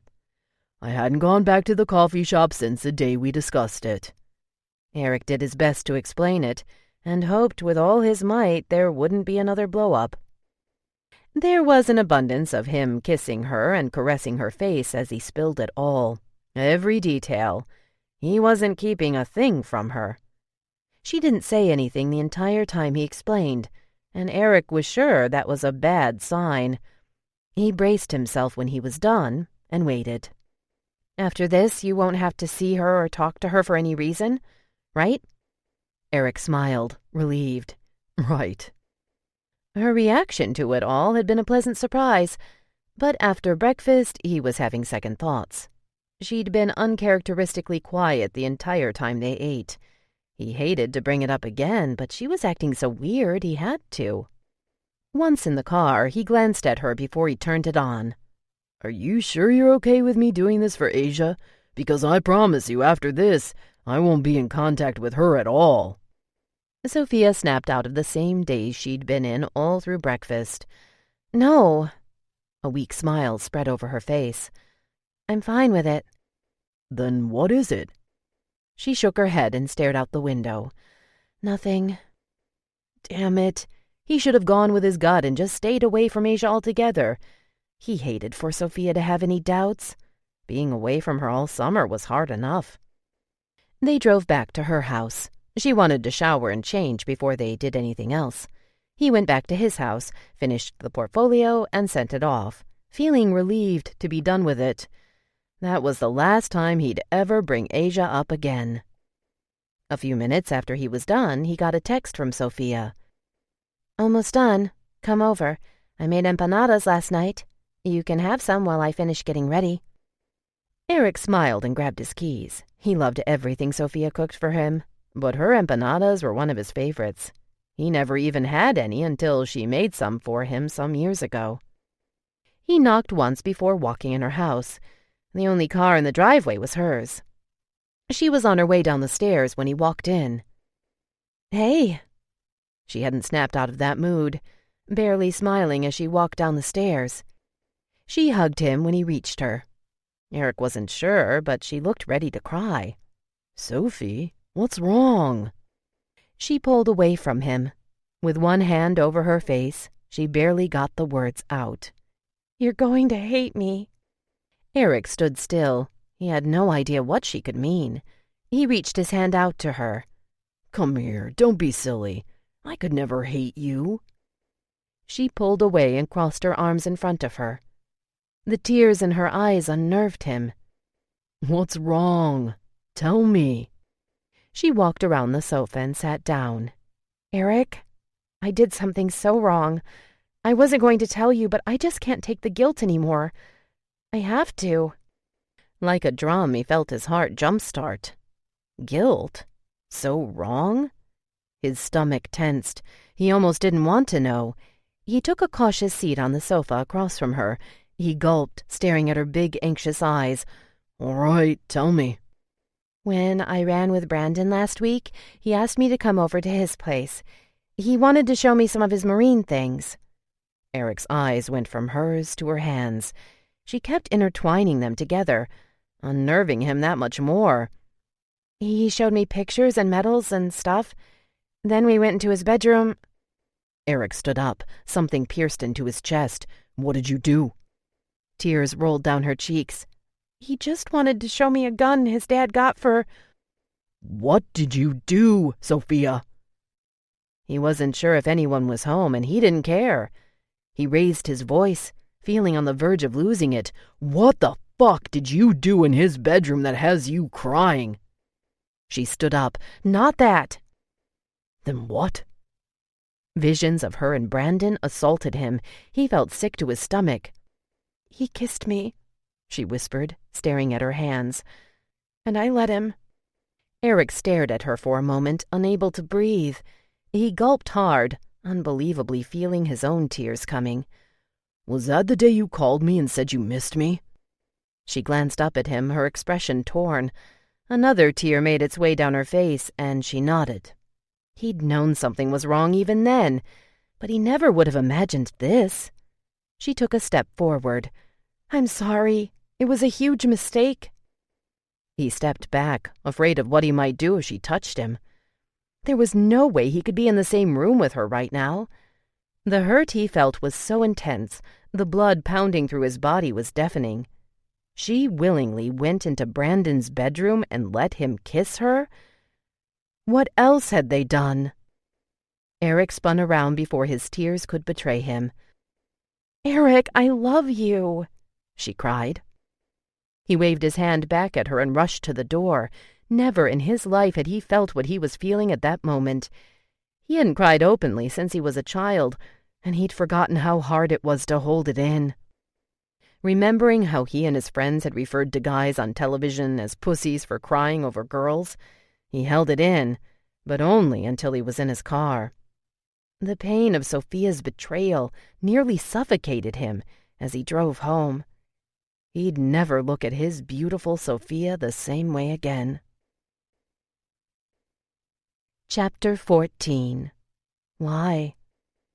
After sobbing uncontrollably for hours and trying unsuccessfully to get a hold of Eric, Sofia knocked out on the sofa. She woke when she heard the front door close. To her surprise, Sal stood at the door with a regretful expression on his face. Sorry, Soph. I was trying to be quiet. She sat up, a bit dazed. What time is it? Almost noon. He dropped his gym bag on the floor. What's wrong with you? Are you sick? She shook her head, feeling the air constrict in her lungs the moment the memory of that morning came back to her. In an instant, she felt like falling apart again, and she buried her face in her hands. Hey. Sal was by her side immediately. What's going on? He looked around anxiously. Where is everyone? Did something happen?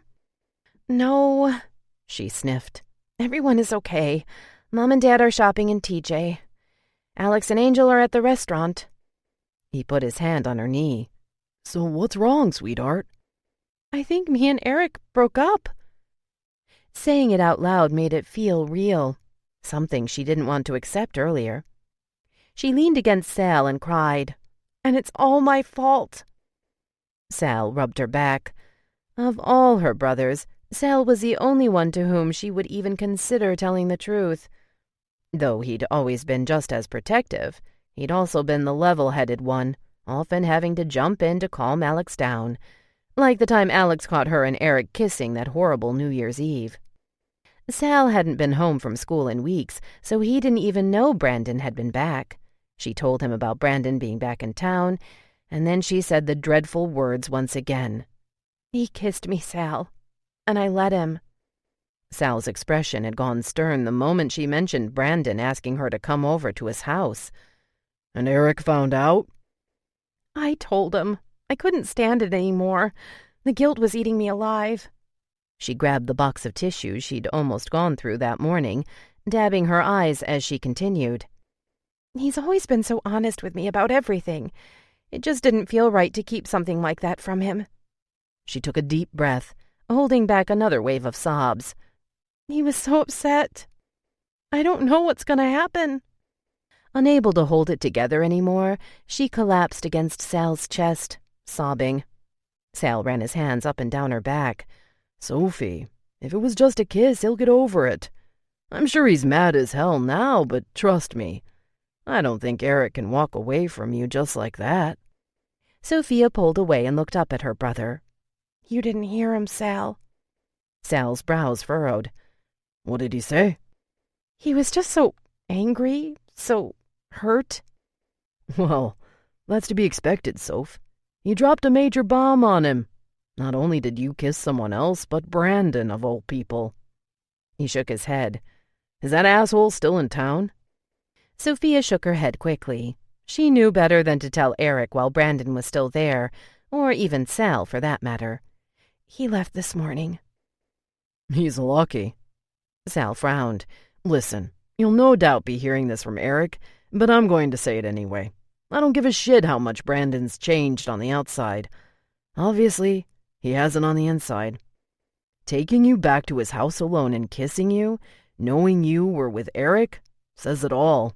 The guy can't be trusted, and he'll be back again eventually. I don't want you anywhere near him." "I know," Sofia sniffled. "but he really has changed, Sal."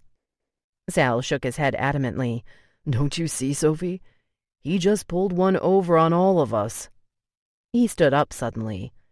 "You have any idea what Alex and Angel will have to say about Brandon taking you into his bedroom?" The way Sal put it, it sounded so different from how it had happened. It wasn't like that. Sal gave her that look Sofia hated so much. That "you're being naive again" look. She frowned. "If I had said no, he wouldn't have done it. But I didn't." Sal's expression went even more severe. "Is that what he told you?" "He told me before he kissed me to tell him to stop, and he would." Sofia was drowning in guilt again. "That's bullshit, Soph. He shouldn't have had you there in the first place. Should have never put you in that predicament to begin with." Sofia thought of some of the other things Brandon had said to her, and knew even Sal would fly off the handle if she told him.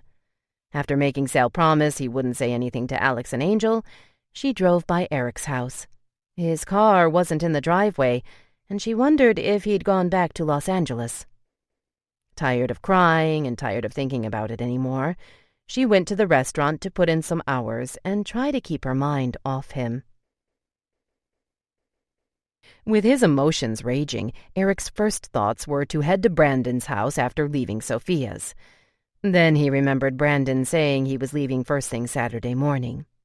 Nothing would have made him feel better at that moment than to beat the living shit out of Brandon. There was no hiding his feelings when he walked in the door, and his dad wasted no time asking him what the matter was. Eric simply said, "She cheated on me," and headed to his room. Seeing him that upset, there was no way his dad was going to back down. He could hardly even speak when his dad came in the room to try to console him. He kept the pillow over his face so his dad wouldn't see what a pussy he was. It was sickening.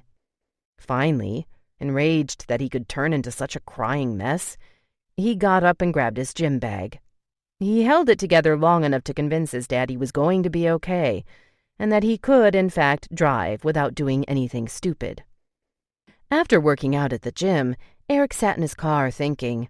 He'd finally got it together and stopped blubbering. He kept telling himself it was just a kiss, but it still hurt like hell.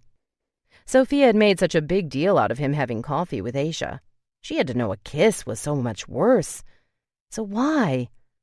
That's what bothered him the most. Was she tired of him? Was he not enough for her anymore? Did she actually have feelings for Brandon? His throat began to tighten again, annoying him to no end. What was even more maddening was it had only been hours since he last saw her, and already he missed her like crazy. He wasn't even sure how much longer he could fight the urge to answer her calls. His cell phone went off, making him jump. Squeezing his eyes shut for a second, he picked it up to look at the caller ID. To his surprise, it was Sal. Could she have told him about it? If Sofia were going to tell any of her brothers, Sal would be the one. He almost didn't answer, but the need to hear anything that might make him feel a little better prevailed. Hey, Sal. Eric, you got a minute? Sal knew. That much was obvious. Eric tried to sound casual. Yeah, what's up? Sal jumped right in with both feet. Sofia told me what happened. Eric took a deep breath, willing the emotions that washed over him away. Was all he could muster without risking his voice breaking. For a moment he considered hanging up. He completely regretted answering now. I know you're mad, Eric. Hell, I'm mad. It was wrong of her to do it, and I'm not making excuses for her. But I seriously think Brandon planned this. The thought wasn't one Eric hadn't considered. He cleared his throat. But she went for it, Sal. Is that how much I mean to her? This is the first time me and her have had to be apart. And she goes and does this? He banged his steering wheel. I know, you have every right to be pissed. I'm with you on that. I just think you should really think about the big picture. You two have been together too long, been through too much, to let something like this ruin it all. Sofia loves you. Then why? The damn tears were already rolling down his face, and he squeezed his eyes with his thumb and forefinger. Did you ask her why? Sal was quiet for a moment. No, but I can tell you why I think she did it. Eric didn't say anything, just clutched the phone and gulped hard, concentrating on not letting Sal hear how upset he was getting again. I think Brandon put her on the spot. He came on strong. With all of us around, when the hell has Sofie ever had to deal with any guy coming on strong? I can guarantee you he didn't give her much time to react. Sal paused, but when Eric didn't say anything, he continued. That asshole took advantage of the situation. Annoyed, Eric wiped a tear away. When's he coming back? Sal chuckled. Yeah, that's what I want to know. Feeling a little better and much more confident he could speak without breaking down, Eric sat up. I can't just let this go, Sal. I don't know. Maybe with time I will, but right now, I don't think I could stand to even look at her. He heard Sal take a deep breath. She won't be happy to hear that. Just like that, Eric was back to feeling emotional. Only this time anger set in. Ask her what she would do. Sal didn't respond to that. Instead, he asked, Will you do me a favor then? What? Eric stared out his window. As long as you two have been together, don't even consider ending things without giving her a chance to explain. You want to know why? Ask her. Eric agreed to that much, but he didn't say when. Ending things. The thought hadn't even entered his mind. Getting through the weekend without her, then another full week away, was going to be a challenge in itself. He couldn't even imagine his life without Sofia. It wasn't until his drive home Sunday night that Eric finally decided to answer Sofia's call. He'd listened to every single one of her messages. She'd cried in just about all of them, which only made him choke up as well. They were all the same. She was sorry, she loved him, she'd never forgive herself for hurting him. Not once had she mentioned the only thing he needed to know. So he slipped in his earpiece and answered her call. Why? He heard her sniffle, but she said nothing at first. Then she spoke up. I don't know. Bullshit. You don't just do something like that for no reason. I swear it just happened. I didn't even have time to think about it. It was so fast. Eric gripped the steering wheel tighter. You have feelings for him, Sofia? No, not at all. Eric took in the sincerity in her voice, then remembered what Sal had said. The asshole took advantage of the situation. Did he touch you? Her silence made his heart race. Why the hell was he asking this? He didn't want to know, but he had to. Well, yeah. Where? He gritted his teeth. He couldn't believe the fucker had walked over and talked to all of them, knowing full well what he had done. How, Soph? He just put his arms around my waist. You said it was fast. How did he have time to do that? It was only for a moment, and then when I pulled away, he touched my hand to pull me back. Eric's insides ignited. He forced himself on you? No, Eric, please, you're making this worse. It was just a kiss, and then I left. I swear. The image scorched his mind. He stepped on the gas. His heart threatened to pummel out of his chest. All the emotions he'd felt this weekend had done a complete 180. He was now mad as hell. If he ever saw Brandon again, no matter how much time had passed, it wasn't going to be pretty. The car in front of him slowed suddenly. Fuck! Eric swerved to miss it. The car in the next lane clipped him from behind, and his car spun all the way around. When he came to a complete stop, he heard the skidding, but didn't see the truck until it plowed into his front passenger side. The last thing he remembered was the airbag slamming into his face. The terrifying moments after she lost Eric's call were a blur. Sofia remembered trying to call him back, but her hands trembled so much she could barely hit the right buttons. Angel and Alex had run in her room when they heard her cries. They both knew she and Eric had had a fight this weekend, but only Sal knew the details. With her being so hysterical, it took a while for her to explain about the skidding and horrendous crash that she'd heard just before the line went dead. Angel had been immediately on the phone with Eric's dad. Nobody knew anything for what seemed like an eternity. An excruciating hour later, Angel got a call from Eric's dad. He was on his way to the emergency room, but he didn't have any details yet. Sofia felt faint when Angel told her. She literally felt the blood drain from her face. Sal was gone. He'd left earlier, taking the very same drive Eric had to Los Angeles. Angel drove them to the hospital. Alex sat in the back seat, holding and consoling Sofia, and insisting it wasn't her fault. By the time they reached the hospital, Sofia had a massive headache, and she thought she might faint. She was so scared.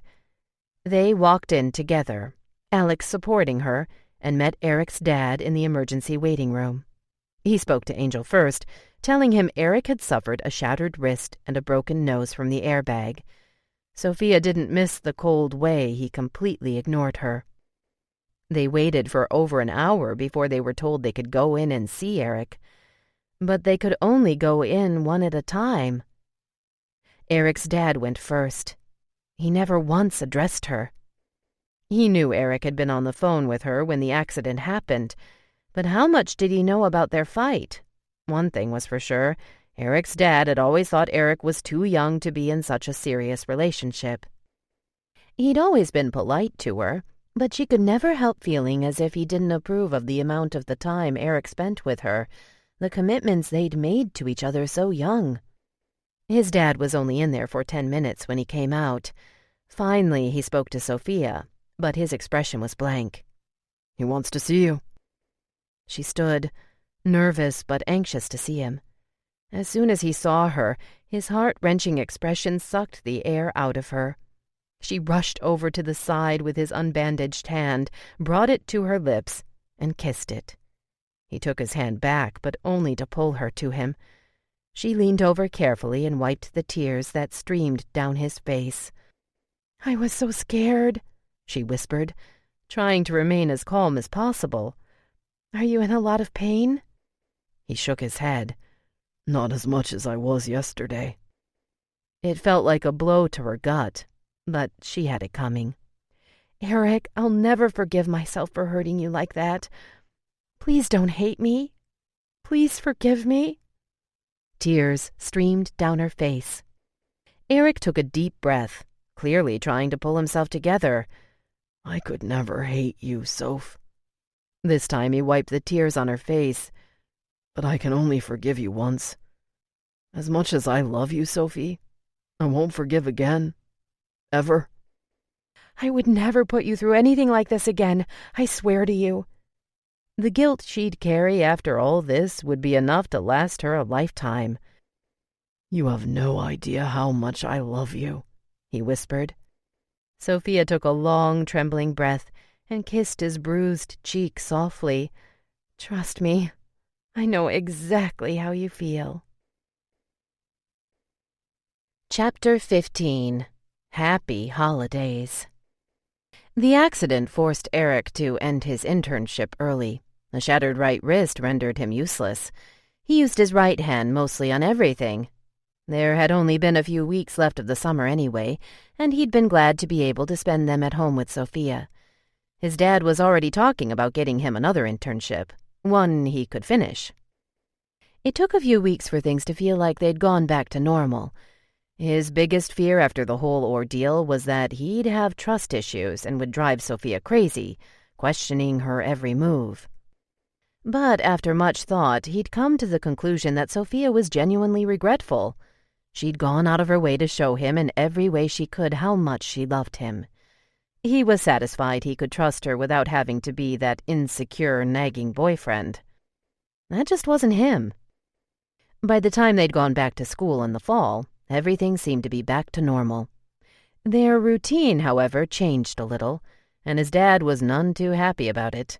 They were seeing more of each other during the week than before the summer started. Last semester they'd go several days at a time, more during finals, without seeing each other. So far this semester, they'd managed to see each other almost every day.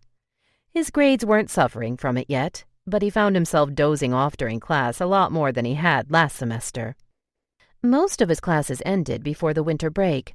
During fall break, his dad dropped another bomb on him.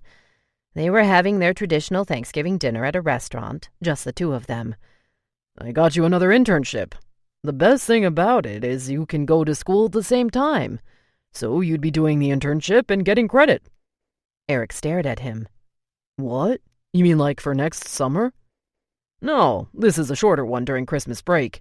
You'd leave after Christmas." His dad took another spoonful of his dinner and waved the waitress down. "Can I get another glass of wine, please?" "Same place?" "Nope." His dad drank down the rest of what was left of his wine. "Madrid." Eric stopped mid-chew. "Spain?" His dad smiled. "Merry Christmas." "For how long?" "Just 4 weeks. You'd be back before the end of January." Eric could feel his stomach turning. "Wait, whoa, Dad. I got classes in the winter." "Yeah, in Spain. The credits are transferable. Don't worry." His dad winked at him, then at the waitress who refilled his glass. "I made sure I covered everything." Eric wasn't ready for this. What happened over the summer was still too raw. He didn't need another roller coaster ride this soon. New Year's Eve this year was supposed to be huge. Sarah was a New Year's baby. Angel's birthday was just a couple of weeks before hers. This year they were both turning 21, and they were planning a big party on New Year's Eve. The worst part was this would be the first New Year's Eve he wouldn't be spending with Sofia in years. "I don't know, Dad." "What do you mean you don't know? It's done, son. Your passport is ready, the tickets are booked, and they're non-refundable. It's gonna be great. I thought you'd be excited." Eric frowned. "No, you didn't." His dad smirked, taking a drink of his wine. "Look, I'll add international texting for the month to your cell phone plan. This way you can text her all you want."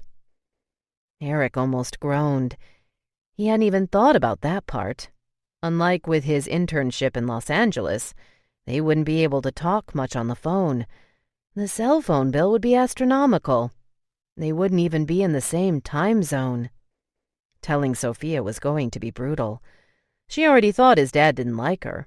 She'd insinuated his dad got him the internship in Los Angeles to get Eric away from her. He was sure that's what she'd be thinking about this. Only this time, he had to agree. After the accident, his dad hadn't made it a secret he thought Eric was way too emotionally involved with Sofia. He said he'd never seen him as upset as he had the day he found out about Sofia and Brandon. His father attributed his careless driving to the whole distraction.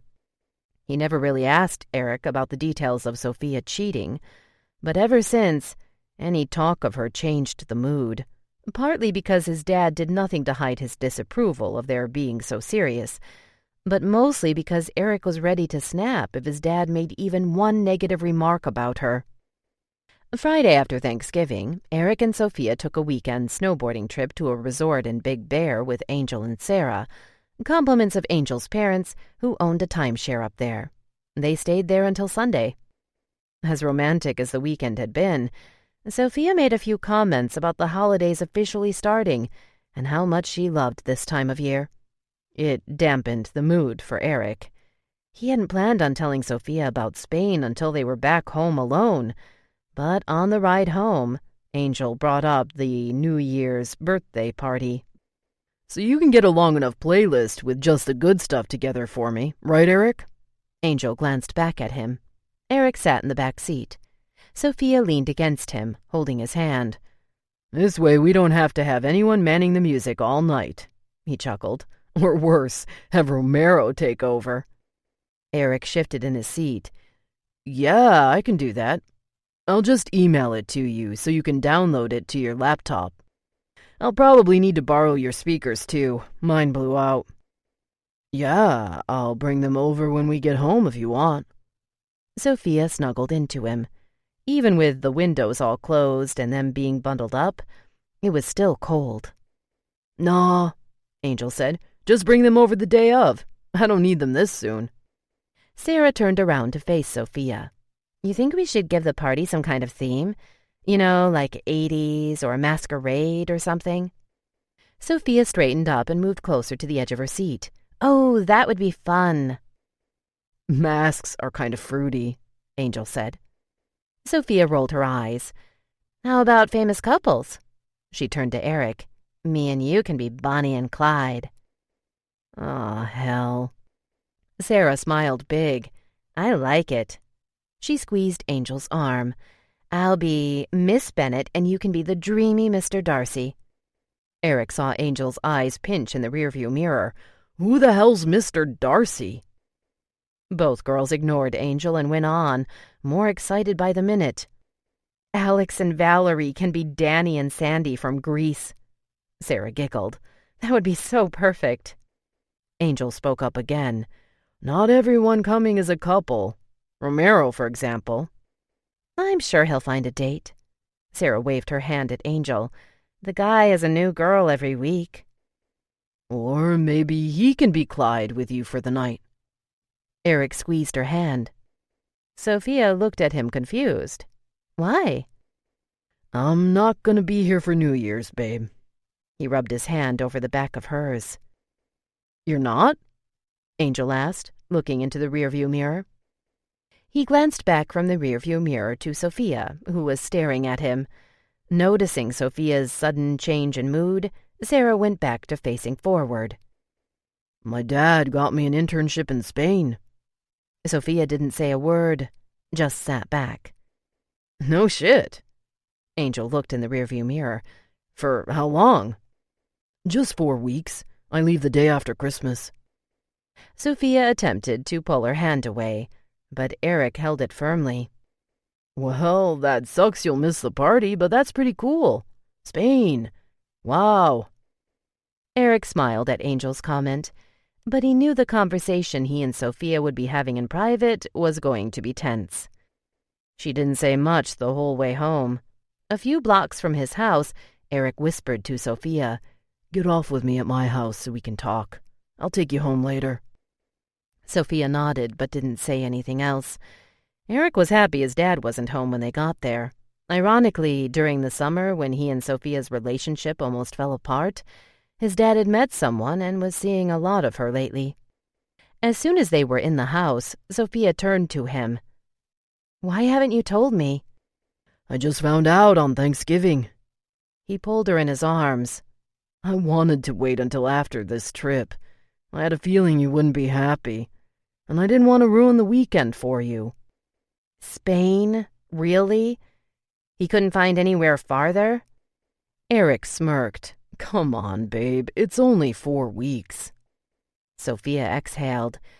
"Is he going to do this every time you get any time off of school? Make sure you don't spend the time with me?" "No." He kissed her gently. "That's not what he's doing, Soph.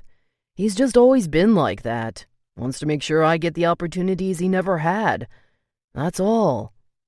He pulled her with him to the sofa and sat down. She sat next to him, still noticeably despondent. "Spring break next year, we'll take that vacation we were supposed to take this past summer." One side of her mouth lifted slightly. "A cruise?" "Whatever you want." He smiled, glad that she was warming up to the idea. She sat up suddenly and climbed over onto him, straddling him. With those lustful eyes that always drove him crazy, she stared and started to unbutton her blouse. Her beautiful, ample cleavage had him hard in a second. "What I want is to start making up for those 4 weeks you're gonna be gone." Eric buried his face in her cleavage. Damn, he was going to miss her. The holidays had a different feel this year. Sofia wanted so much to enjoy them as much as she always did, but knowing Eric would be gone the day after Christmas dampened her spirits. Christmas was just a few days away. Eric was spending the day with his dad, getting everything he needed together for his trip. Sofia and Sarah had finally finished their last-minute shopping. The mall was a mess. As usual, when she hung out with Sarah, they laughed nonstop. It was a nice release from the gloom that grew with every day that got closer to Eric's leaving. As they turned the corner into her cul-de-sac, Sarah was trying to finish telling her about something that was apparently hysterical. As usual, Sarah couldn't even get halfway through her story without cracking herself up. Sofia laughed just listening to her. Then she saw him. It wiped the smile right off her face, and she gripped the wheel. Brandon and Angel were outside her house talking. She'd never told Angel or Alex about what happened, but she knew Sal was home. She wondered if he'd mentioned it or even seen Brandon yet. She had no idea Brandon was home again. She parked in the driveway. When Angel came over to help them with their bags, Brandon followed. "Damn, Sophie, you buy enough stuff?" Sofia ignored the comment, grabbing the last of the bags in the trunk. "Mine are in the back seat. I'll move them later to my car when Angel is not watching." Sarah's smile teased Angel, and then she turned to Brandon. "Hey, Brandon, you home for the holidays?" "Yep, I'll be around for a few weeks." "Oh, good. We're having a big party for New Year's Eve." Sofia felt her stomach turn. Then, to make things worse, Angel added, "Yeah, you should drop by. Sarah's turning 21. "The party's for both of us, Angel, not just me." "Sounds good." Brandon brought his attention to Sofia. "Hey, Soph. How are you?" "I'm good." She prayed Angel wouldn't invite him in. Her only hope, Troop, was with him. Fortunately, his mother had taken to walking the dog, so she didn't have to feel bad about not keeping her promise of walking him. There was no way she would, not after everything that had happened. To her major relief, Brandon said he had to go. Her heart was still racing when she walked in the house. Angel put all her bags down in the front room. Sal walked in from the kitchen. "They actually got you to go Christmas shopping?" "Hell no." Angel reached for the soda Sal was holding. "Nah, I was outside talking to Brandon when they drove up. He's home again for the holidays." Sal's expression went hard. He glanced at her, then turned back to Angel. Angel took a swig of Sal's soda and handed it back. You didn't see him this summer, huh? The dude's changed." "No, he hasn't." Before Angel could ask, Alex interrupted, "And have you seen my wallet?" He was on his way down the stairs. Great. Sofia glanced at Sal and hoped he wouldn't say anything else. "It's probably in your car." Sofia desperately attempted to change the subject. "I'm going to grab a water out of the fridge," Sarah said, walking into the kitchen. "Get me one, too," Angel said, then turned to Sal. "What do you mean he hasn't? Have you seen him?" "Seen who?" Alex asked. Sofia began grabbing her bags in hopes of making a mad dash out of there, but Sal wasn't having it. "Sofie, you never told them?" Alex stopped looking around for his wallet and looked at Sal, then Sofia. "Told us what?" Sofia locked gazes with Sal. He made a face, then took a deep breath. Angel glanced at Sofia, but before he could ask anything, Sal put his hand up. "Sorry, Soph, but if he's back, they have to know." Sofia plopped on the sofa, rested her head on her fist, and waited for the inevitable. "No what?" Angel asked. "Did that fucker do something to you, Soph?" "Who?" Alex demanded. "Relax," Sal said. Sofia hoped he knew what he was doing, because Alex looked ready to murder already. "Last time Brandon was here, he took Sofie over to his house. Once he had her in there, he took her to his bedroom and kissed her." "What?" Angel peered at Sofia. "He was showing me his marine stuff, pictures and medals and whatnot, and it just happened. He apologized after." She spoke more to Sal than anyone. "I think he planned the whole thing." Sal addressed both brothers, and made her feel bad by saying if she'd said no, he wouldn't have. "That motherfuck—" "Alex!" Sofia stood up, the tension in the room too thick for her to sit any longer. "He apologized before he left. It's not like he forced himself on me." "Why would you go to his place in the first place alone, Soph?" "I didn't know we'd be alone. He just said he wanted to show me something. It seemed perfectly innocent." She turned to Sal. "I really don't think he had it planned." "Bullshit." Sal frowned. "Does Eric know?"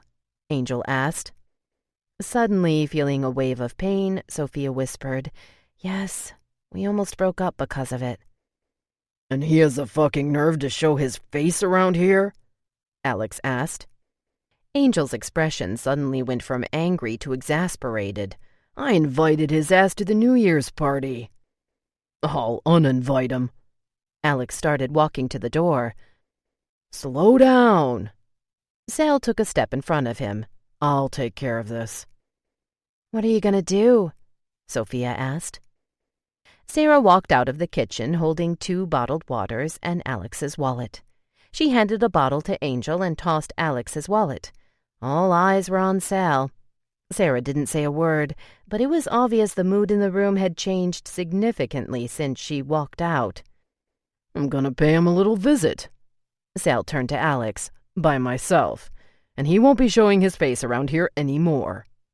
He glanced at Sofia. "Does Eric know he's back in town?" "I don't think so. I didn't even know until I got home." "Don't tell him." "But—" "Trust me, Sofie. Unless you want his ass arrested, don't tell him. He's leaving soon anyway, right?" Sofia hated keeping anything from Eric. She'd promised him she wouldn't ever again, especially about Brandon, but Sal was right. If he found out Brandon was back, no telling what he might do. "Yeah, day after Christmas."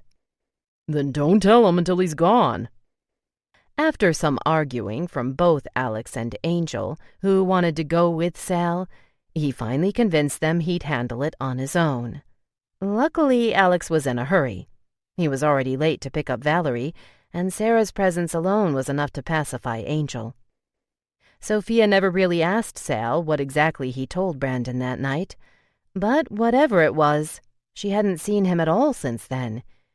It was such an uncomfortable subject that she preferred not to know. She wouldn't ask and bring it up again, but she was relieved she wouldn't have to worry about seeing him at the New Year's party. Chapter 16. No Second Chances. Christmas morning, Eric got dressed early. He and his dad had exchanged gifts the night before. Earlier that week, his dad gave him one of his gifts, a new cell phone, the latest and greatest on the market with all the bells and whistles. He said the man at the cell phone store informed him he could send emails in text form, so there would be no extra charge, no matter how much he texted Sofia from Spain. His dad was spending the day with Tina and her family. She was the woman he started seeing over the summer. Eric was fine with that, since he wanted to spend his last day here with Sofia. Just as he was getting ready to walk out, his dad stopped him. "Eric, before you go, I wanted to talk to you. Since Sofia will be with us tomorrow when I take you to the airport, this will probably be my last chance to talk before you go." Eric stared at him curiously. They'd already gone over everything he needed to know about the trip and his internship. "I know we've talked about this before. You really believe that your relationship with Sofia is forever?" His dad shrugged. "Who knows? Maybe it is. But I want you to promise me that you're going to make the most of this trip to Spain. Don't sit in your dorm room texting Sofia the whole time." Eric nodded. His dad had always worried that he wasn't living life like a young bachelor should be. But that wasn't the life he wanted. He'd known Sofia was the one since they were kids. He had no interest in going out and partying it up like his dad hoped he would. "You never know what's going to happen in the future, son. I just don't want you looking back at this when you're older and regretting that what could have been one of the most exciting experiences of your life you spent sitting around thinking of a girl back home." "I know, Dad. I won't." His dad frowned, obviously not buying into Eric's feeble attempt to convince him. "I haven't told you because I wasn't sure I could get the time off until just the other day. But I'm turning my trip to Madrid for New Year's Eve into a mini vacation. Tina's coming with me. We'll be there for a week, so plan on doing some touring with us. I also got us all tickets to one of the biggest New Year's parties out there. You're gonna enjoy this trip whether you want to or not." After his conversation with his dad, Eric walked to Sofia's house. He knew her house would be full of relatives, and the cul-de-sac she lived in would be packed with cars. He thought about what his dad said on his way over there. This definitely hadn't been the first time his dad had suggested in not so many words that Eric might want to sow his wild oats a little before settling on just one girl. If Sofia knew, she'd be more than furious. She'd be hurt. But she had nothing to worry about. Eric was sure of one thing, the one thing he'd been sure of since he was a kid. For him, no one but Sofie would ever do. Christmas was bittersweet. Eric kept reminding himself and Sofia that this wouldn't be the end of the world. It was only going to be 4 weeks. She tried putting up a brave front, but the tears had come at the airport. His dad gave them a moment alone, saying goodbye to Eric and telling Sofia he'd wait for her in the car. Eric held Sofia close, holding back his own tears. He had no idea this would be so hard. He leaned his forehead against hers. "I'll start texting you as soon as I take my seat in the plane." Sofia strained to smile. "I miss you already." "You're gonna be fine. We're gonna be fine. No matter how far apart we are, Sofie. We'll always have each other right here." He pointed at her heart, then at his own. 4 weeks is nothing. I'll be back in no time." He lifted her chin when she dropped her face a little. "We'll figure out our schedules and book the cruise as soon as I get back. My dad said the winter rates would be real cheap. He can probably get us a good deal through one of his friends." He hated to let go, but he had to.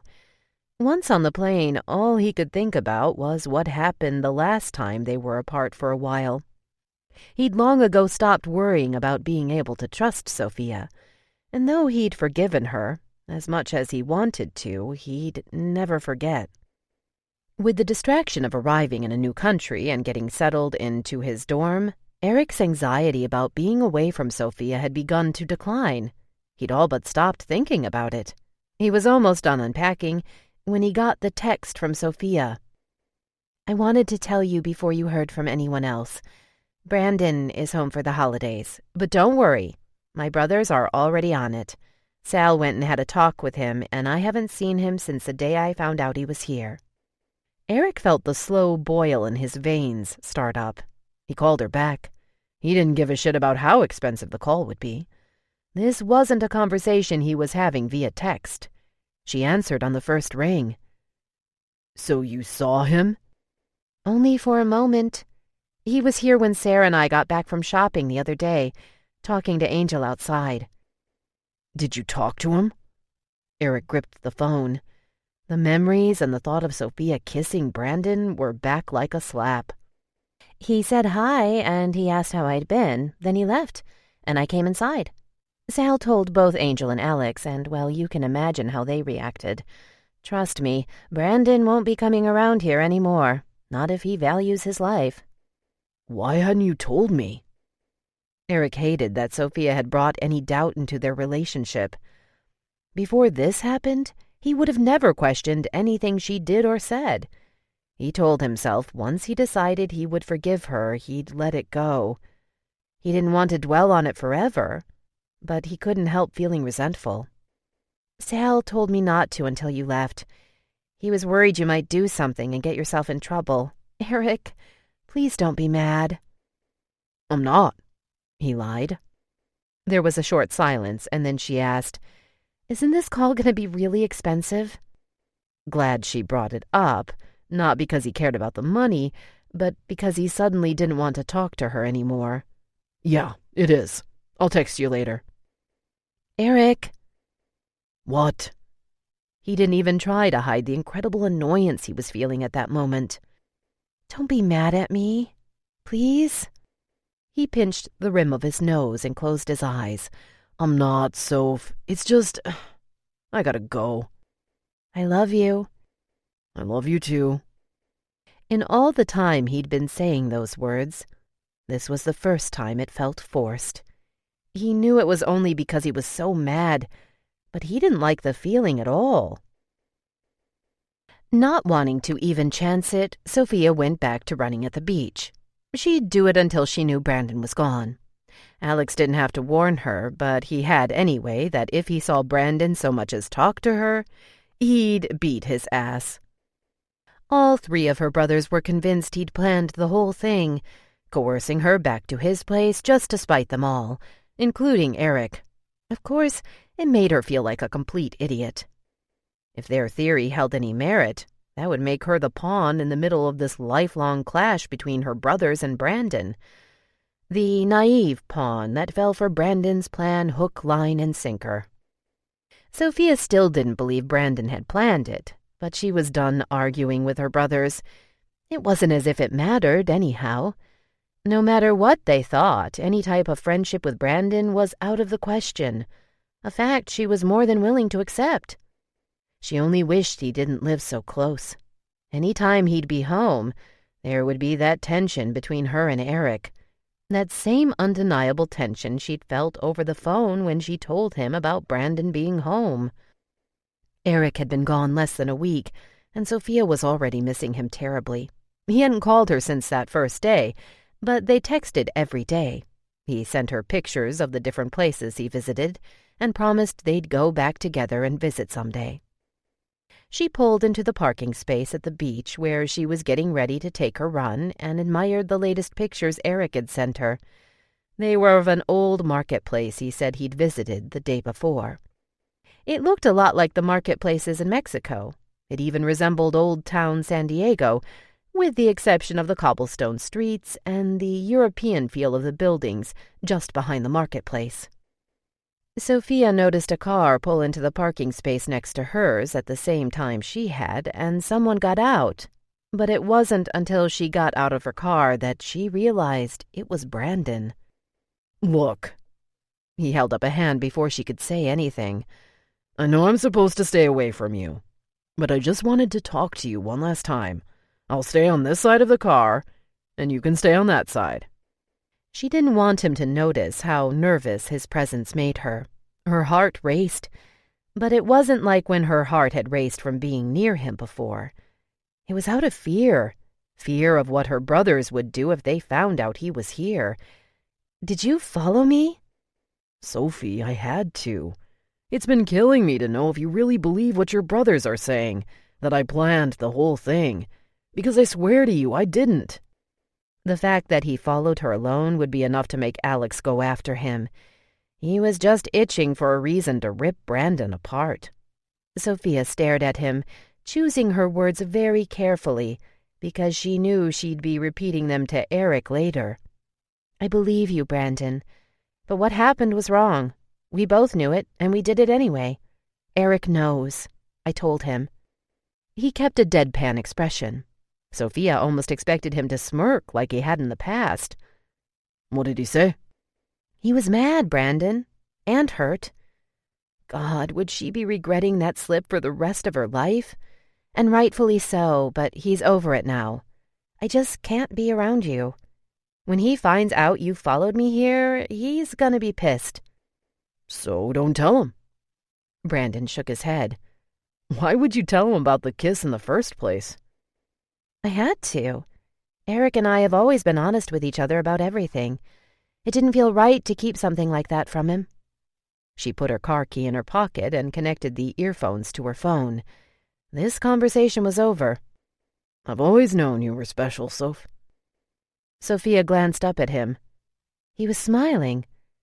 The moment with him in his room came to her, the things he'd said to her, and she hadn't protested. The last thing she was feeling right now was special. "You think if I talked to Eric, apologize, maybe your brothers would feel a little differently? I'd hate for things to end between us like this."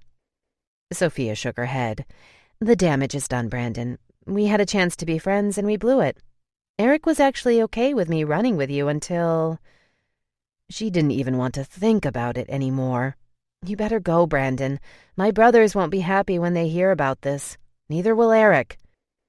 "I really wish you'd reconsider letting me talk to Eric. Maybe if I start with your brothers. Sal, well, he was a little too pissed for me to talk to the day he came over, but he's probably calmed down by now." That surprised Sofia, but if Sal was too pissed, she could only imagine how Angel and Alex would react to Brandon trying to convince them to let him come around her. "No, Brandon, it's really not a good idea. I promise you. It would probably only make things worse." His wounded expression made her feel bad. She felt for him. Even if her brothers and Eric would never believe it, she knew he was a good guy deep inside. "I'm sorry." "Yeah, me too." With her run shot, she had to stop after only 10 minutes. A knot had formed in her stomach, and she couldn't help thinking about the conversation she was going to have with Eric. Even worse, she wondered if she should tell Alex and Angel at all. There was no holding those two back when enraged, and she knew they would be. She called Sal as soon as she got in the car. He was the only one who'd be calm enough to give her some sound advice. "No, don't tell them," was his immediate answer to her question. Sofia breathed a sigh of relief. "I'd hold off on telling Eric, too, unless you think he's not going to be mad. You'll probably ruin his New Year's Eve. When I get home tomorrow, I'll talk to Alex and Angel." "You did the right thing, Sophie. That guy is and always has been bad news. He has no business trying to hang around you. I just hope he's not stupid enough to try to talk to Alex or Angel before I get home." Sofia hoped so too. She took Sal's advice and decided she'd wait until after New Year's Eve to tell Eric. Eric's dad and Tina were arriving the morning of New Year's Eve. Both school and the company he was interning at were closed for the holiday. The next few days he'd be free to spend with his dad and Tina. He wasn't exactly looking forward to it. He'd only been around her a few times. It wasn't that she was so young. His dad had always stayed very physically fit. He looked damn good for his age, so the age difference wasn't that obvious. She was just the first woman his dad had ever brought home for Eric to meet. It was still awkward. He was meeting them for breakfast in the restaurant in the hotel where they were staying. The place was over-the-top ritzy, but he expected nothing less from his dad. He walked around in the lobby where his dad said he'd meet him. The artwork on the walls was incredible. He was taking one in when he heard his name. He turned to see his dad with Tina and a girl approaching him. His dad hugged him when he was close enough and smiled big. "So, how you liking it so far?" Eric nodded, feeling a little self-conscious. "It's been amazing." His dad seemed pleased, smiling even bigger. "Good. I'm glad you're enjoying it." He turned to Tina and the girl. "You've met Tina?" Eric leaned over and shook her hand. "Yeah, hey, Tina. Nice to see you again." Tina greeted him back with that somewhat timid smile he remembered from the first time he met her. "And this is Tina's youngest sister, Jennifer." Eric was just reaching his hand over to shake Jennifer's when his dad added, "She's your age." He turned back to Jennifer. "Eric just turned 21 this year also." Jennifer smiled at him, but not quite as timidly as her older sister did. Both sisters shared the same red hair, but unlike Tina's straight shorter do, Jennifer's hair hung in long, tight curls. It was the first thing he'd noticed when he saw them walking to him.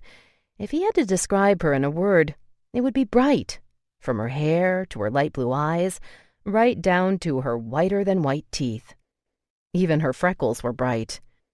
"Eric, maybe you could show Jennifer some of the places the younger crowds frequent while we're here." Eric shot his dad a look, but knowing both sisters' eyes were watching, it wasn't quite as severe as he wanted it to be.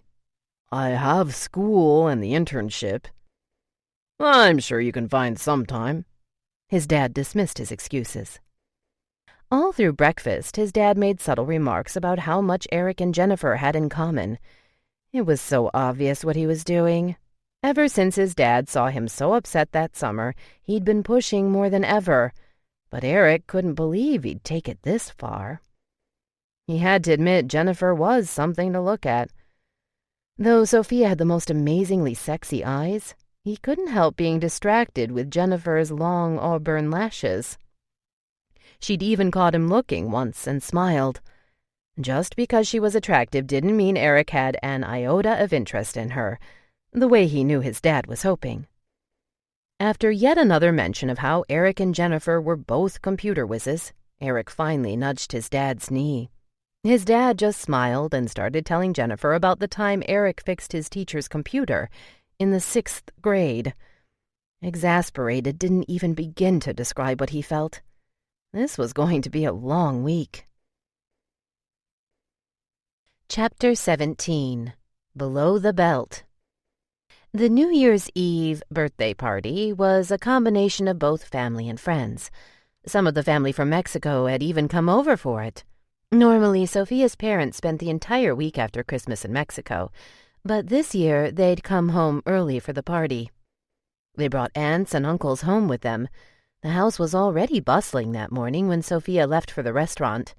They'd only be open a half day, and since it was Angel's party, Sofia agreed to go in so he could stay home and get everything together with Sarah.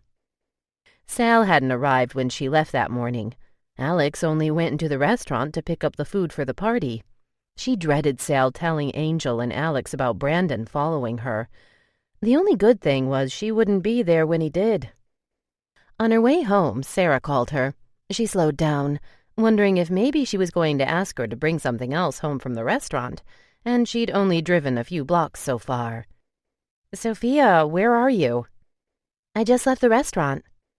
"Don't come home yet." Sarah's tone alarmed her. "Why?" "Brandon's outside. I thought Alex was going to kill him. He hit him pretty hard, but Brandon still refuses to leave. He's so drunk." Sofia felt her stomach cave in.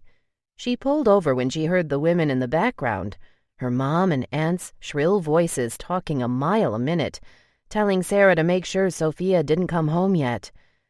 I know, she's not," Sarah assured them. Sarah must have walked into another room because the noise subsided. "The whole neighborhood is out there, Sophie. It's such a scene. He showed up asking to see you when Alex unloaded on him. Thank God you have so many uncles here. I don't know how else they would have stopped Alex. I've never seen him so mad. Oh my God. Sofia was suddenly overwhelmed with dread. Why won't he leave? He's drunk. Even with a fat lip and his eye nearly closed shut, he just keeps saying he wants a chance to explain, and that he wasn't leaving until he talked to you. Hold on, Sofie. She heard the women in the background again, only they seemed a bit calmer. Sarah was obviously walking through the house. Sofia waited, trying to listen for clues as to what was going on. After what felt like an eternity, she heard Sarah ask someone, "Did he leave?" Suddenly, she heard a lot of men's voices and Alex cursing. "He left, Soph. You can come home now." Yeah, tell her to come straight home, she heard Sal say. Sofia didn't hang up until she got more information from Sarah. Apparently, Alex and Angel were already pissed because Sal had told them about Brandon following her. They both promised to stay cool until after the party, but then, a few hours later, Brandon showed up slurring, demanding to see Sofia. After hanging up, Sofia noticed the couple of texts from Eric. Getting close to New Year's over here. The party's not half bad, but it'd be better if you were here. How's everything over there? The second one was worse. She normally responded almost immediately, so he'd waited 15 minutes after the first and wrote, Is something wrong? She covered her face with both hands. Would this nightmare ever be over? She thought long and hard before responding. She hated not telling him something of this magnitude, but she also didn't want to ruin his New Year's Eve. Everything's fine. I do need to talk to you, but it can wait until tomorrow. She'd barely turned on the ignition when her phone rang. Seeing his name on the caller ID made her cringe. She slipped the earpiece in, took a deep breath, and answered. What happened? Sofia didn't even know where to begin. She started by telling him about her talk with Brandon at the beach, leaving out the part that he followed her, but Eric didn't miss a beat. How'd he know you were there? He said he followed me because he wanted to know if I really believed what my brothers were saying about him planning the whole thing last summer. And you said? She didn't know what she dreaded more. Getting home to a house full of people who were no doubt just waiting to interrogate her, or having to answer this question. Eric, he swore he didn't, so I just said I believed him. Do you really? Eric raised his voice. After everything he's done, you're still falling for his shit? I just didn't see the point in arguing, Eric. What difference does it make if he thinks I believe him or not? You didn't answer my question. Sofia was quiet for a moment. She'd never tell Eric Brandon had given her the opportunity to tell him to stop, but she was so sick of being labeled naive. What happened that day was not planned, and she knew it. You believe him. Just say it. You weren't there, Eric. Can you give me a little credit that I wouldn't fall for some stupid plan? Unfucking believable. Eric rarely cussed in her presence. All right, he didn't plan it. Anything else I need to know? Like why you kept this from me again? Feeling a little irritated by his tone and unwillingness to give her any credit for having half a brain, her tone changed as well. Because I called Sal right after and asked if I should tell Alex and Angel. I was afraid of what they'd do, and he said to wait.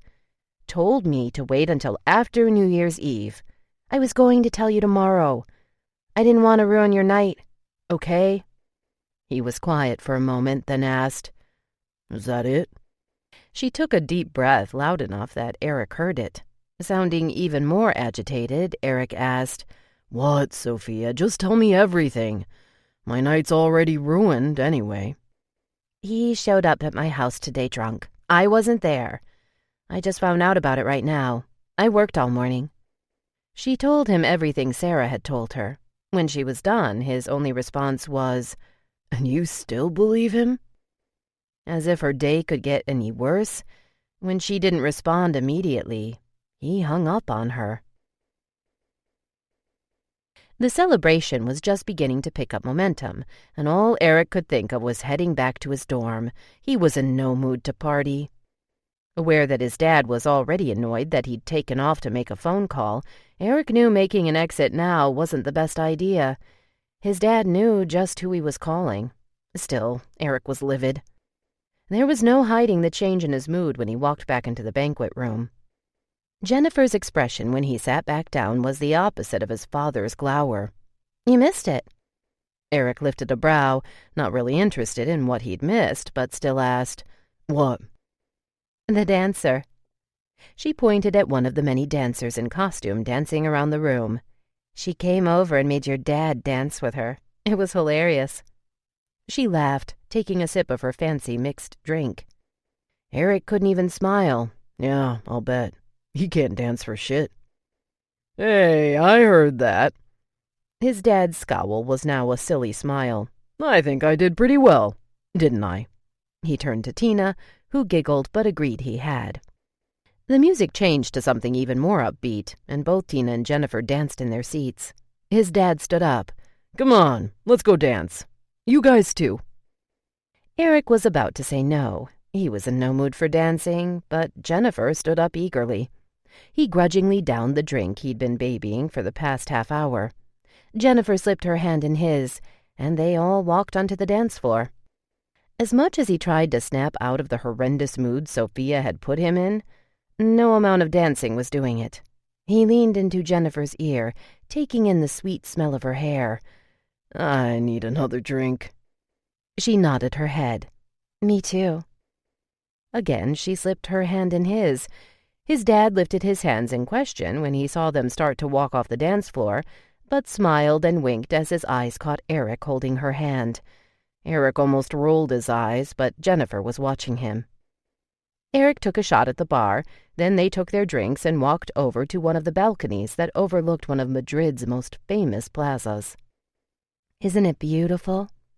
Jennifer gazed out into the mass of people out there dancing and celebrating. It seemed the entire city was out for the night. Gently removing his hand out of Jennifer's, Eric leaned over the balcony. "Yeah, it is." The fresh air helped him relax a little, but very little. He still couldn't get over the fact that even after everything they'd gone through that summer and the scene Brandon had caused tonight, Sofia was still willing to give him the benefit of the doubt. It absolutely made him wonder what the hell else she was willing to do for the guy, and why. He downed his drink in record time and was ready for another. It had been almost a year since he'd had so much as a buzz. Now felt like as good a time as any to get hammered. "I'm ready for another." Jennifer's eyes widened when she saw his empty glass. "Wow, that was fast." Eric shrugged. "What's New Year's Eve without a good buzz, right?" Several shots and drinks later, Eric was in more of a dancing mood than ever. By the time the countdown started, he and his dad were two of the loudest at the party. His dad had been buying round after round of shots. As they rung in the new year, everyone hugged and kissed. His dad hugged him hard. "I'm glad you're having fun, son. You know I only want you to enjoy life, right? That's all I want. 'Cause I love you. No other reason." Before his dad got too mushy, Eric nodded and pulled away. "Yeah, I know, Dad. I love you too." After their rather long embrace, Eric turned to Jennifer and gave her a fast hug. The smell of her hair lingered even after he pulled away. He quickly turned to Tina and hugged her too. The band played a slow song, and his dad and Tina took to the dance floor, holding each other closely. "You want another drink?" He turned toward the bar. Jennifer tilted her head and gave him a look that made him feel guilty. "I like this song." Eric hesitated, but took her hand anyway. They walked out to the dance floor. She wasted no time, wrapping her arms around his neck and pressing her body against his.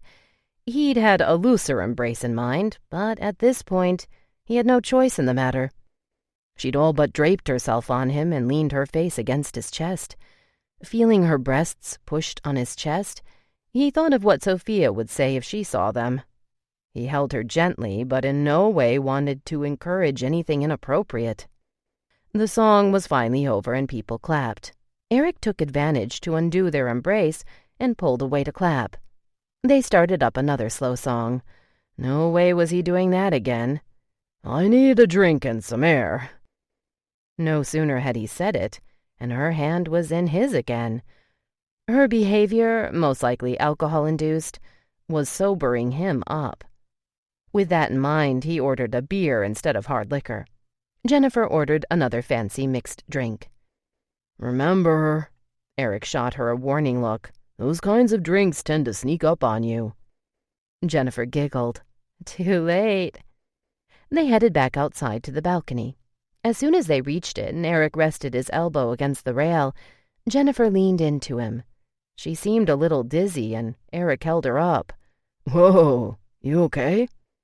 She did a little more giggling and moved her hair away from her face. Maybe I better not drink this. Eric took the drink she held up and placed it on the rail. Yeah, maybe not. I'm not just saying this because I've been drinking, but I think you're incredibly sexy. She traced his lips with her finger. Eric smiled, feeling a little nervous, and pulled her hand gently away from his lips. All right, maybe we should get you some water. No, Eric, I'm serious. She stood up a little straighter and leaned into him again. When my sister told me I was going to be hanging out with her boyfriend's son, I was worried about who I'd be stuck with, but when I saw you, I could hardly contain myself. I'm flattered. Eric had to admit it felt good, but he was careful about his response. He knew no matter how mad he was at Sofia, doing anything with Jennifer was out of the question. You're not too hard on the eyes either. Trust me, if I didn't have a girlfriend, I would have already been trying to get to know more about your situation. Her lips curled, and she stared him down with a wicked smile. Well, my situation is I live in New York, not California like my sister. We only see each other on rare occasions. That's why I decided to tag along with her on this trip. So I don't mind that you have a girlfriend, because after I leave Spain, it'll probably be years before I see you again. She licked her lips, tracing a finger down his chest. Assuming, that is, that Tina and your dad stay together. Having never been in this position, Eric wasn't sure what the best way was to respond. Before he could, she leaned in and pecked his lips. Eric backed away. Jennifer. Call me Jenny. She stepped forward again. With the rail behind him, he had nowhere else to move. Jenny, my girlfriend would absolutely mind. Don't tell her. She pressed her body against his, still smiling as her hand grazed over the front of his pants. Eric flinched. No way was he going there. As much as he loved Sofia, Jennifer was sexier than hell, and he was, after all, a man. There were certain parts of his body that would have a harder time rejecting her if rubbed the right way. He switched places with her, making her the vulnerable one against the rail. Listen, sweetheart, I'm sure any guy would jump at the chance to be with you. But not you. Her offended expression tugged at him, making him feel like a jerk. I'm sorry. I can't. After the awkward conversation, things went from bad to worse. Jennifer grabbed her drink, insisting she needed it. A few big gulps later, she brought her hand to her mouth and said she needed to find a restroom fast. She didn't make it, throwing up in her hands just before she got to the door. Eric held the door for her as she ran in. A few minutes later, two very concerned-looking women walked out, asking if he was the sick young lady's boyfriend. I'm a friend of hers, Eric replied. Is she okay? No, the heavier of the two said. She's in there throwing up and sobbing in between. Wonderful. Eric glanced around until he spotted his dad and Tina. Let me go get her sister. He was glad the two women walked back in the restroom. He hated to think of Jennifer in there alone. Tina rushed to the restroom as soon as he told her. He and his father followed right behind. Before his dad could say anything, he explained about the last drink she shouldn't have had, but did anyway. He didn't mention why, though. They sat outside by the closest table to the restrooms, waiting. The party was nowhere near being over. There were people dancing on chairs and tables still. Even his dad was still drinking. Tina finally came out of the restroom. She glanced at Eric, then asked if she could speak to his dad alone. His dad stood up and walked a few feet away from the table where Eric sat. The music was so loud there was no way Eric could hear what they were saying even from that close a distance. Their talk was brief, and Tina hurried back to the restroom. His dad turned to him, not looking pleased. When he reached the table, he didn't sit down. You couldn't have hung out with her for just one evening without bringing up Sofia? Nothing annoyed Eric more than when his dad played his relationship with Sofia down, as if it wasn't as serious as he knew it was. Dad, she didn't want to just hang out. And for the record, I hadn't mentioned Sofia until she started coming on to me. Would it have killed you to just go along for the evening? Damn it, Eric, you humiliated her. As bad as Eric felt about humiliating Jennifer, nothing topped the disgust he felt for his dad at that moment. Go along for the evening? He stood up. I'm sorry about that. I'll apologize, but I can't just go along with another girl for the evening, Dad. Sofia and I are in a committed relationship. His dad didn't even try to mask his irritation. He downed what was left of his drink and put the glass down on the table. Yeah, well, maybe someone should have reminded her of that this past summer. Eric felt the air sucked out of him. The blow couldn't have been any lower. His dad must have seen it in his face because immediately he started backpedaling. He tried putting his hand on Eric's shoulder, but Eric backed away. Son, I'm just saying. I think you should stop talking. You're drunk, and you're already pissing me off. He started to walk away. Eric, your devotion for her through all these years has been unwavering, and she cheated on you. You don't think that pisses me off? Eric turned to look at him, ready to go off on him. Son, I'm sorry, but anyone that hurts you hurts me. And as far as I'm concerned, she doesn't deserve you.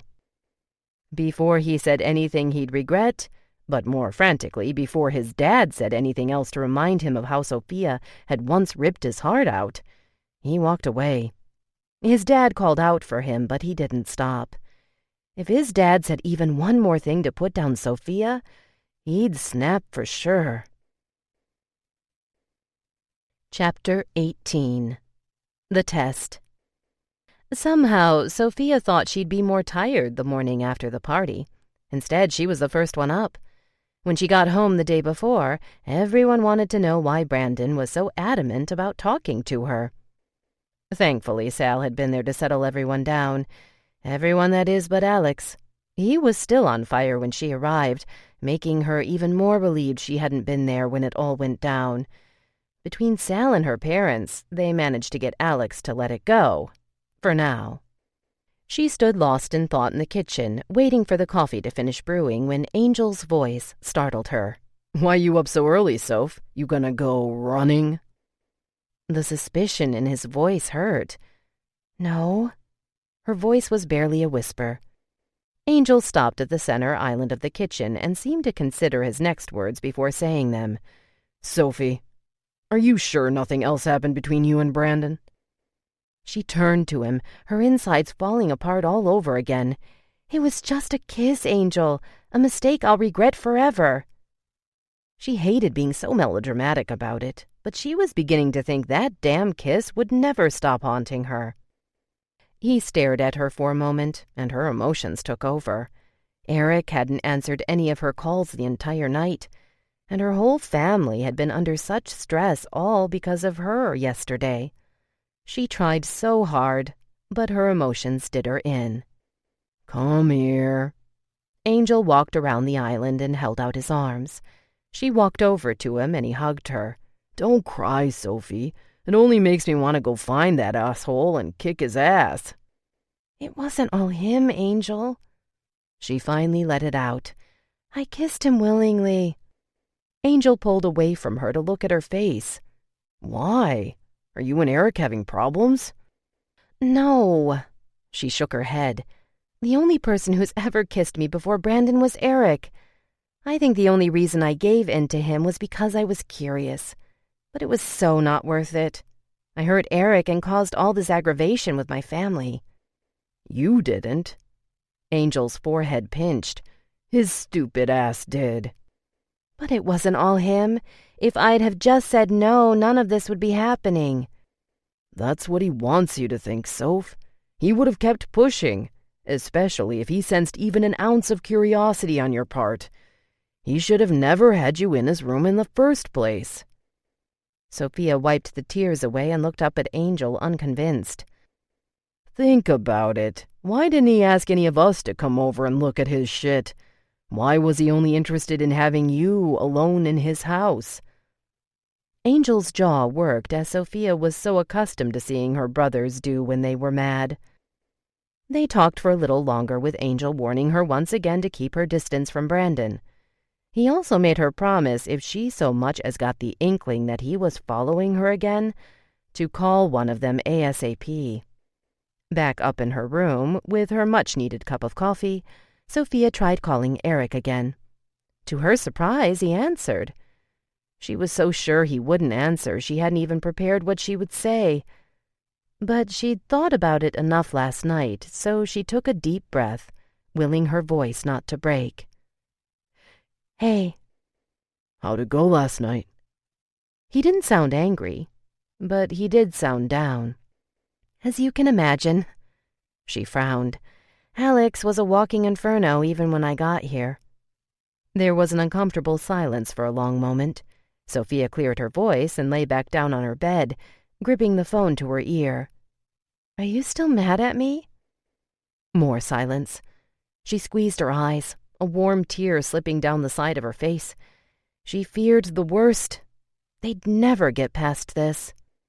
"I'm just trying to understand why, after everything he's done, you're still willing to give him the benefit of the doubt." Sofia sat up on her bed, determined to make him understand, even at the risk of making things worse. "Because I can't in clear conscience just put all the blame on him. Don't you think it would be easier for me to just agree with you and my brothers?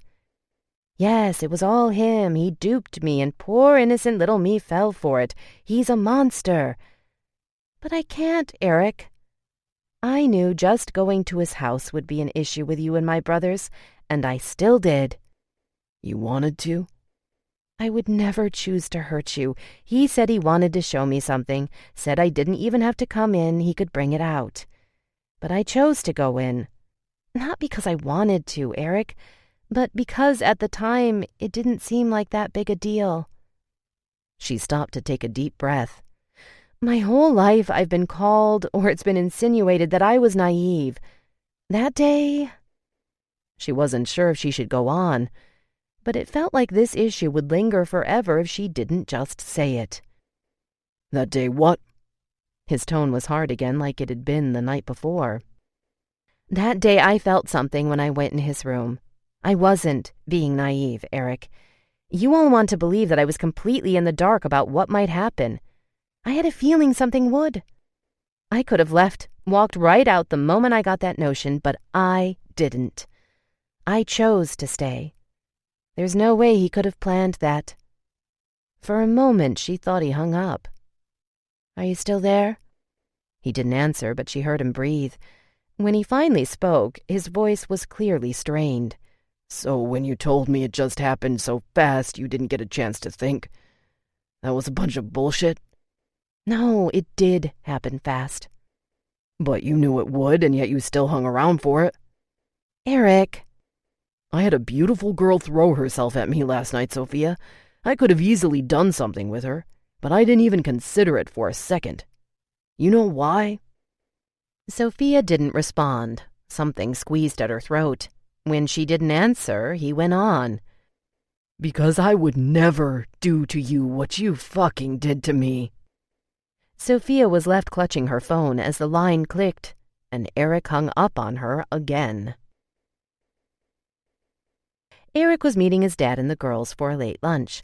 His dad called early in the morning, but Eric sent it to voicemail.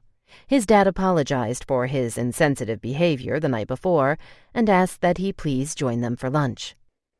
The only reason Eric agreed to go was that he felt compelled to apologize to Jennifer. He never meant to humiliate her. After getting off the phone with Sofia, He now wished he hadn't called his dad back to tell him he would be there. He was in absolutely no mood for socializing, but his dad had been so glad he was coming and kept apologizing and thanking him that Eric couldn't bring himself to cancel. When he got to the table, the girls were nowhere in sight. His dad was sitting at a table by himself. What happened? Did they decide not to come? His dad shook his head. No, they'll be here in about a half hour. He motioned for Eric to take the seat across from him. I wanted to talk to you alone first. Eric took a seat and prepared himself. About last night. I know you think that I just don't like Sofia, but...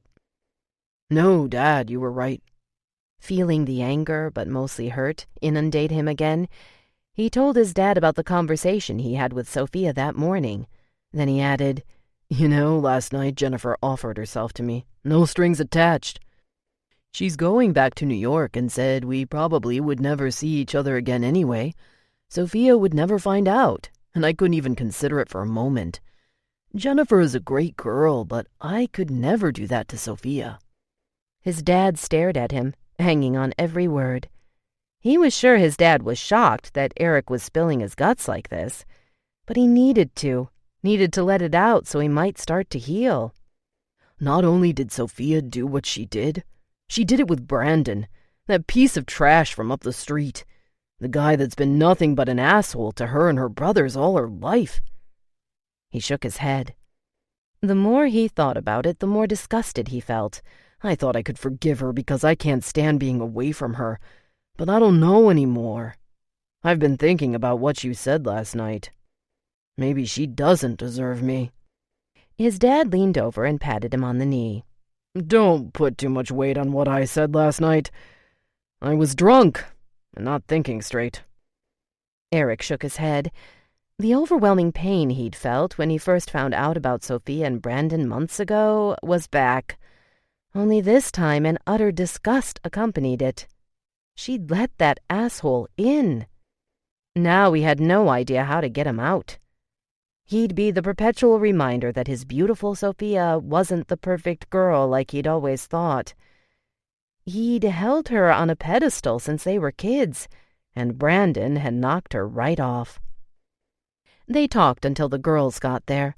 His dad warned him not to make any rash decisions, maybe wait at least until he got back. Eric agreed, still not convinced that he could actually go through ending things with Sofia. After breakfast, they all went for a stroll.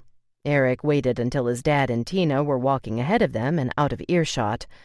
Their walk up until then had been a quiet one. He could tell Jennifer was embarrassed. She'd hardly said a word all through breakfast. He turned to Jennifer.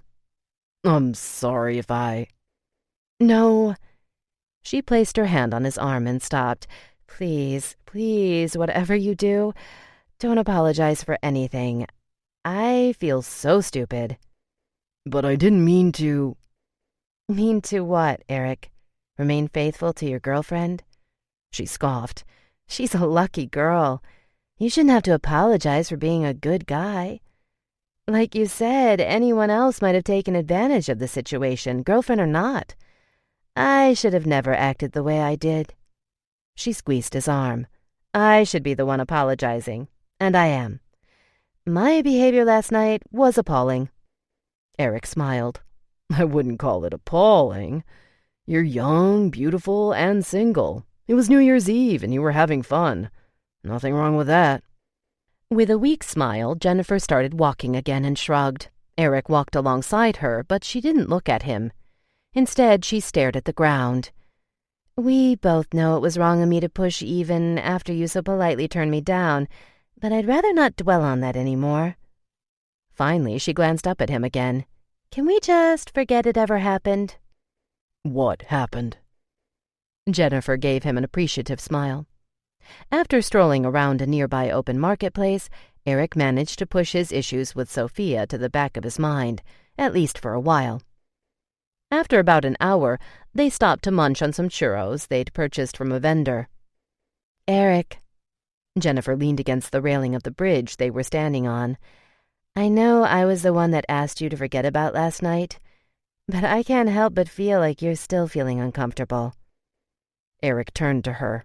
Not at all. I just have a lot on my mind today. He bit into the churro and looked out in the road below them. Anything you want to talk about? Talking to another girl about Sofia might help, but after what happened last night, he didn't think it a good idea. He shook his head. Not really, just school and my internship. When Eric got back to his dorm room that afternoon, he read the long text Sofia had sent him earlier. He hadn't wanted to hear what she had to say all day. Even now he wasn't sure he wanted to, but he read it anyway. I want you to know I've never once given any thought to what my life would be like without you in it. Until now. I know even after I explained why I let it happen, you weren't completely satisfied with my answer. But since then I've had time to reflect, and I think I have a more honest explanation. I was afraid to tell you before, but because of everything that's happened, I think you deserve the truth. After giving it much thought, maybe my brothers were right. Brandon was wrong for taking me into his room and even initiating the kiss. I'll give them that, but nothing takes back the fact that I let him. Why? I gave in to the moment, plain and simple. Curiosity got the best of me. Eric, I can't take back what I've done. Believe me, if I could, I would. I just want you to know, if I live to be 100, the fact that I gave in will be my biggest regret. Even if my prayers are answered and somehow we work things out, I will forever regret the pain that I've caused you. No matter what happens, I love you. Always have, always will. Eric read it several times, the lump in his throat present the entire time. He was going to have to do one of two things. Either he got over that damn kiss and let it go, or he got over Sofia and let her go. At the moment, both seemed impossible. Eric didn't respond to Sofia's text. He hadn't responded to any of her texts in days, including the last one where she said she was done torturing herself. He still couldn't stomach discussing the fact that she'd given in to Brandon just like that. She probably even enjoyed the moment. He was also done torturing himself.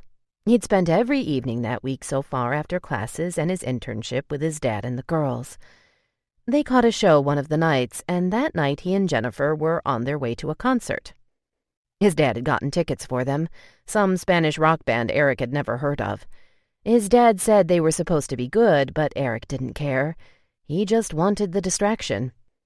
Having gone days for the first time ever without any contact with Sofia was killing him. If this was a taste of what his life would be like without her, he was going to be one miserable bastard. Eric held Jennifer's hand through the crowd as they made their way into the concert. They stopped to buy drinks at the concession stand. You want a mixed drink? Eric remembered the kind of drinks Jennifer preferred New Year's Eve. I'll take a beer, Jennifer said, blushing. Eric laughed. You don't have to. Trust me, I learned my lesson. They took their beers and walked around the huge lobby of the arena. They were early. It was fun to people watch. Before long, they were on their fourth beers. Eric's dad had given him one of his credit cards. The prices for everything in the concessions were ridiculous, but his dad insisted that he not worry about the money and just enjoy himself. Since this was Jennifer's last night here, they planned on going out to a club after. They slowed down on the beers once the concert started. After having to make a restroom run a couple times, they decided missing so much of the concert wasn't worth it. The band was actually good. Once at the club, however, they decided Jennifer deserved to have a good time and let her hair hang down without it turning into a disaster like New Year's. They stuck to beer, but had plenty of it. The clubs in Spain were so different from the ones in the States. In the U.S., closing time was usually around 1 or 2 in the morning. It was just after midnight, and things were just getting started. The bartender told them closing time was at 6. Eric had class in the morning. He wasn't planning to pull an all-nighter, but he still had a few hours in him. They danced and continued to drink, though Jennifer ordered water a few times in between beers. Seeing the way guys eyeballed Jennifer, reminded him of his trip to Cancun with Sofia. He'd been so relieved when she asked him to go with her. Not because he didn't trust her, but at the time, he'd been worried for her safety. Thinking back now of the way the guys had gawked at her at the bars, even with him at her side, he couldn't help but wonder if she might have given in to her curiosity way back then, had he not been there. Her girlfriends sure as hell got crazy. Anger flooded him. He downed the rest of his beer and ordered another one. They'd just handed it to him when Jennifer walked out of the restroom and headed toward him. A guy stepped in front of her, saying something that made her smile. It could have been the alcohol, or maybe even the sudden hot rush of adrenaline he was feeling over thoughts of Sofia. Whatever it was, he started toward Jennifer with only one purpose. The second he reached her, he slid his arm around her waist, pulling her closely to him, and kissed her forehead. She smelled damned good. Everything okay? He turned to the guy, who smirked but shook his head. Everything's cool. Your girlfriend is stunning. The guy lifted his beer toward Eric in a good-natured gesture of peace. Eric clinked his bottle against the guy's and forced a smile. With that, the guy walked away. Jennifer turned to Eric, but didn't pull away from his embrace. What was that about? He leaned his forehead against hers. Just making sure everything was okay. I didn't look okay? She'd obviously had a mint in the ladies' room, because her breath smelled of mint. Did her mouth taste like it, too? Curiosity. They stood there without saying anything for what seemed like too long. With the music blaring around them and people still dancing on the tables and chairs, no one noticed them just standing there. He gulped when she licked her pink lips and stared at his. He was so close he could feel her warm breath against his lips. Eric? He closed his eyes, fighting with himself. He should let go of her, walk away. Another part disagreed. An eye for an eye. Sofie would have to understand. Are you gonna kiss me? She whispered so close to his mouth he could almost taste her.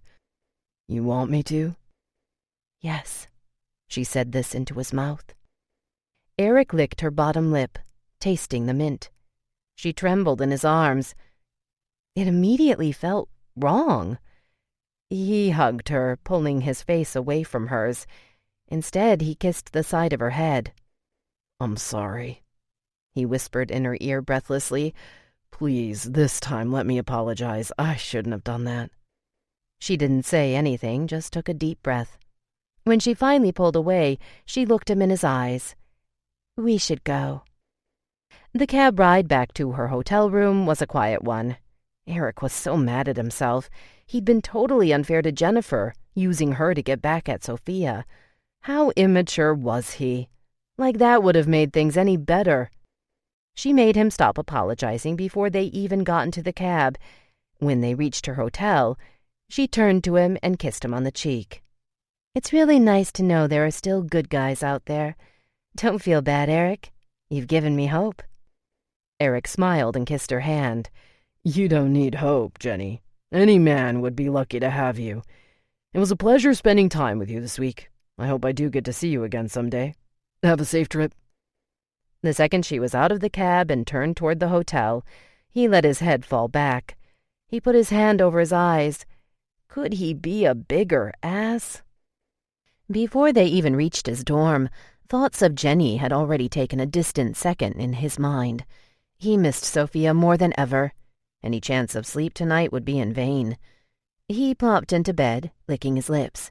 He could be making love to Jenny this very minute, but all he could think about was Sofia. Son of a bitch. Chapter 19. Clarity.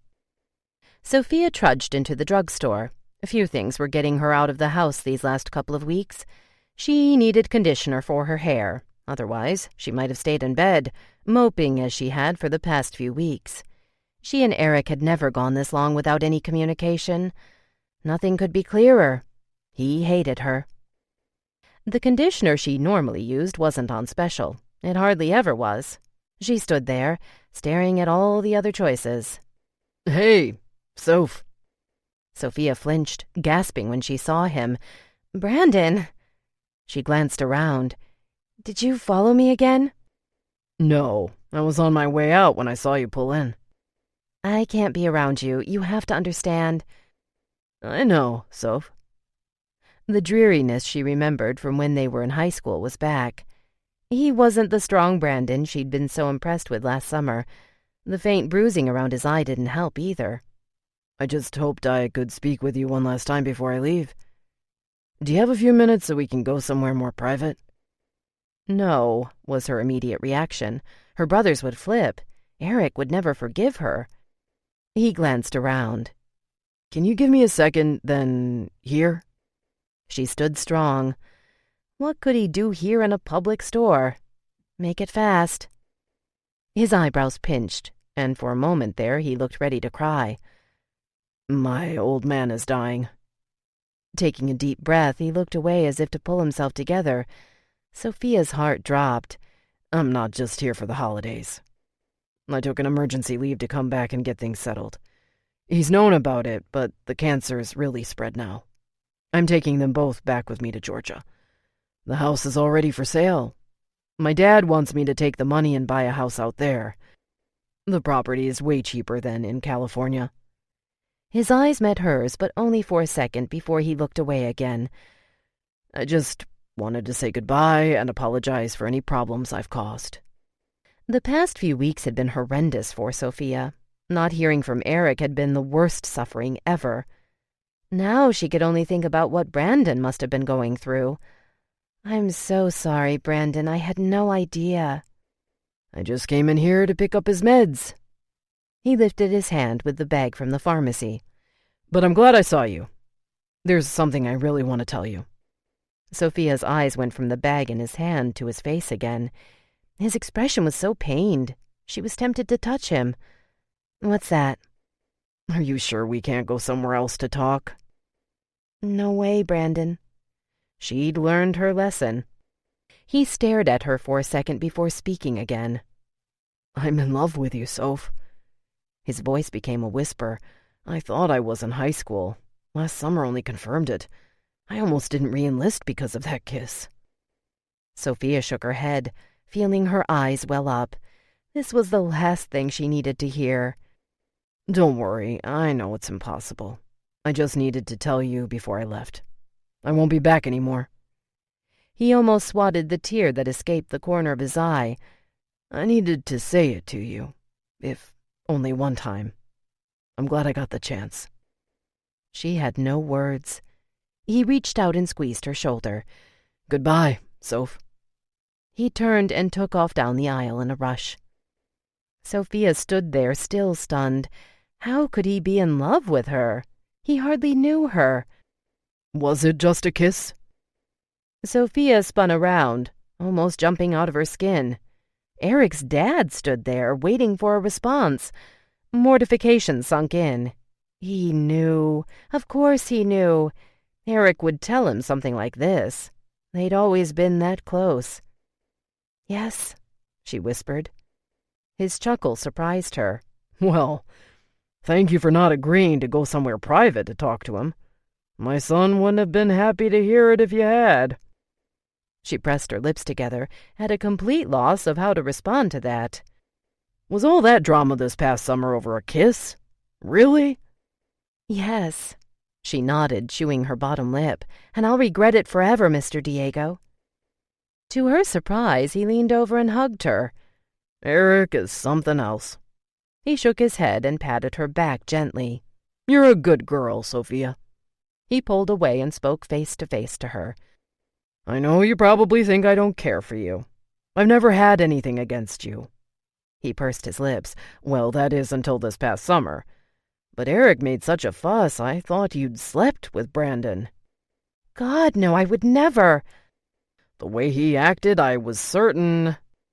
Did he say I did? An uncontrollable panic swept through her.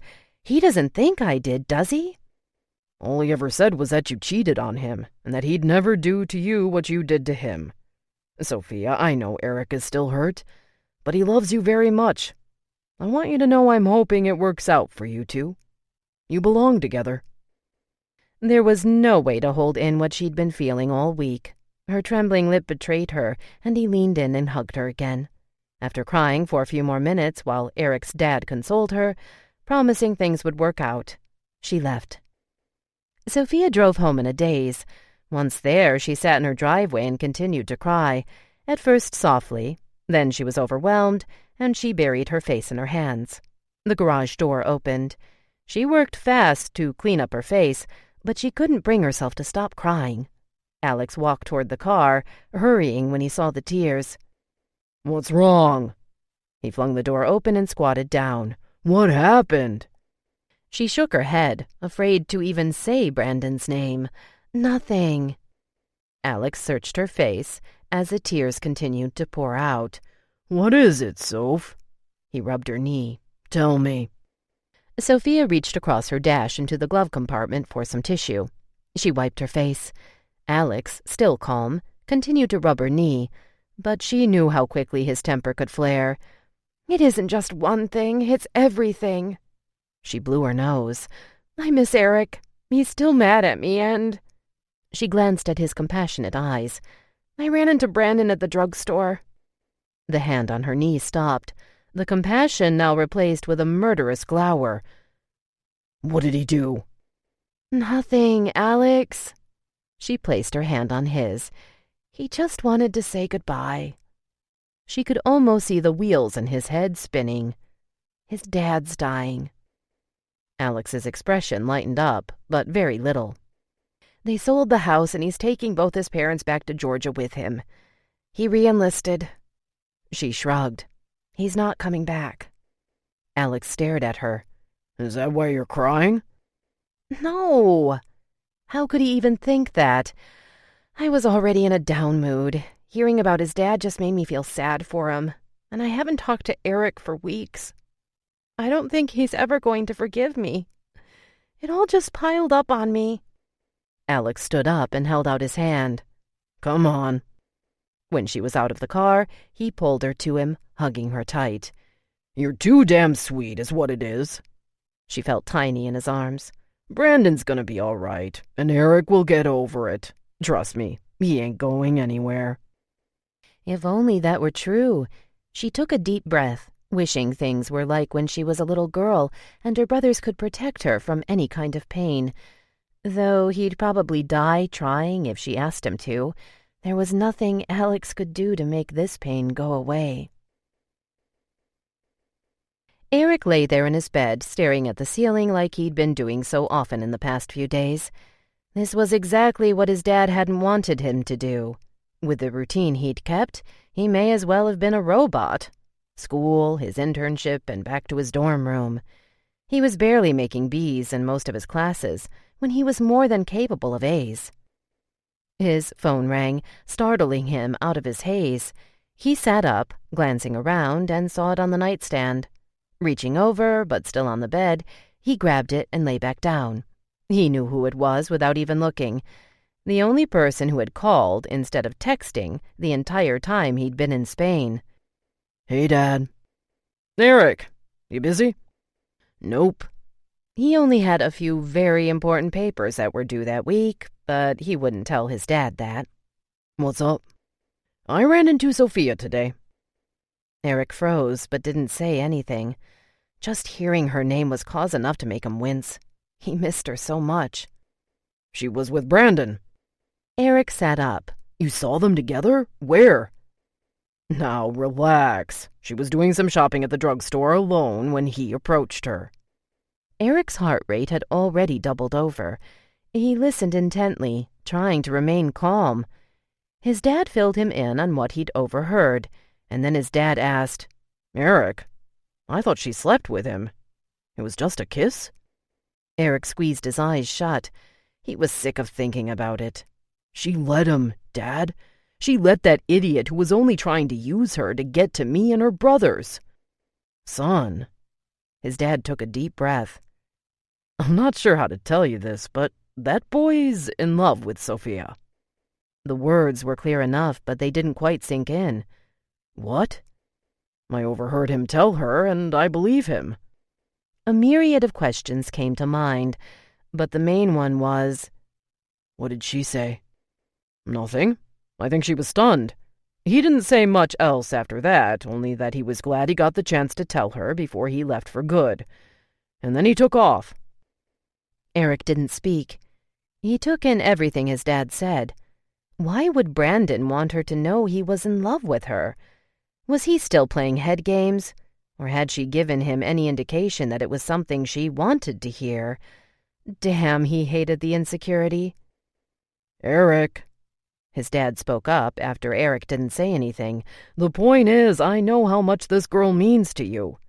Hell, I don't think I've ever seen anyone as heartbroken as I saw you the day you found out about her and Brandon. Right then and there I knew how profound your love for her really was. I'll admit, it scared me, especially because at the time, I was under the impression that my son was hopelessly in love with a girl who'd betrayed him in the worst way. Then when you got back with her so quickly, it scared me even more. Now that I find out it was just a kiss. Eric, that's nothing." "But Dad..." "Just ask yourself this. Are you really willing to give up everything you and Sofia have because of something so trivial that she obviously is extremely remorseful about? I saw it in her face, son. There is no doubt in my mind she loves you, and is still beating herself up about a kiss that really should be ancient history by now. Shit happens, Eric. Let it go. Age and immaturity have a lot to do with it, but if you ask me, I'd say she's learned a hard but valuable lesson." Eric stood up, unable to sit still anymore. "I don't know. It's up to you, obviously. You know, normally I'd be all for you moving on and shopping around a lot more before getting stuck on one girl. But I got to thinking today after speaking with Sofia. I'd hate for you to make a mistake you'll be regretting for the rest of your life. I've seen it happen too many times." He was quiet for a moment before adding, "Just ask your mom." Early that morning, Sofia got the call. Eric's dad asked if she wanted to pick Eric up at the airport. She'd almost said no. She still hadn't heard from Eric. But she needed closure. If Eric had really decided this was the end for them, she needed to hear it. The sooner the better. The torture had gone on long enough. She arrived at the airport early. When they dropped him off the day after Christmas, the airport had been a mess. Afraid to get stuck in that kind of traffic, she'd given herself plenty of time. The traffic today didn't even compare. Planes flew in and out of the airport, and Sofia stared out the window, wondering which one Eric would be in. Each one that flew in tied her stomach up even more. She wiped away a tear that slid down her cheek. Sofia hadn't bothered with makeup. She knew her face would be a mess. Even if things were okay between them, seeing him again would be emotional. She thought of Brandon and decided there was no way he was in love with her. Maybe he loved her as the only friend he thought had ever given him a chance. But in love? He didn't have the first clue what that was. There was no way could he be feeling for her what she felt so deeply for Eric. When she finally saw on the monitor that his plane had arrived, she took a deep breath and sat down. She sat and watched as one by one the passengers came down the escalators. She sucked in her breath when she saw him. He seemed lost in thought. Like the other passengers, he headed for the baggage claim. She stood and waited, her heart thumping wildly. After grabbing his bag from the conveyor, he turned and headed back in her direction. He was still completely lost in thought, staring at the ground in front of him. Finally, just a few feet away from her, he looked up and their eyes met. He stopped in his tracks, and the person behind him nearly ran into him. Sofia stood there, not sure what to expect or say. Within seconds, his eyes flooded, and he looked away. "I missed you." She barely got the words out. "I missed you so much." Eric dropped his bags, took the few hurried steps to her, and wrapped his arms around her tightly. She felt him take a deep breath as she wrapped her arms around him. "I'm so sorry, Eric." "Don't be, Soph." He kissed the side of her head. "I'm over it now. But I'll never be over you. I was stupid to think I could ever be over you."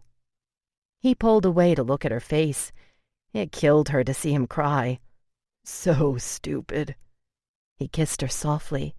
Then he hugged her again, holding her tight for a while. "He's gone, Eric." Eric tensed, but he didn't say anything. "Your dad probably told you, but I wanted—" Eric pulled away. Don't. I don't want to hear it. He stared at her. You love me? "Of course." Then that's all I need to know. He kissed her again. I wasn't even sure until just now when I saw you. Now I know for sure. I could never be happy without you." Sofia smiled, feeling the warm tears stream down her cheeks. She wrapped her arms around his neck. An enormous relief washed over her. "Oh, Eric, I was so scared." Me too. He rubbed her back, then pulled away, but took her by the hand. Let's go. He grabbed his luggage and started walking fast.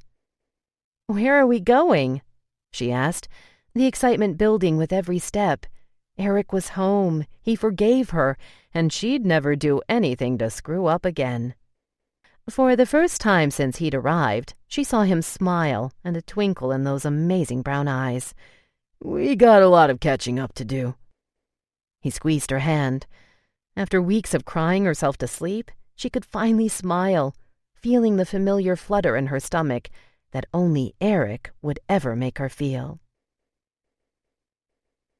It wasn't quite the weather Eric had hoped for, but it didn't matter. This was just the first of 7 glorious days he'd be spending with Sofia on their cruise.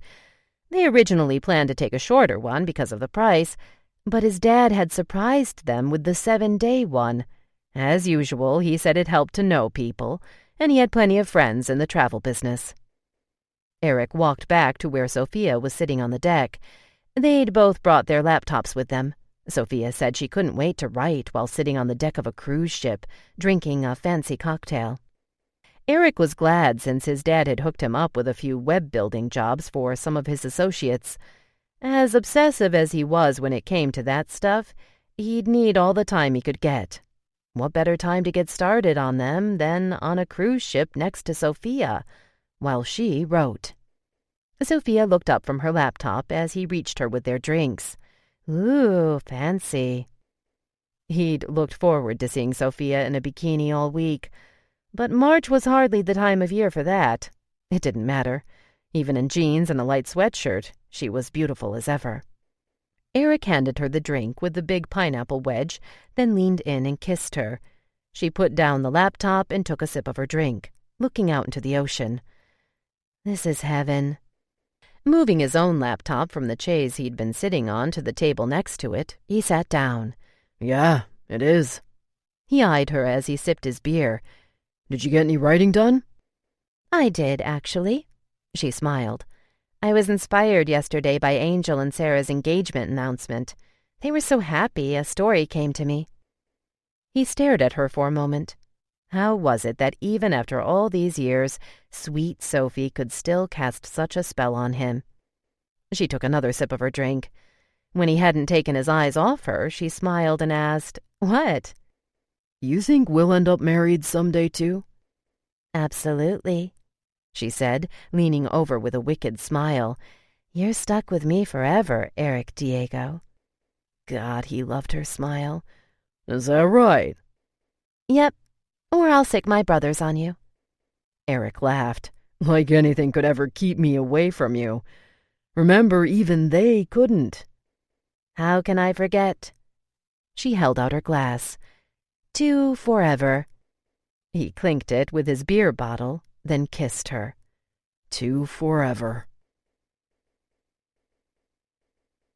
This concludes Sweet Sofie by Elizabeth Reyes. Narrated by Tanya Eby. Copyright 2011 by Elizabeth Reyes. This unabridged audiobook is published by arrangement with Elizabeth Reyes, care of Dystal and Godric Literary Management, and was produced in the year 2013 by Tantor Media, Incorporated, which holds the copyright thereto. Please visit our website, www.tantor.com, for more information on our growing library of unabridged audiobooks, and to take advantage of special offers, or call toll-free 8777-TANTOR to request a catalog.